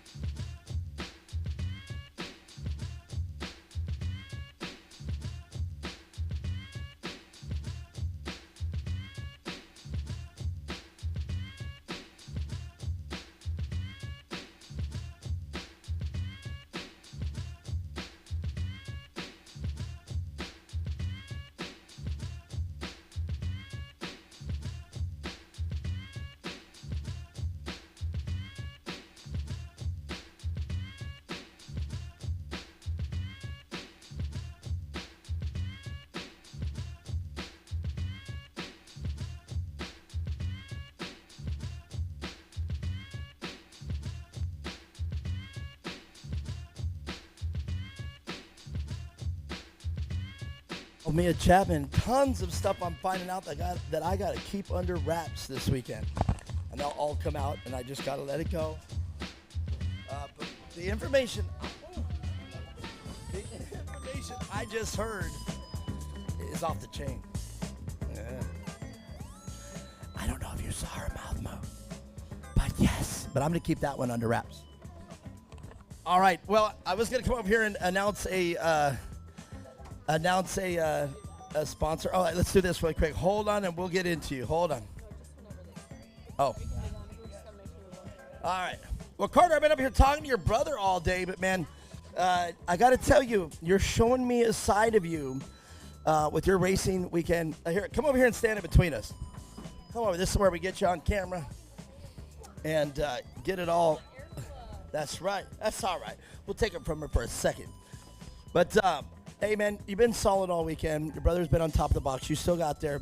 I can remember you a couple of races ago. You got a little emotional there because of it. But you're showing the signs. You're showing signs of this weekend of being very mature about it and backing your brother. And, you know, I've seen you guys go back and forth. I've seen you on top and him be the emotional one. But I got to tell you, I'm giving it to you. I'm giving you some props right now. You held it together this weekend, and you did a great job racing. Yeah, so if Cooper wins it all, this year we're going to probably keep me in intermediates and move him up to experts so we can separate us so we can both get first. And you know that's a smart thing to do. And let me ask you this. Who's older? Is he older than you? Yes, by 1 year. So by a full year. All right. So that's not a bad thing to do. Now let me ask you this, though. If you know that he's in a different class, is that going to be like sibling anxiety, like you're going to miss your brother being in that class? Or are you going to be able to dominate in the other class with no problem? Just dominate. Just like no problem at all? Yeah, because then I won't have to worry about him bumping me. That way you don't have to worry about the fight that's going to break out in the pits later. Little. Have you guys ever got into each other, like grabbed up each other and yelled at each other? Yeah. Hundreds of times or just once? There was a time I grabbed him by his suit and threw him on the ground. Whoa! Oh. All right, he didn't. Cooper, that's right. He didn't do that to you. Let him have his moment now. That's. I don't know if you guys can see what's going on here, but these kids are awesome. Well, that sounds like a pretty good job. Now, the big question I've been asking all the kids all weekend long: where do you see yourself in a couple years in off-road racing? What do you? I'm not saying just dominating or being first in a particular class. I'm asking you what type of class. What excites you about off-road racing? Just being able to be with my friends, because this is where I make most of my friends at, because we all do the same thing, is race. We just all race, so that's how I make more friends than at school. All right, and do you feel awkward at school and can't wait for the race weekend because you hang out with all your friends? Yeah, I sometimes get very emotional because I have to say bye to most of my friends. Well, you know what? That's a beautiful thing about off-road racing. You see Allie out here, so, you know, they're not racing. You see Jackson Witherow out here. They're not racing, but they come out here because no matter what. And, you know, the same thing. I remember when I stopped working at the last things, I would still come out here and hang out with everybody because you're absolutely right. This is your family, my friend. Yeah, and Mason, you're the reason why I just went bye-bye from the camera, because you just made me dying laughing to the floor. I love this is this is a lot, and we're a little more alive here in court than everything. Perfect. This kid keeps going. All right. Well, look at this. Look at this rowdy crew I got behind me. I love it. It's all about the kids. Well, me. Whoa. It's all funny. Hey, it's all funny games till somebody loses a tooth. Look at this. He stood up. His teeth were gone. I was like, oh. Well, now, Mia Chapman, how are you feeling today? I absolutely love it. These kids are awesome. They have so much personality, and they're the future of the sport. So anytime they want to come up and talk, we're always here. Absolutely. And, you know, what I love about it is kids being kids again, you know, and I'm not trying to get political or anything, but in today's world, we kind of talk about missing out on kids being kids because, you know, we're not really sure where everything's headed right now and everything. But as as Carter just pointed out, he loves coming to the races so he can hang out with his friends. He says he has more friends at the racetrack than at school. And, I can relate to that. You know what I mean? Because I didn't have a lot of friends at school. Did you? Did you have friends at school quite a bit? Well, there you go.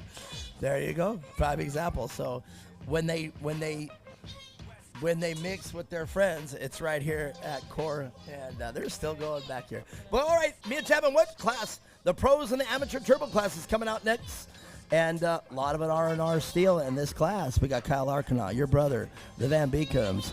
We've got Dan Kelly, Steve Seitlet, Steve Krashelhoff.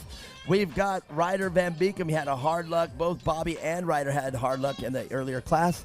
And Kyle Arcana will round off the R&R Steel class. But the one we haven't talking about is your P1. Connor Maxwell had problems yesterday, so he gets to take advantage of the inversion and be there in P1. So can Connor Maxwell keep it together? Today we're about to find out. So great start, a lot of cars. Dan Kelly already making it wide into turn one. All the cars pile in. And that is the pro out front, and that is the car of Ryder Van Beekum, Connor Maxwell, and Bobby Van Beekum. And now in the amateur turbo class, Ryan Denny out front early in front of Ryder Chapman. And I do believe that is the car of Troy Horak. And it is not. It is the 733 car of Andre Tomei. So only 3 available. 2 didn't make the state. The DNS did not start. Yes, sir. Connor, Maxwell, he's getting his butt sniffed by Ryder Van Beekum for how much he's on his butt. Well, there you go. I don't know that would be the commentating message that I would use, but there you go. Well, anyhow, while we were entertaining that, Connor Maxwell was able to get around Ryder Van Beekum and now Bobby Van Beekum with Kyle Arcana. We're going back to a repeat of yesterday, but the difference is Connor Maxwell taking command early.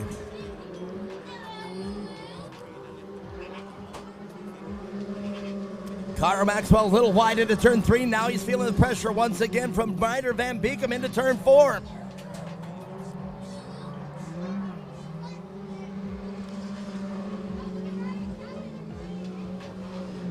And we were talking about the size of cars, and here it is. These are the longest cars, the widest cars out here at Core, the turbo cars. And man, as you see them 2 or 3 wide into turn 5, it definitely shows how much real estate these cars take up. Definitely, yeah. I think most of the field out here are Can-Ams, so yeah, pretty fast cars. They handle things really well, and now it's just a matter of who has the best setup. And I didn't see this. I was wondering what the kids were talking about, but we've got a car over, and I don't know that that's fire. That looks like they're just overheating, but they are going to administer a little bit of water, a little bit of fire suppression. And that car is going to bring out a full course caution.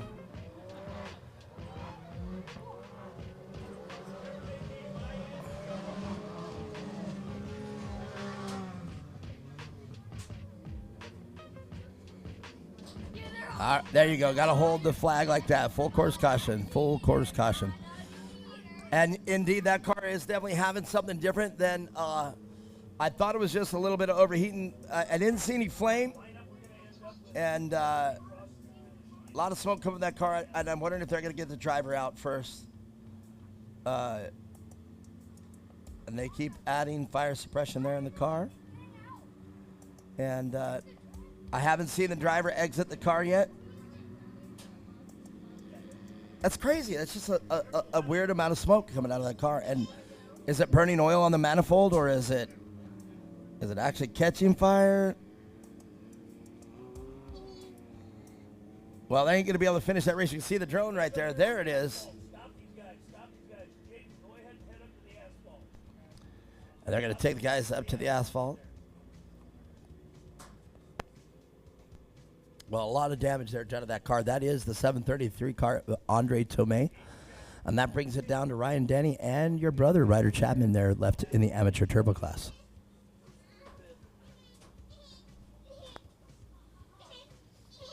Hey, all right, boys. Enough on that one. This thing's on.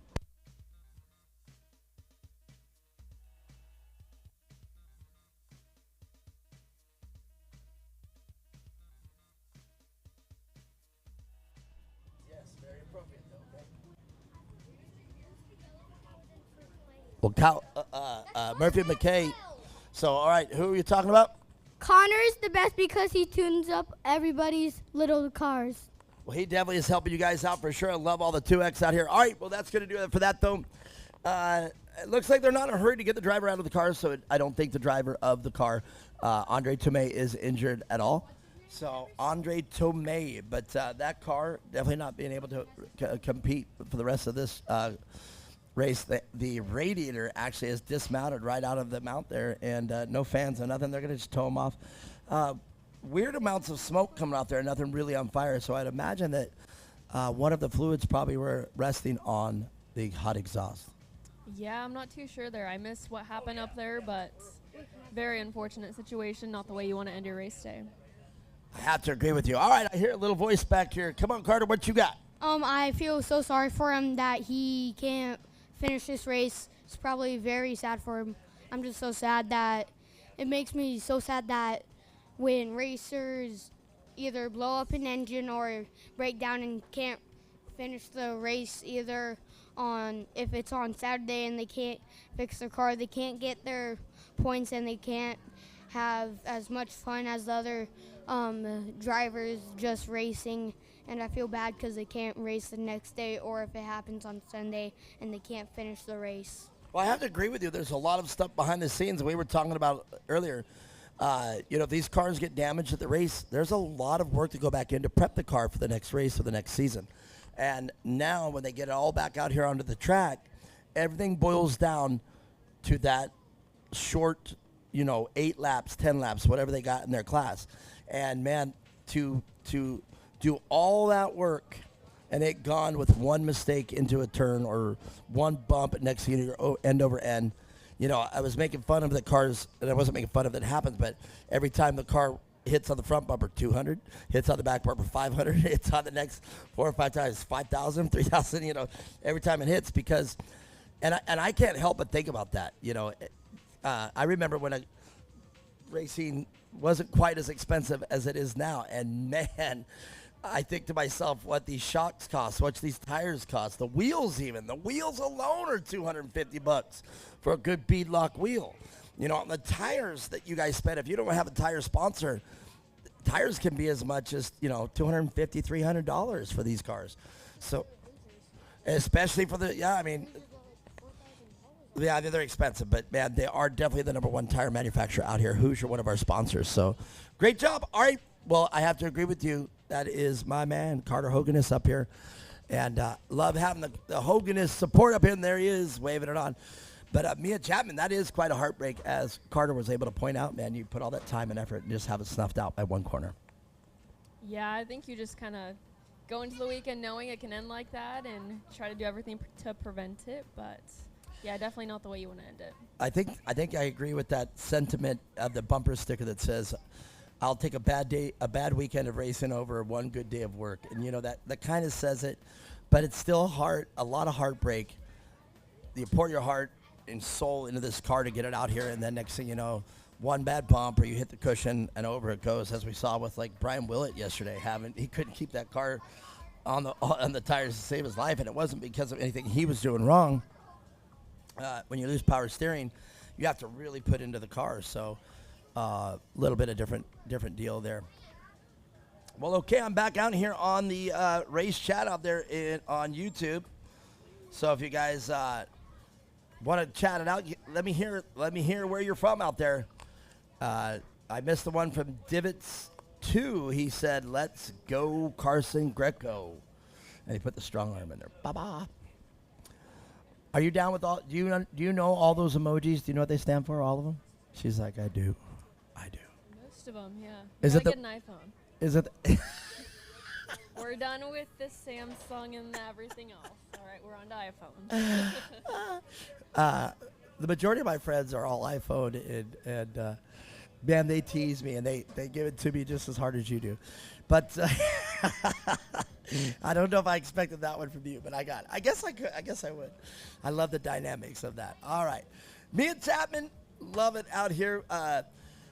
Great to see Connor Maxwell out in front again. He had to retire early yesterday for mechanical problems, but he has the opportunity to vindicate himself from yesterday. But the deal is, the two Van Beekums behind him, if their cars are running the way they were running yesterday, and I would pray that they didn't do anything but change fluids in those cars, he's going to have his hands full with the Van Beekum crew over there from R&R Steel. And right behind them is Kyle Arcana, and that is one row. And your brother's out there, well, racing in the amateur class against Ryan Denny, so your brother could be right up there as well. But here they all cars piling clean, including Dan Kelly in the 5th position of the pro race.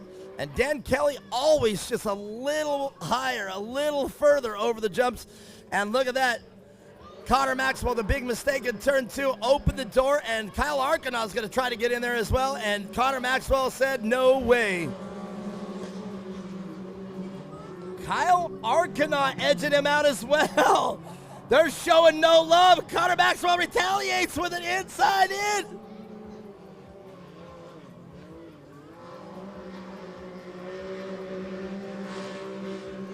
The R&R Steel boys showing no love for Connor Maxwell.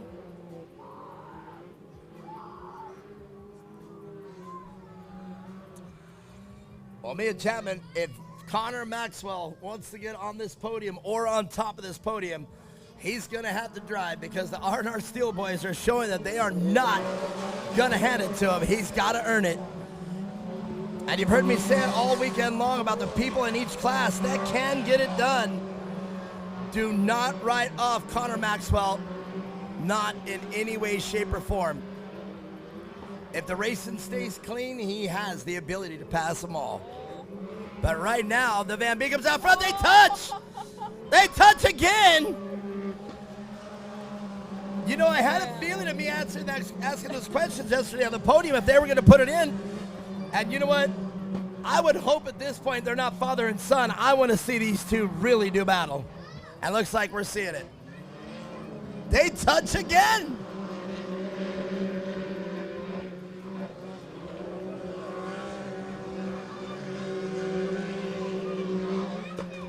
Mia Chapman, I could be wrong, but it looks like Ryder's got the speed over Bobby Van Beekum right now.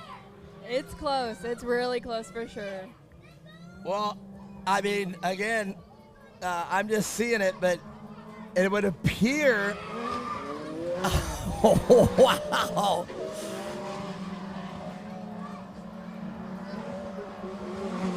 Well, you know what? At some point, the father and son title has to come off, and right now they're racers. There they are, side by side in turn 2. Bobby looks over, sees Ryder. He knows he's out. They touch again.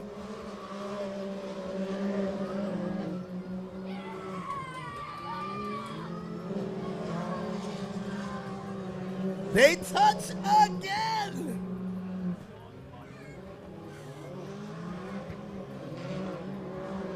Yeah, I definitely say the gloves are off today. The gloves are off. I even did it on the stage. The gauntlet's been thrown.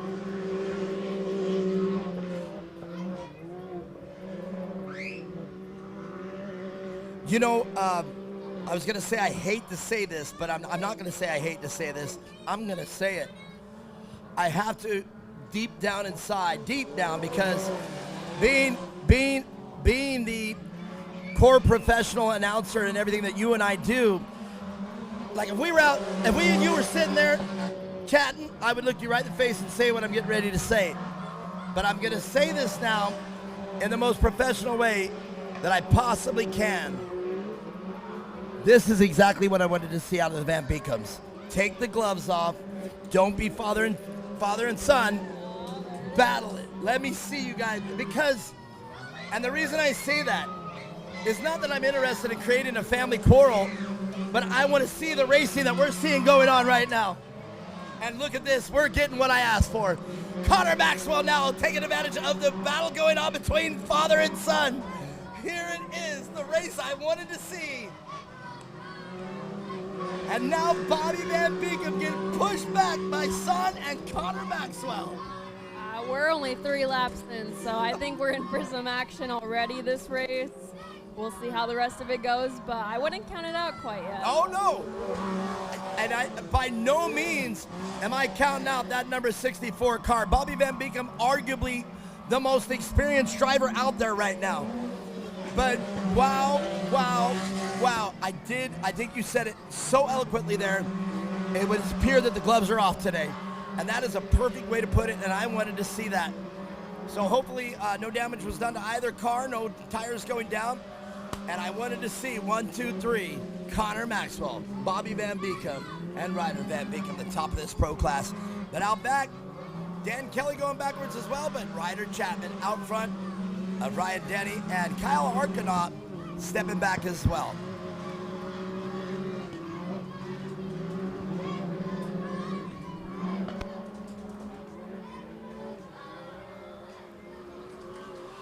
That's why I told him I got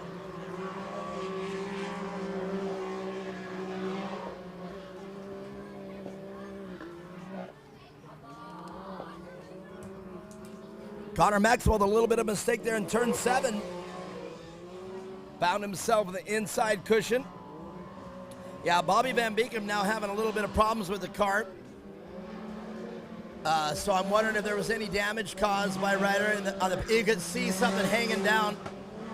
It would appear Bobby's driver's side control arm of sorts.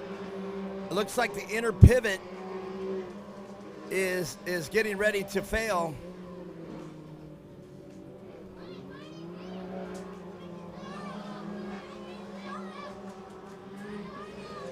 But the reality is, if Bobby can keep that car together for the remainder of the laps, he can do this. He's definitely not driving to his speed.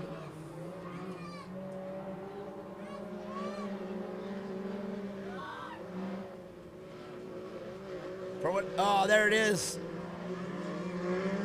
The car definitely turns into the right, really heavy under acceleration.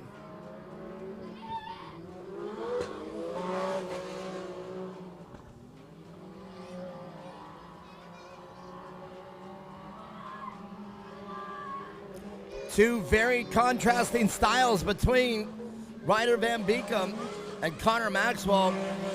Ryder Van Beekem letting the car hang out a little bit more than Connor. Connor keeping the car a little more planted into turn 1. And actually the same thing through the rest of the course. Connor keeping the car a little more planted. And not that Ryder or Connor's style is the right one to have. You can see them both let the car come around when they do it. And Ryder Van Beekem with great exit speed. Again, we were talking about that yesterday. But Connor knows exactly where to put that car for each corner to optimize. Prime example right there. Connor Maxwell to the inside, keeping it tight. And same thing right here, going to make the pass on the tarmac. And I said that Connor was taking that line accidentally, but by what I just saw is he took that line intentionally. Here they go, one more lap to go. Me and Chapman, we've got a race. And Connor Maxwell with a problem.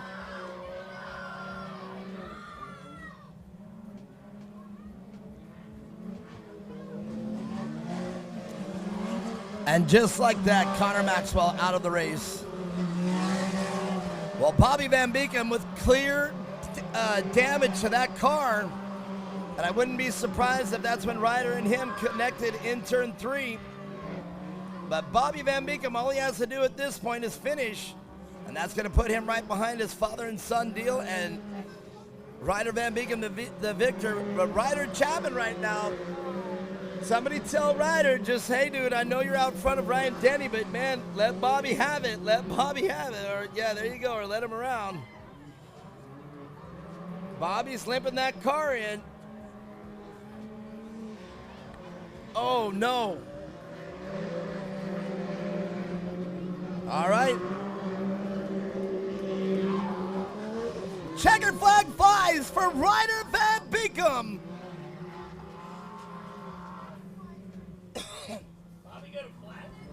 No, half of his suspension looks like it's down.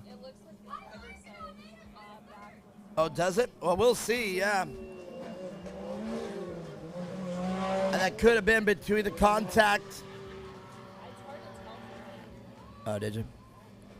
Yeah, it could be rear flat. It's going down. It doesn't appear that it's particularly flat. We'll find out. I'll go down there and look at it as well. But, wow, Mia Chapman, what a race. Yeah, this class always puts on such a good show, and they go back and forth, dicing it up, battling back and forth, and always manage to keep it clean, which, you know, the fans love to see it out here, so we'll get their take on it down there soon. Well, I mean, very exciting. You know, I think you called it eloquently when you said it would appear that the gloves are off today between father and son, Ryder Van Beekum and Bobby Van Beekum. You know, Bobby said it yesterday, you know, nothing makes it prouder than, you know, you look over at your son and you guys are now in the same class. Bobby definitely has some damage or a flat tire done to that side. It looked like something was hanging down, but I believe that's just the arm protector, because I noticed that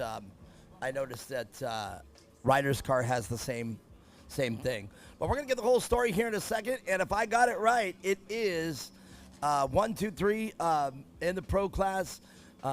Ryder Van Beekum, Bobby Van Beekum, and Dan Kelly, unless Kyle Arcana was able to maintain. I'll get the results here. My results are unofficial, so. And then top of the box for the amateur turbo, it's your brother, once again, Ryder Chapman with Ryan Denny right behind him. So let's go down and talk with him. And hey, bring your microphone if you want. In fact, do you want it? She said no. She said no. Stick around, everybody.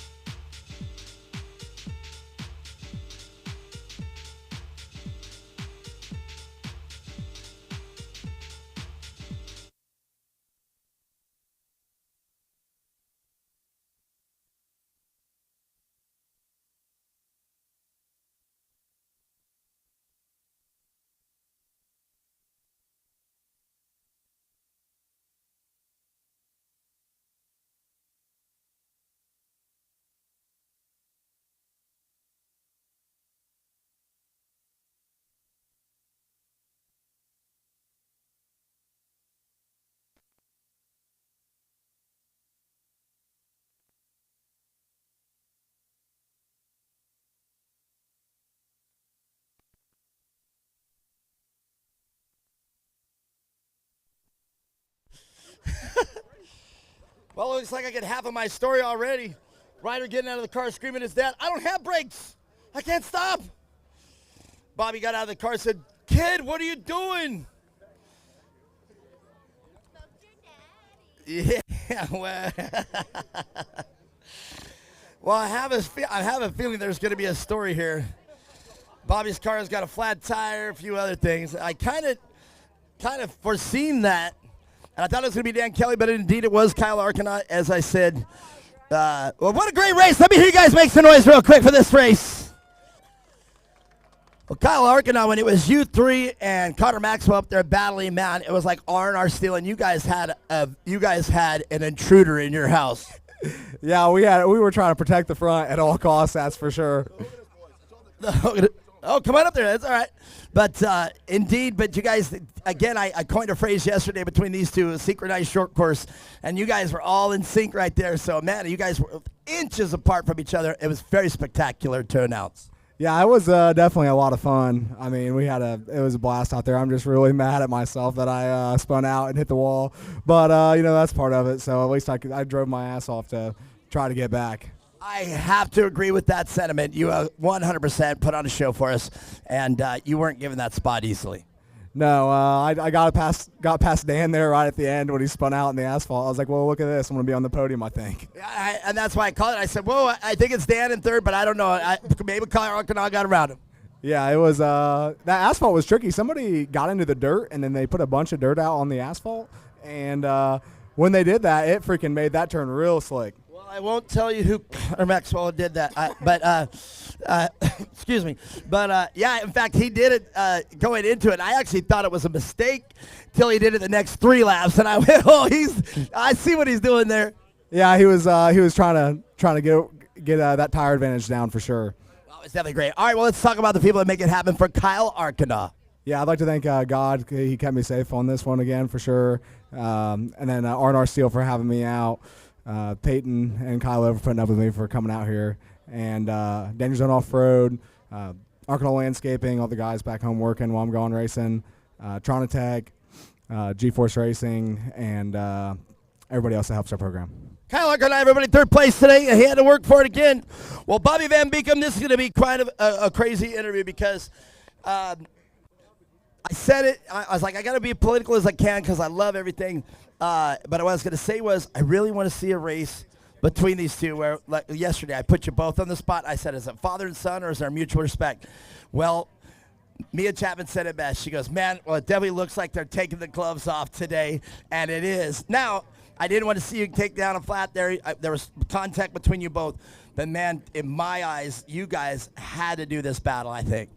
Yeah, we did. So, I've been training this kid since he was 3 years old on these damn cars, right? So now he's beat me. I got my 2 proteges right here. I'm going to start training these boys. Yeah! So I'm going to, Cotter and Cooper, thanks for coming up. They're going to start joining. I got to get somebody to beat right. I'm getting too old to be up here. You might have some R&R Steel on the side of your car before you leave. Yeah. Yeah, so anyways, Ryder did a great job. It was a fun battle. I knew he was rubbing all over with me. He was all over my butt. I knew I was able to get him, and then I started getting a flat tire. He said it was flat before it went, but I'll blame it on him. But either way, it don't matter. We were rubbing pretty good. It was a good, clean race. It was fun.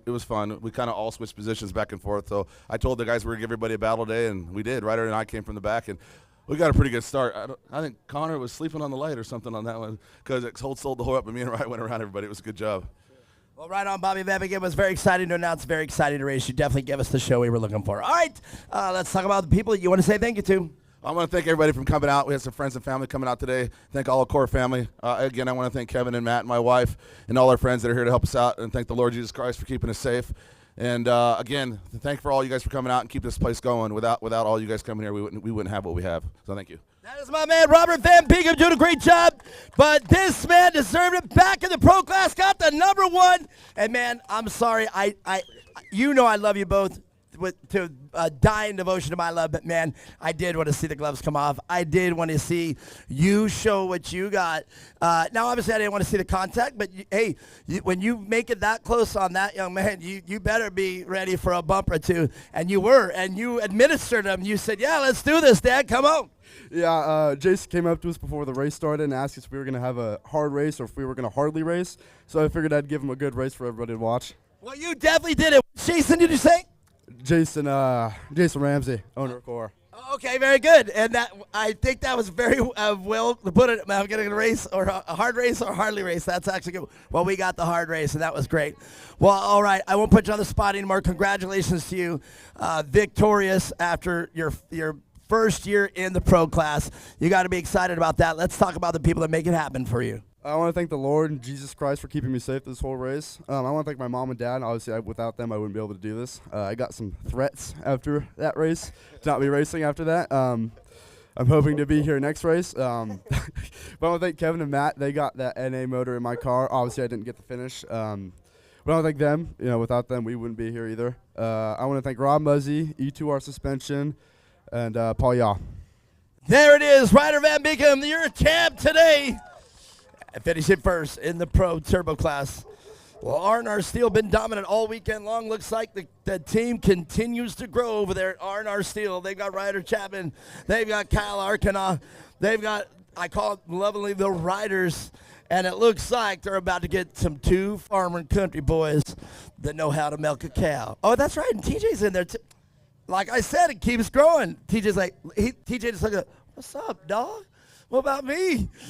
TJ, because you just told me that you're in there, too. So, all right. Well, that's the way it works. All right.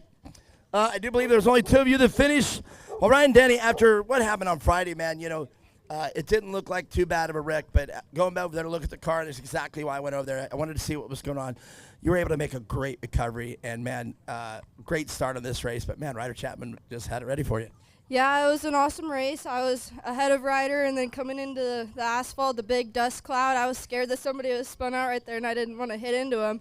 So he got around me there, and I was starting to catch him at the end, but just couldn't do it. Well, you were able to get that car right back to race speed, man. That car wasn't showing any signs that it was even up and over this weekend. Yeah, no, she was ready to fight this weekend. Nice, and you looked great at poise, and you were hitting all your marks. It looked great. All right, well, let's talk about the people that make it happen for you. I want to thank my mom and my dad for everything that they do for me. My grandpa, Justin, 2X Motorsports for all their help, Evo, 518 Designs, Torco Fuels, and all my friends and family for coming out and supporting me. Thank you. Ryan Teddy, everybody, doing a great job. But Ryder Chapman, weekend after weekend after weekend for R&R Steel and everybody here at Cora, you are just on this podium. You're just this. I said I was going to name it the Olivia Woods podium, but if I really wanted to, it's the Chapman podium. Yeah, I've been having pretty good luck lately. Today was a lot better than yesterday, not almost dying going off the front stretch and ripping off. You are not going to let that one down. No, I'm never forgetting that. That was a moment I'll never forget. So I had no front bumper today, so I had to drive a little cautious because if I hit anybody, I'm turning up in front of my car. But it was great. First week of trying these slick tires, as you could tell, going into turn forward, went around a couple times, still getting a feel for them. But besides that, it's been a fun week. I've had really good luck. Besides yesterday in the NA car, had really good luck yesterday, not going over. But George came out today, helped the car a lot because he's the one who tunes all the E2R shocks, and he's just amazing. The car felt so much better today. I'm so glad he came out. But I want to thank my mom, my dad, R&R Steel, Extreme Machine Fabrication, E2R Shocks, Rob Muzzy, Bomber Eyewear, and Shurkin. And God for keeping me safe. There it is, Ryder Chapman, and I was looking for him yesterday. There he is, Rob Muzzy. Great to see you out here as well with the big ones. There it is, Ryder Chapman, the last of the R&R Steel boys on this race to keep it going. We got to come up with, remember we had the Rough Riders, like in the desert racing. We got to come up with one for the R&R Steel because all I've been saying is the R&R Steel boys, you know, but we got to come up with a name because, like I said, I knew it was these two, then it was these three, then it was these four. Now TJ's in there, man. Now we got the Hoganist, dude. That's the picture right there. And Hoganist, where's the Hoganist boys? Come here, Carter, Cooper. Where's your brother? Oh well, you got to get that picture right there of the build of something to get wherever Cooper went to there. But man, we got to come up with a name. Like I said, the Rough Riders, you know, that one's already taken because that would have been perfect for R&R Steel. But the R&R Steel clan just continues to grow right there, man. So, well, great deal. Well, me and Chapman, we got a couple more races left. We got the amateur youth coming up, Youth Open, and then the vets are going to end the day, man. It's been a great day of racing so far, though. Definitely. She's all right, well, stick around. She goes, I want to see this. She goes, right now, I'm being sister. I'm not the announcer right now. I like that. Well, let's get up there and do some announcing. We got those races coming up next. Stick around.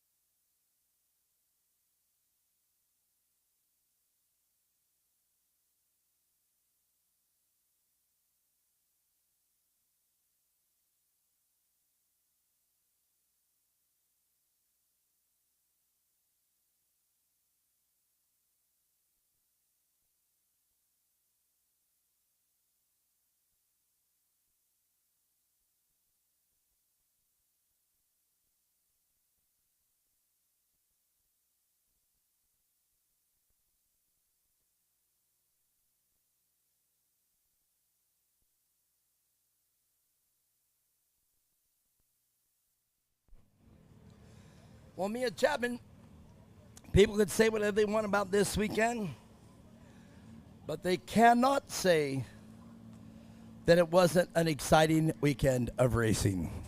All right.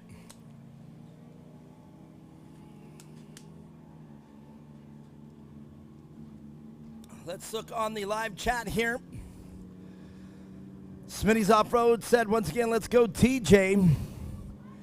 And I haven't been giving credit to TJ. TJ has been very vocal about he is a member of the R&R Steel crew now. And I have not been able to give TJ all the, all the fame and glory with that. So he's part of the R&R Steel fame now, so that's great to have him there. But let's talk more about some of the sponsors that we got. Let's talk about Withrow Construction. We've talked about them today, and we talked earlier about GPS and how important that is to the equipment that they have. They're established in 2017, the technology and land-driven company based out of Surprise. The Withrow family began competing in UTV races with their daughter, Sienna, and she's now 18 years old. Jackson Withrow decided to compete just a few months later. The Withrow Construction is a grading contractor specializing in public roadways and large residential products that are located in Phoenix, Arizona, and Maricopa County. And their precision grading is done with integrated GPS. And if you guys are wondering what that means, the GPS doesn't just determine where the tractor's at or what they have there. It actually determines how the tractor gets its roadway. So with that being said, they can put that road within the tolerance of less than an inch. So if you've got it right there, the GPS global positioning system will tell them exactly where to carve your road. So they have that technology. Go check them out. Withrow Construction, our 2025 gold sponsor, and incredible to have them up here. Well, Mia Chapman, here we go. Brian Willett out front with Carson Greco all the way from the back. Brian Willett on top yesterday, and he had to go all the way to the back with Carson Greco, but they find themselves already 1 and 2. Casey Cummins out there in the 622 car, the YXZ. Ryland Bernstein out there, the 899, and Jackson Howdegay in his 149 car. If he was able to get it back running, and he did.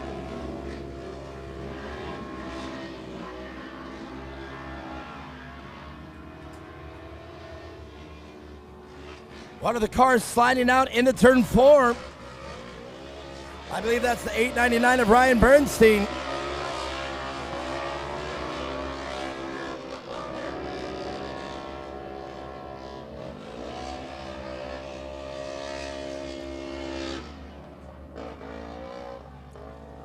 Metis Racing out there on the live chat said, congrats to all the racers.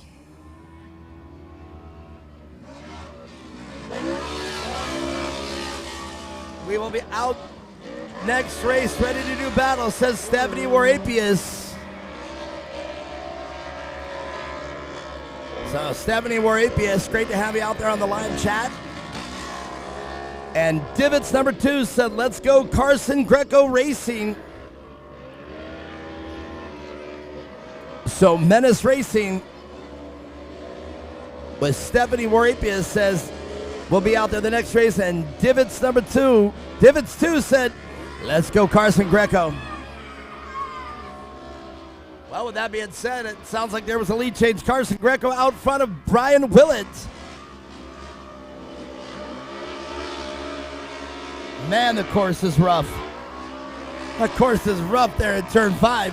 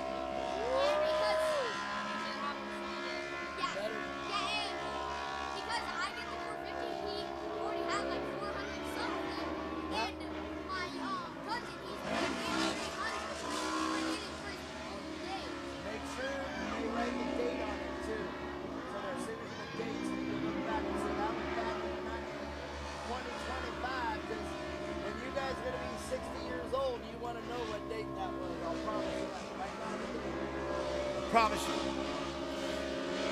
Well, Mia Chapman, Carter Hogan is very impressed with everything coming from the R&R Steel guys, and it's great to see them. I hope that comes true for them, because if anybody deserves it, it's the Hoganist boys, that's for sure. Well, back to racing out here, though. Carson Greco out front, and Brian Willett. If you haven't been paying attention to Brian Willett, soft-spoken, even keel. But he ain't soft-spoken and even keel out there, man. He is an absolute wrecking machine in that car. He's been like that. He has caught my attention since day one of me and you announcing out here at Core.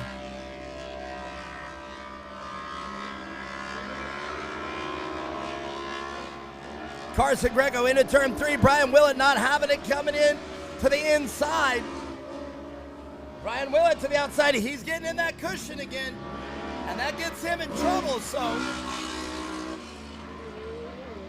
But it's good to see Brian Willett trying different lines to get it on the inside or outside of Carson Greco. Little bit of a bicycle in turn 5 from Brian Willett, the 951 car.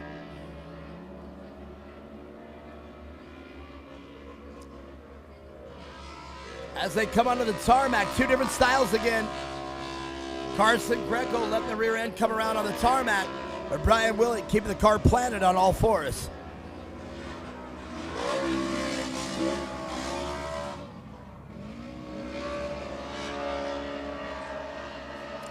And there again, you see the very different styles.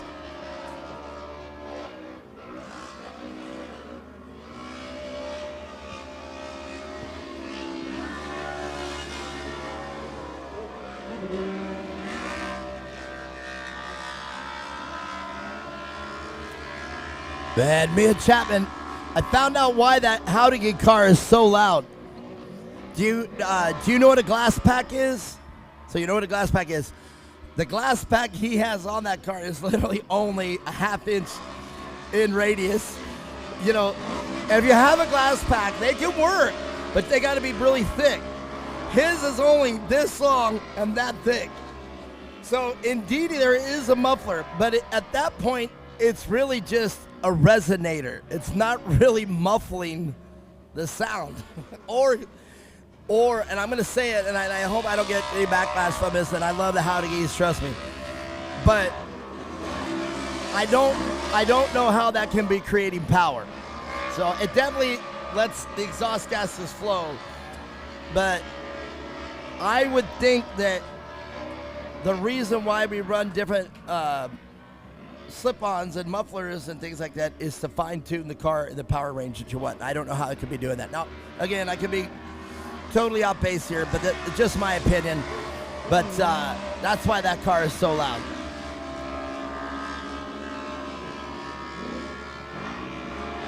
Carson Greco, though, not going to let Brian Willett have it at all.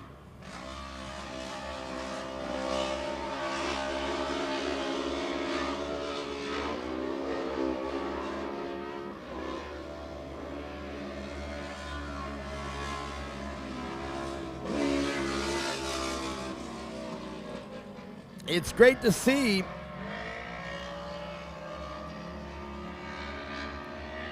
the Greco car out front. It's always one thing I've learned about the Greco race team over there and the entire Greco crew. If they show up, it's going to be a race. Like, you can't look over and see a Greco car and think to yourself, all right, I got this. Like, if you line up and you look over and see a Greco car, it's going to be a battle. Definitely, yeah. An awesome battle up front from him and Brian Willett. They always make it so fun to watch this class because you really never know how it's going to turn out. So this mandatory should make things interesting, and we'll see who comes out on top. Yeah, I am 100% agreeing with you. And you know, Brian Willett and all the racers that we have talked about over and over and over throughout the seasons here at Core, since we've been here. They had 1 year prior to me and you. But since we've been talking about it, You know, Brian Willett, there's certain racers that have been here since day one, and Brian Willett's one of them. Greco's are another one of them. And whether they realize it or not, when you line up and you look over and you see the ones that you're used to, like Brian Willett, strap it in, get it in, put the helmet on, click it in, look over, and you see Carson Greco. You know it's not like, oh, I got this. I can confidently just say I got this. You know your strategy is, what am I going to do to get around him or stay around him or get around him if he's out front? You have to have a strategy racing against the Grecos. I mean, at least that's what I think. Well, back to the live chat. That's all right. It is. So the Ryland Bernstein out there in the 899 car this time around for the Youth NA Open. And Carson Greco, as we know, Casey Cummins out there in the YXZ car.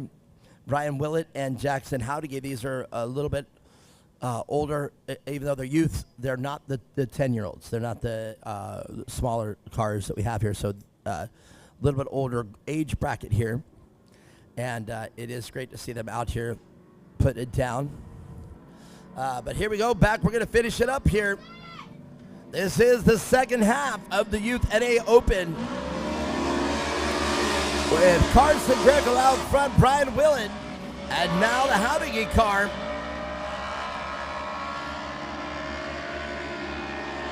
Of Jackson Howdige out front.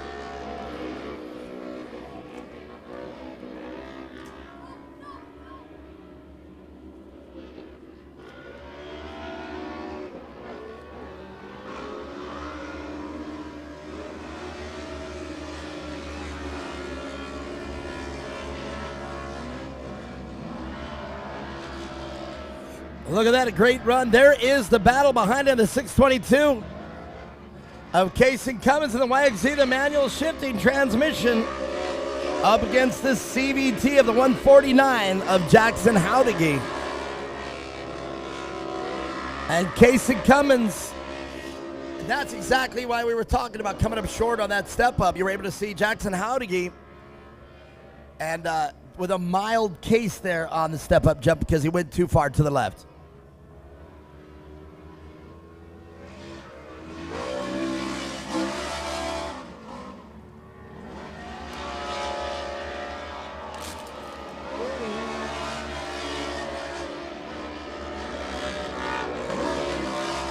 Jackson Howdige to the inside of turn one, getting back around Casey Cummins. But Casey Cummins with the speed going down the back straightaway as they come into turn two. Can he make that pass stick?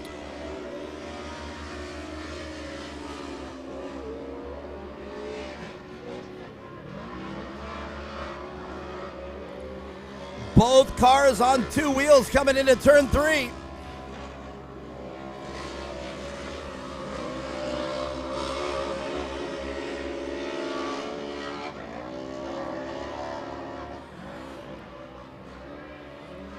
Let's see if the Howdige car chooses the same line over the step-up jump. No to the outside now. But still coming up short.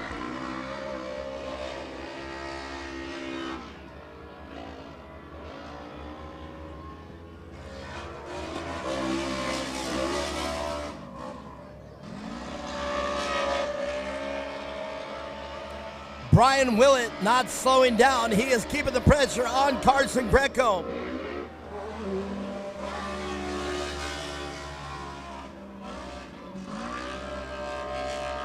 Brian Willett looking for anything to do, but Carson Greco not allowing anything of any mistake.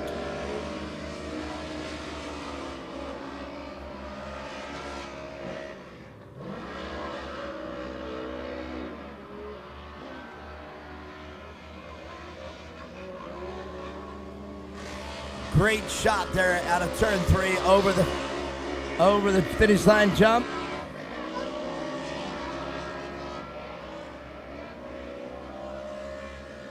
Carson Greco still in command. Brian Willett up on two wheels on the tarmac.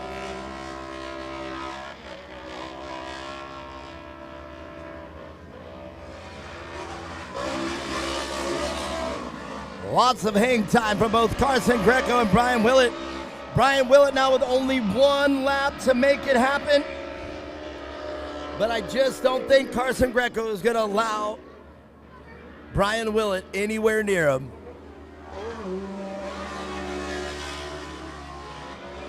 And it would appear once again, we've talked about it all morning, Brian Willett has the turn enter speed, as you see right there. But Carson Greco exiting faster than Brian Willett. Brian Willett dancing with the devil once again with that cushion. He is dancing dangerously close, and he's been doing it all weekend long. Just 2 more turns to go. Mia Chapman and Carson Greco is going to get it done. Brian Willett with one more chance up on 2 wheels.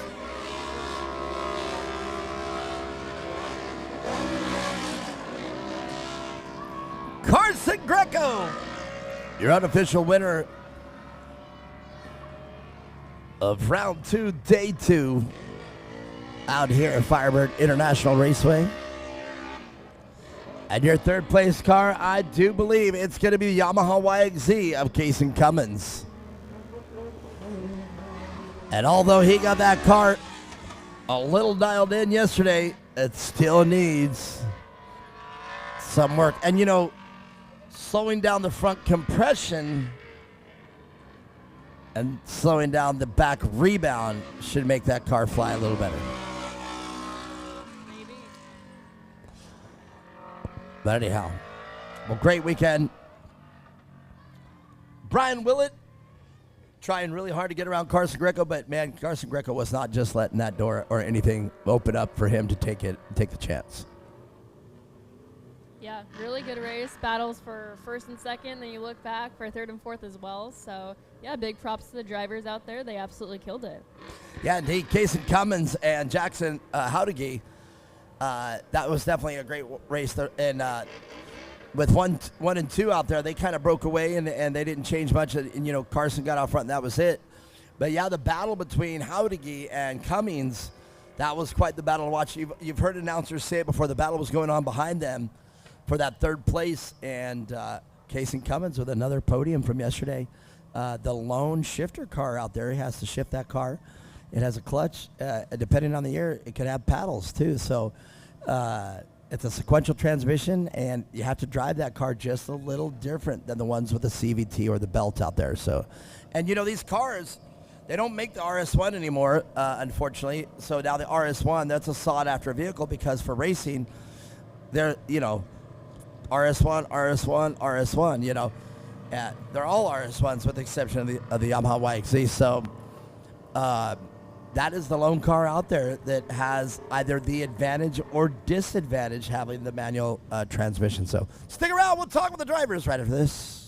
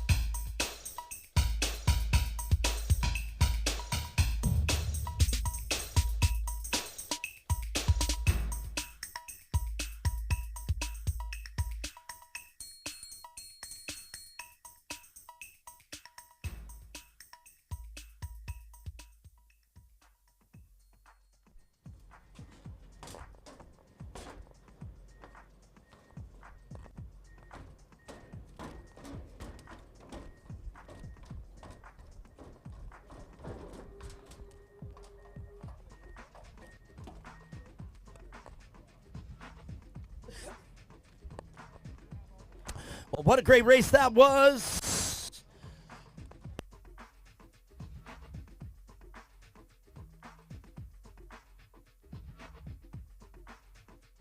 I was puzzled there for a second. Get the eens in there. All right.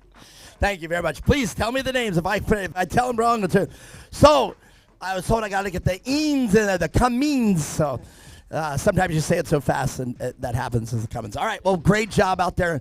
The battle really, after they checked out and was doing their battle, was between you two, you and Howdigi, but you got it done. Yeah, he was going really fast at the start there, so I just started driving for the competition yellow. Once that came out, I knew where I was faster, so I just made the pass where I was faster. Well, now you're the lone shifter car out there. I have to ask you, and I was announcing it that way. Is it an advantage or disadvantage to have to shift? Sometimes you miss a shift and then you're kind of screwed. So, but in the corners, when I'm able to engine brake like turn 1 there, it makes a difference. Oh, absolutely. Engine brake and setting that turn 1 up and getting on it. Absolutely. And if the car wants to sit down, give it a little clutch, and away you go. Yep. All right. Well, great job, man. You definitely got it done. Let's talk about the people that make your race program happen. My dad, mom, and brother. Casey Cummings. I got to get the eens in there. And that's all right. If I mess it up, let me know. I'll say it right. But Brian Willett, great weekend of racing. Started off a little rocky yesterday.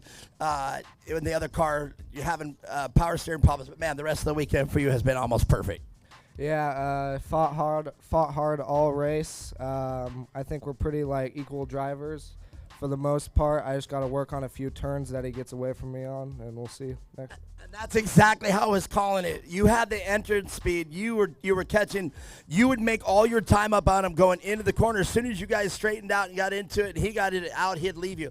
So absolutely, there's a definite different style. But that's been the consensus throughout the weekend. The cars that are battling as close as you two did. One's going in hot, one's exiting hot, and that's exactly what was going on. But absolutely, I think you said it perfectly right there. Equal skills, and it was great to watch. You guys never got away from each other, so that was awesome. Yeah, it was pretty cool. I'd like to thank Willett Motorsports, IMG Motorsports, RMG Motorsports, and Braden Baker and Benchmark Performance. There it is, Brian Willett, everybody second place with this man, Carson Greco. I said it as, you know when you strap into your car and you're one of these boys, you look over, you see a Greco on the side of that car, you know it's going to be a race. So, man, I would think that if I'm strapping in and I got to race one of you guys, I'm like, oh, man, here we go. We got a race. Yeah. Well, right on, take us from the seat from you. What did you see there going on? It was a little sketchy going off the start. It was pretty good, and then through the competition yellow, I saw Willett right behind me, and it was sketching me out a little bit because I know he's fast. And then he really didn't leave right behind me at all, so it was pretty sketchy.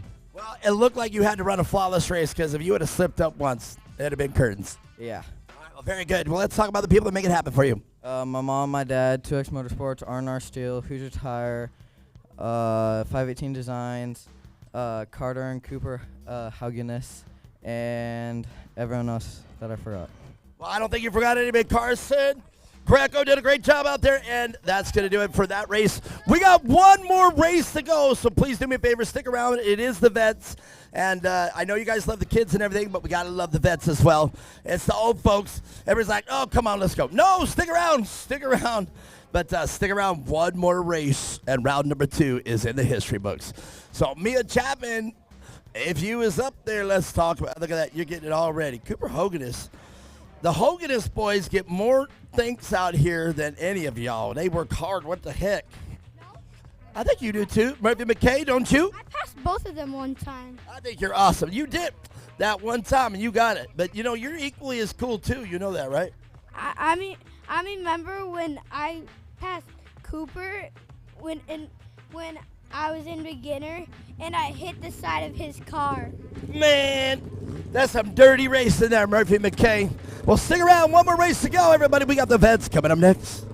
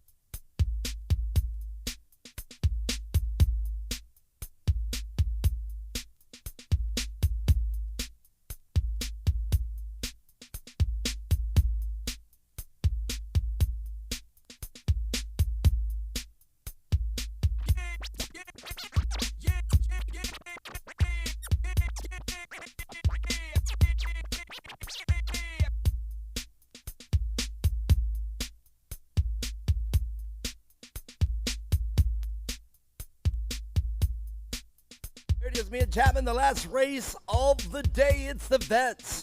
And I was just telling everybody, I think we should have this in the first race. Let the vets in, get it first, so they got people out here in the stands because everybody wants to see the kids go. But, man, once they realize it's the vets, it's like... Yeah, well, it's a Sunday. Everybody has work tomorrow. School, you know. Work tomorrow? I still have to work tonight. Like, I have to... What, as soon as... Talking about normal work. I'm talking about just the normal ones. Yes, I agree. I work so hard, man. I have to. But for the first time in my life, I'm in the black. You know, it's been good. Things have been pretty tough, but here we go. Divots 2 Racing, Greco Brothers Racing brings home another podium. A close race out there. Brian this time. Carson got him. That's right, boy. Divots 2 out there. Divots 2, let me know your name out there, who that is. Give me your name. Papa Gary says, great race, Carson and Brian. Indeed. So, Divots 2, if you're out there, let me know your name. You probably did once already, but let me know again. And that way I can actually address you as your real name, unless you don't want to give it to me. But Divots 2, thank you for the kind words. I don't know if they're listening right now, but Greco Brothers brings home another podium. It was a close race. Brian did a great job. You know, we talk about a lot of the racers here, how consistent they are. Brian Willett is as consistent. I mean, it's almost textbook. You know he's going to get there, as long as there's no mistakes. I mean, like I said to him on the podium here, this first race yesterday, he just fell all apart. I've never seen him. It was like we were in an alternate universe. I've never seen Brian Willett have issues like that. Yeah, mechanical failures are tough, but he had a rough race yesterday, and he still kept going, still trying to push it and do the best he can. And he's one of those as well that runs multiple classes out here. So yeah, awesome to see him kill it, and yeah, always look forward to seeing him on the podium. I agree, and you know that says a lot about a person's character. You know, off-road racing is not just a matter of battling out for the racing. It's about attrition. It's about the prep on the car. It's about what you do when you're handed a new obstacle or a new dilemma, if you will, or even something that's pretty bad. It's how you handle that makes an off-roader a true off-roader, in my opinion. You know what I mean? And I believe, and I truly believe this, and I'll say it as us off-roaders, I mean, everybody out here that has raced the car or that believes in off-roading as, their recreation, and what they do for fun, we're not the ones that are out there destroying the desert. We're not the ones that are out there leaving the trash. Real off-roaders don't do that. Real off-roaders know that we're not here to damage the things. So, Brian Willett is a real off-roader. Like, in other words, he comes to race. He's serious about his race program. He knows what he has to do, and he's super. And it shows in his consistency. So, Brian Willett, hats off to you, dude. And I've said it since I met you, dude. I'm definitely a fan of Willett racing and Brian Willett. So, and he is pretty smooth, just consistent, and he's always going to be interesting to watch. And if I remember correctly, the first real race that I can throw back that we remember was at Shorty's when we had the race out there. And remember, we had a front row seat to the track. We were sitting right next to the track. But I remember that was a race that was just amazing. It was one of the best races we've seen. And I believe it was Carson Greco and Brian Willett, if I remember correctly. It was amazing. Well, anyhow, me and Chapman, the whole weekend boils down to right here. It is the Vets 40 Plus. And in row number 1, we'll be starting with James Cummings. I guess when you say it as Cummins, that's not the right way to do it. So Cummings. A.J. Burke out there in that very hot pink black car in the 912. Steve Hansen will be in the 969 car. Thomas Bach in the 13 car, great looking car. Daniel Hernigan in the desert car in the 2914. And Ricky Craw yesterday. Now,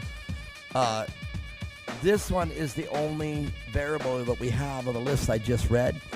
Can Ricky Craw make the curtain because the car was spitting? Braden Cross says there might be a fuel pump issue or something like that, so hopefully they were able to get that resolved. Maybe that's what we're waiting on right now, is that situation. But I know the core crew, they're probably only going to wait another 5 to 10 minutes, and they're going to get this thing started. So, but we'll see how it goes. The Vets coming up next. Stick around.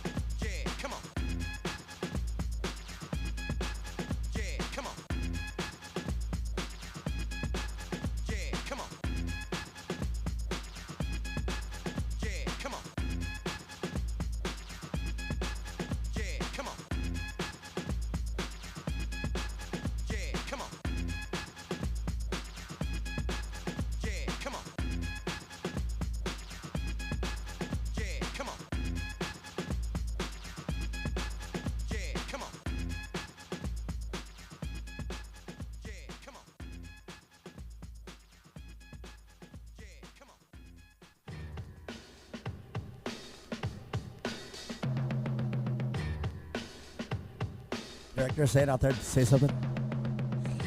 Having fun on that. Look, if you look into the camera or into the phone, you can see how many times can we see, like, that's supposed to open up a portal. Like, I wonder how many times we can see inside the camera. So, yeah. You can zoom in there. Mia Chapman is sitting next to me. She is not amazed by my antics over here, if you guys are still online. She goes, I'm just used to it. Well, Mia Chapman, I love you. You know, if I haven't been able to tell you, this year was a little different from last year. It's always a pleasure working with you, man. Love having the race expert in you that is out here to tell us all about racing.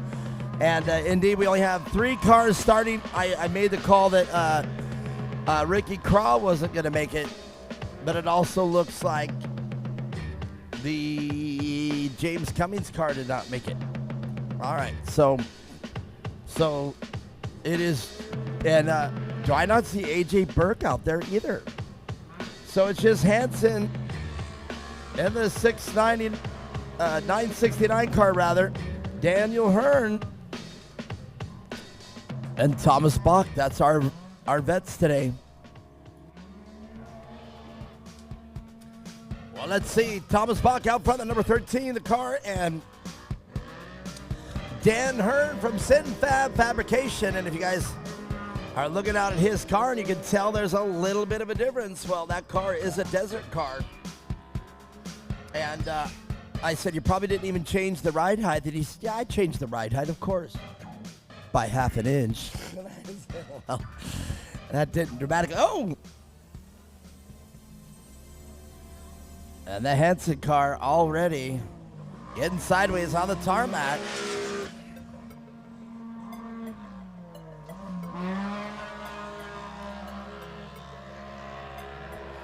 The Hansen car, a little bit of a car. It looks like, apparently, it looks like it could be an Arctic Cat.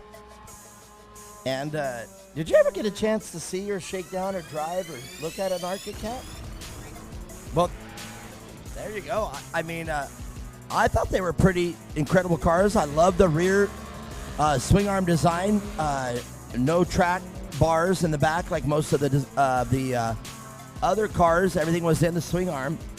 Thought it was pretty good. Dan Hearn to the inside of Thomas Bach. Dan Hearn, I don't know if that's the corner that I would have chose that, but, you know, hey.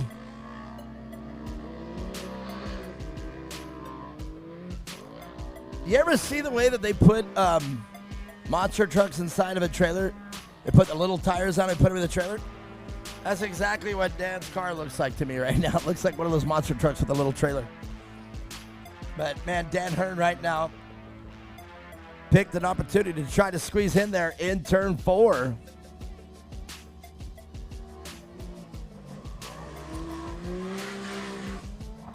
And it would also appear under acceleration that Dan's car has a little less bite off the bottom.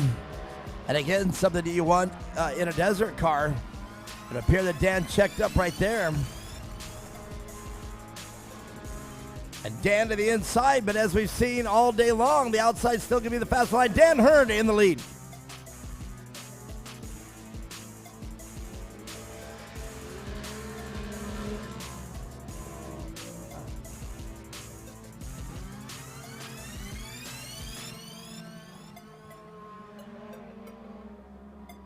I guess that's exactly the way we can find out if that is an Arctic Cat. It looks like one. Is that if we see the rear control arms, and I didn't think to look at that. Dan Hearn, though, over the step-up jump.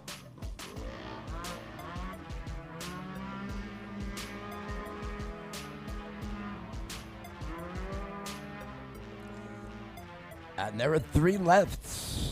29-14 on the roof of that car. And the lights that you see in desert racing, things can get dusty, so you see the amber lights on the back of that car. A little bit, you can actually see the amber lights on the back of the Bach car. The new amber and that blue light. I don't know what they call that, but that ultraviolet blue light, I guess that's the one that really cuts through the desert, the dust in the desert.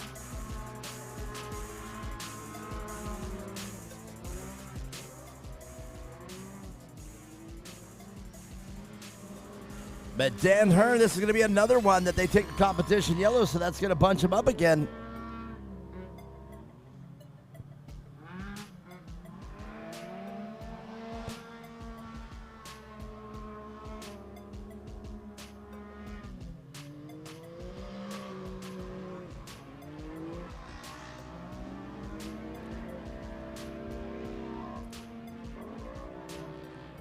So Dan Hearn out there in a fully built chassis, the Can-Am.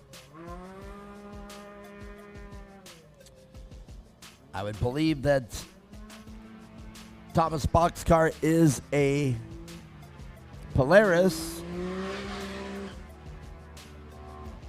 Indeed. That very familiar Polaris front end. And we've been trying to confirm if that car is an Arctic Cat. I don't see rear control arms, so I can go on the record fairly confidently and say that that is an Arctic Cat.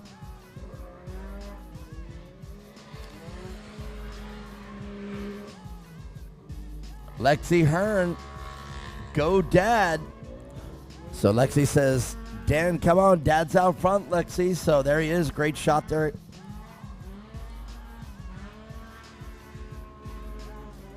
That you can see. So if Chloe's here and Lexi's out there, so that's at least two kids Dan Hearn's got. Are there any more out there, Lexi? Do you have siblings other than Chloe?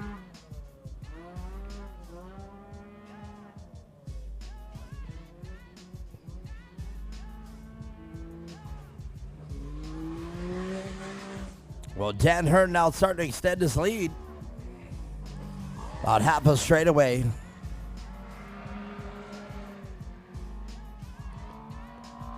You can definitely hear Dan Hearn's car just a little bit on the acceleration, a little different. And that would make me believe that. I guess I could ask you that. You've got some desert racing experience under your belt. Is the desert car completely different from your short course car? Oh yeah, it's night and day difference. Tell us some of the differences. Well, desert car isn't meant to, get driven very hard into the corner. You're mostly on roads and paths, so yeah, I don't know. A desert car and a short course car are just, completely different with everything, the parts, what you prep it for, stuff like that. Well, I mean, they're definitely a lot more heavy duty, that's for sure, because there's a lot of unforeseen things out in the desert, even though you can be a fabulous driver, very fast. In desert racing, it's called a gotcha. The ditch you didn't see, the rock you didn't see, the turn you decided to take wide, and then bam, something right comes out and takes the car. We're going to take the competition yellow at this point, but wheels are generally bigger, tires are generally bigger. The car probably outweighs a short course car 1,500 pounds. Ride height is a little different. You want the car, well, in not all incidences, but you would want the car ultimately to sit up a little higher for travel as opposed to handling in the corners. Now, somebody pointed out that desert racing isn't one in the straightaways because in the straightaways, most cars can still do 100 miles an hour. But desert races, just like short course, I think are one in the corners. You got to be able to corner well. So, I think so. Like, how many are there more straightaways in a race or more turns? I think straightaways. You think more straightaways? The turns aren't as sharp here, right? They're not. Oh. They're gradual and. There's a few sharp Predictable. ones, but yeah, very predictable. Okay. Like here, you never really know what you're gonna get when you throw it into that Yeah. corner. All right. And I guess I was just saying that to invoke conversation with you on that one. Because for sure, I've seen a lot of people that set their cars still pretty low. Back in the early, I'd say 1995 or 94, 95, Parker, Arizona. Robbie Gordon, his truck sat way low. And everybody kind of mocked him at first. They were like, what the heck, that's not going to work. Well, not only did it work, but he aced that race with no problem. I think he won by almost 5 minutes, you know, and that car did work. So I think there's a different, I think there's a different setup for everybody's style or what they see. And I've always liked my cars a little lower. So I kind of follow into that. And fast to the turns. But that brings us to the car we're talking about right here, the car out front, Dan Hearn from Sin Fab. That is a full-blown desert car. But one thing we should point out about Dan Hearn being out here in his desert car is, hey, don't sit up there and have a desert car and not come race because it's not a short course car. Do what Dan Hearn did. Lower it an inch or two, put some smaller tires on it, come out and race. Yeah, he's definitely proven you can do it no matter what, so. It's awesome to see him, though, getting more comfortable out here and driving it in more into the corners and accelerating like quicker. So, yeah, hopefully we can see him bring it on home. Well, and I don't want to do any self-reflecting, but I guess since it's this race, it probably can. But that Bronco that I raced, it was a desert car set up originally. There it is in desert trim. But when I came and raced it out here, smaller tires, you can't really change the ride height on it. But just by putting the 32-inch tires from the 37-inch tires on, that made a huge difference in the way it handled. And I had to learn how to drive that truck. I've raced that truck for 10 years. And when I came out here to race it out in the short course, way different. So definitely pretty different styles and the way that we do it. And Dan Hearn has to do it in his desert car. But he's taking the other boys to school right now. And I know both of the other ones. Thomas Bach is definitely a racer.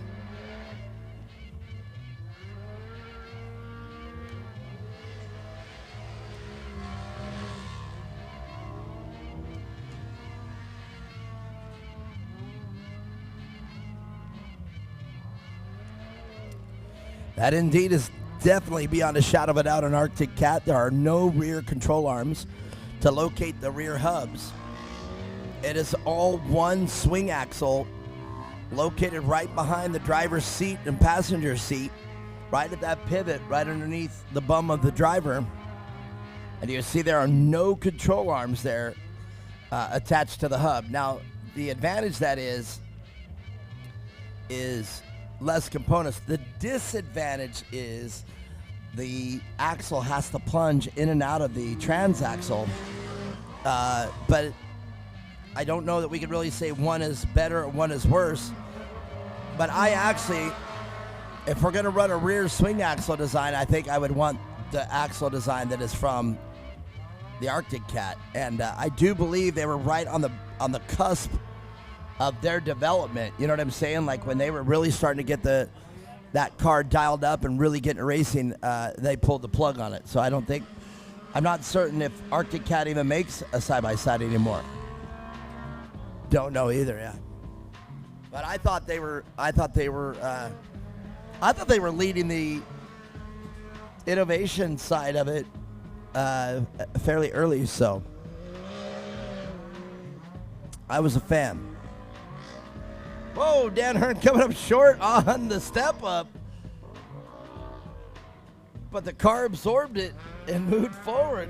But he came up way short on the step up.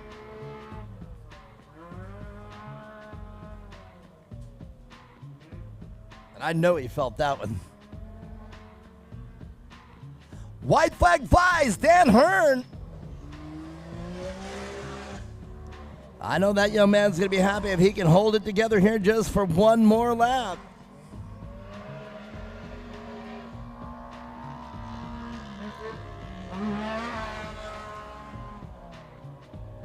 I'm wondering if what we're here is a turbo car. Like he's a turbo, probably? Yeah. Oh, yeah, there it is. Yeah, it's definitely the turbo.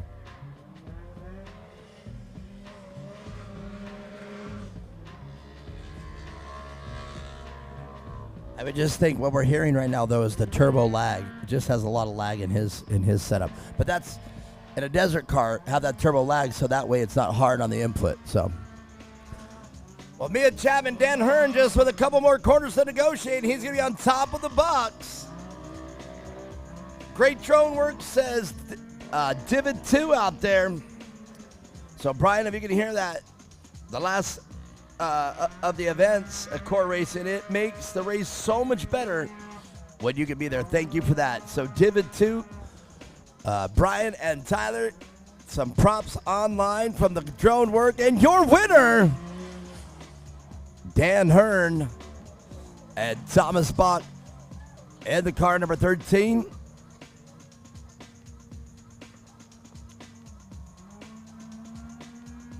And coming up, rounding off our third spot on the podium, the 969 car of Steve Hansen.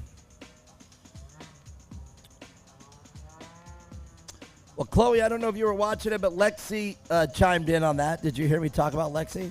Is it just the two of you, or do you have other siblings? You have more siblings, or just the two? Just one more. Two boys and a girl, or what? One boy. Okay, so I had it wrong. So Lexi is, I have a male friend named Lexi, so. Okay, very good. Look at that. All right, everybody, thank you for sticking around for the last race events out there. Dan Hearn on top of the box. We're going to interview them, and Mia Chapman will sign off. And another great weekend in the history book. So Core Racing round number 2 is now all complete. And I've got a lot of tearing down to do, but let's go down and interview these boys. Stick around. One last interview to go.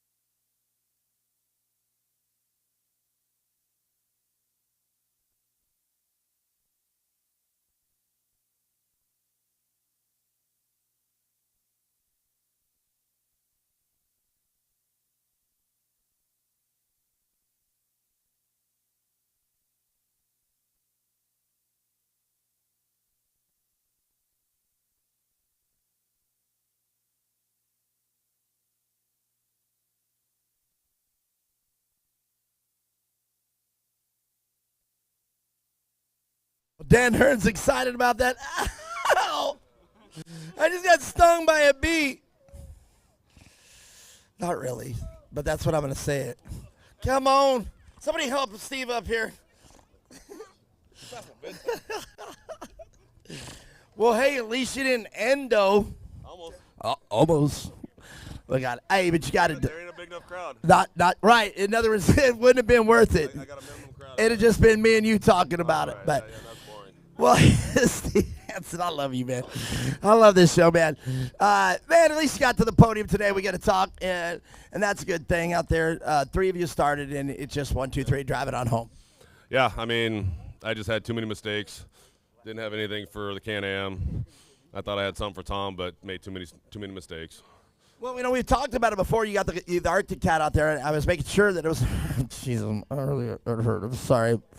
But yeah, and I really think I was telling Mia Chapman, I really think that car was close to being on the technological edge. A lot of innovations at the car, but man, they're heavy. Yeah. There. I weighed it on the scale over there, and it was 2,200. Wow, that is heavy. All right, well, you know what? Last race of the day. I would hope the fun factor was still high out there. Yeah. Oh yeah, definitely. I'd like to thank my wife, Jackie, Metal Havoc back in Washington, and the core family. Thank you. There it is, short and sweet. He's always good. I'm just glad he's on all four. Steve Hansen, everybody. Well, Thomas Bach, man, great little battle there in the beginning, and that desert car just got around and checked out. Yeah, I mean, that turbo has something to say. And I was calling it like that. I said I was making sure it's a turbo, I think, that we're listening to when he gets down on that straightaway. Oh, yeah, when he hits the straight, he's gone. You can just see him. He checks out. Right on. He was coming up short, though, quite a few times on the step-up jump. And I was thinking, I told Mia Chapman, I said, man, it's a good thing that's a desert car. And I said, I know that one hurt. Oh, yeah, definitely. I can see him from where I'm at and the way he's going, and then he lands. I'm just like, all right, I hope I have more speed than that. No doubt. So, and I attribute that to that turbo lag. I don't think you had the drive coming out of the corners that you did. Yeah, that's what it seems like.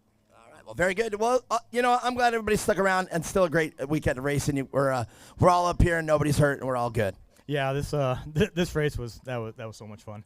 I mean, right from the beginning, and then I just did what I could until the turbo kicks in and finally catches up and passes me. But it was a blast. All right. Well, I like to hear that. Well, let's get the people you want to say thank you to. First, my fiance Jamie. Everything you do for me, love you. Again, my spotter Steve. Can't do it without him. I mean, he's in my ear. He's telling me to go. He's telling me where everybody's at and keeps me pushing and pushing. So my dad's here again watching me. So thanks for him.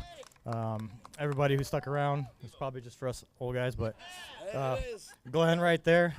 Thanks for everything you do, Glenn. Everything core. Jason, wherever he's at. Probably out in the track messing around.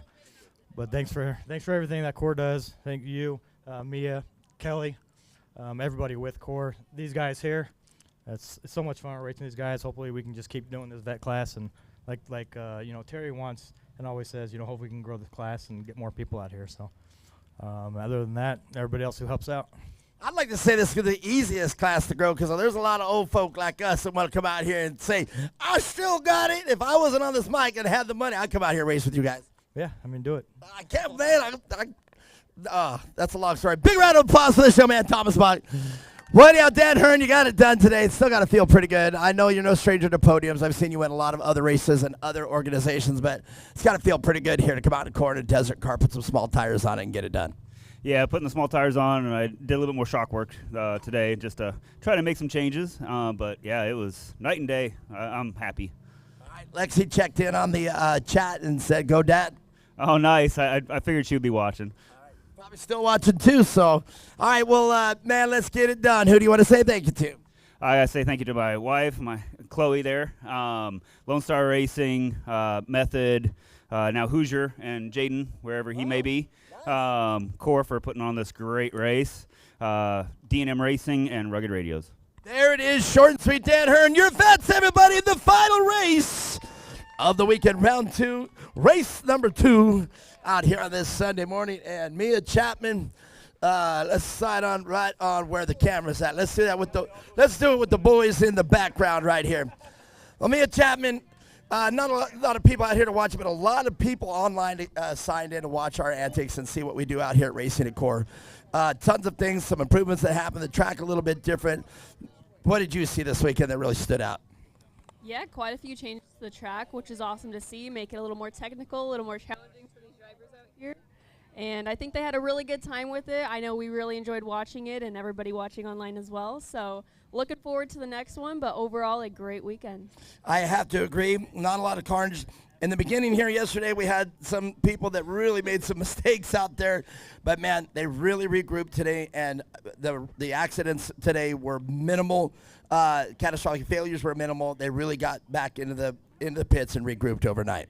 Absolutely, yeah. It was awesome to watch the close racing, all the battles going on with, the drivers dicing it up back and forth. So hopefully we get them all coming out to the next one and put on an even better show.